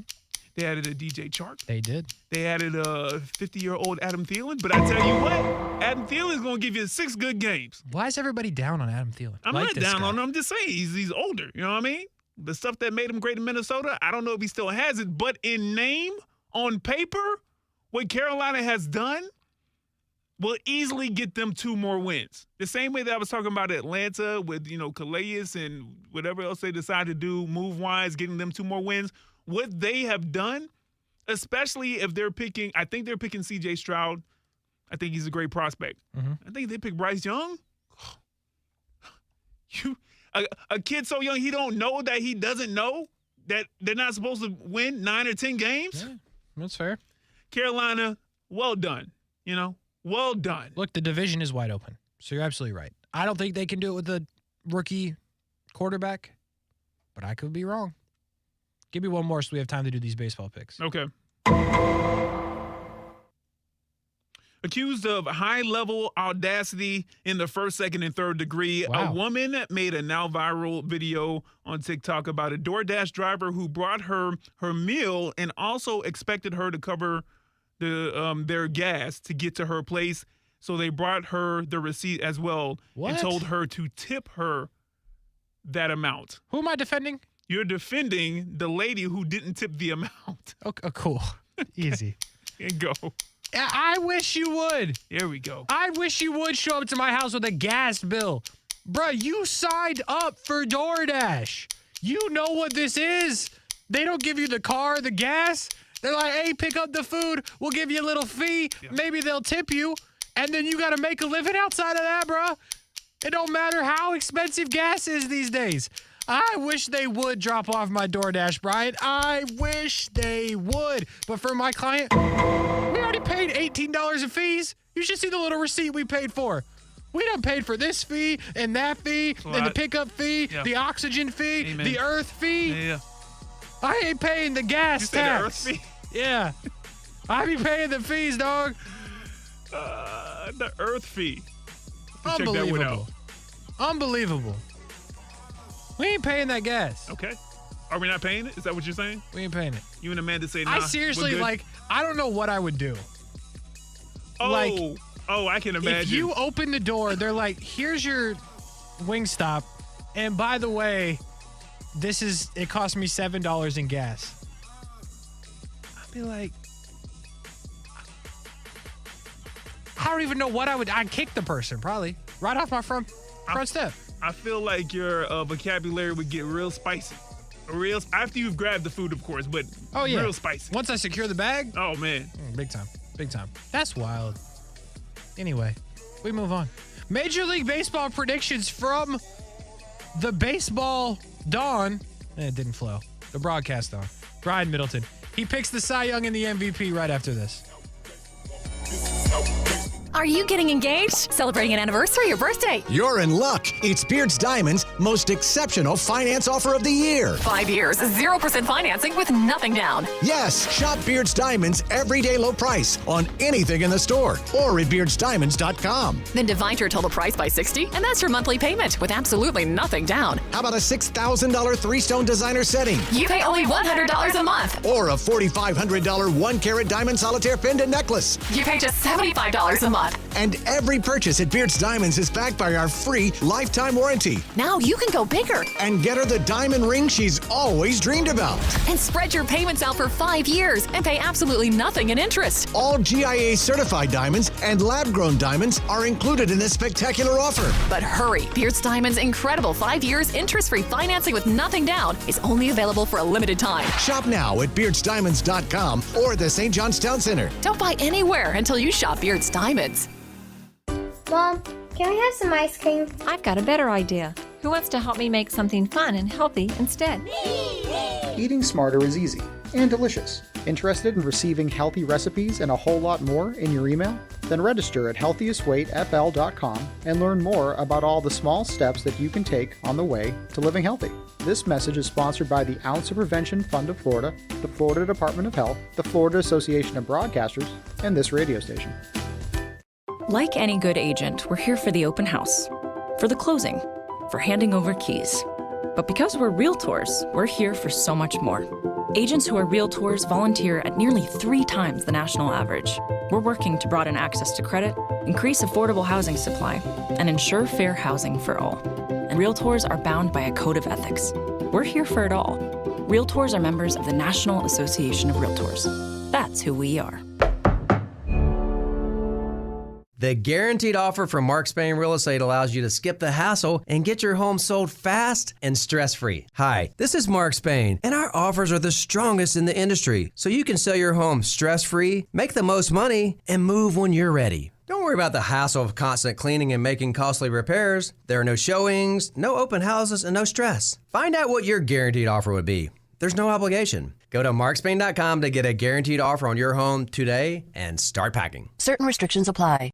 My favorite thing about sports radio is hearing from you about listening to the show while you're driving to your next job or home. And many of you have hard jobs, a lot of manual labor, and we appreciate your work. Your body probably doesn't sometimes. QC Kinetics can help because they are helping people here in the Jacksonville area getting lasting relief from joint pain without surgery or drugs. They've got 2 clinics in Mandarin and Ponte Vedra, and now they've taken it to a new level with a new medical director, Dr. Peter Atch. He's a renowned triple board certified medical doctor with decades of experience. Call QC Kinetics and get a free consultation. Learn how advanced regenerative medicine can get you real relief with no downtime. The science behind this is simple. They take healing properties from your own body, concentrate them, and put them right in your affected joint to repair and restore that damaged tissue. So here's the deal. Get a free consultation. Call 904-274-5522. Mandarin and Ponte Vedra, 904-274-5522. It's a free consultation at QC Kinetics, 904-274-5522. You have the golf fever now, no doubt about it. The Players' Championship in the rear view, and it's on to Augusta and the Masters, the first major of the year. Well, you probably want to get out and play like the pros do. Well, don't play golf in Jacksonville without the Dream 18 card. Save on greens fees on some of the best golf courses in the area. Golf Club at Southampton, St. John's Golf and Country Club, Hidden Hills, Osprey Cove, The Yards, Amelia River Club, Eagle Landing, Fleming Island Golf Club, and Queens Harbor Yacht and Country Club. Buy it now for just $69. Save hundreds of dollars at Action Sports Jacks. Dream18.com. We've been in Jacksonville now for 15 years, and as you know and I know, we have to be ready for those hot, hot days. And this time of year, the cooler temperatures, too. Need that AC working and then be ready to turn on the heat for a day or two. Bold City Heating and Air has us ready. They have for years. Can't say enough about their customer service. The communication, they are prompt, they are clean, they are good. Bold City Heating and Air, and right now, take advantage of their 0% financing on all purchases and just $97 for a tune-up. Be ready for the chilly weather and the heat. Bold City Heating and Air, boldcityac.com. Hey everybody, it's Brent Martineau from Action Sports Jacks. There's a good chance you have a smart speaker, so use it with ESPN 690. Stay up to date on the Jags and all things sports by telling Alexa or Google to play ESPN 690. It's as easy as that. Make sure you listen weekdays 3 until 6 p.m. on ESPN 690.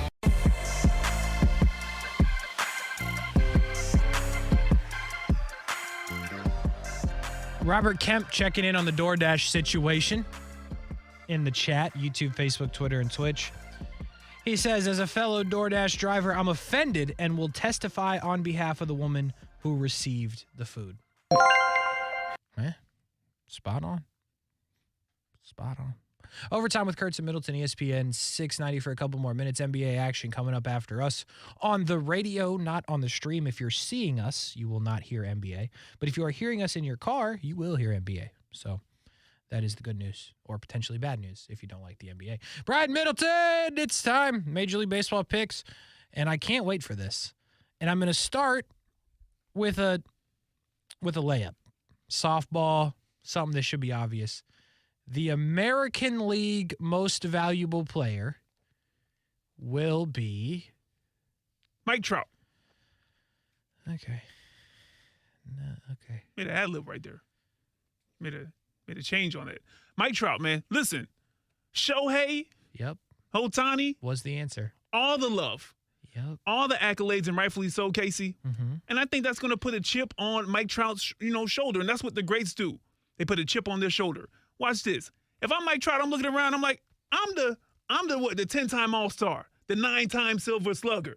Okay. Oh, okay. You feel what I'm saying? I feel what you're saying. 3-time All MLB first team. That's a thing? Huh? Apparently. Okay. It looked good. And also, one more thing, and I'll throw it to you. The pattern is this. Mike Trout, he has a pattern to when he wins the MVP. He's got 3 of them, right? He won in 2014. He waited 2 years, and then he won in 2016. He waited 3 years, won in 2019, and now it's 4 years later. Kasey, 2, 3, 4. I think he's on to something. I think Mike Trout's your AL MVP. I will take Shohei Ohtani. But I like your argument. Well done. They're not going to win enough games to get to the playoffs again. That's correct. Your National League MVP. Okay. Got to make it quick. I know this is going to be crazy, but I'm going with Fernando Tatis Jr. Okay. I get it. He still got 20 games to go, I believe. And before he got the suspension, he had the injury with the motorcycle and all that stuff with his wrist, but that's all healed and whatnot. Young kid, he can hit. Okay. We know he can do that. Yep. He's an all-star talent. Has the charisma, has the smile. He makes the game fun. People love a comeback story, even if you did drugs. And his team will be really good. I'll take Trey Turner. American League Cy Young, quickly. I've got your boy, Shane McClanahan. How about that? Yeah. I got Jacob deGrom. Okay. NL Cy Young. Atlanta's Spencer Strider. You really did some research, huh? I like it. Like the lineup. Oh, I should probably get some music going. You should.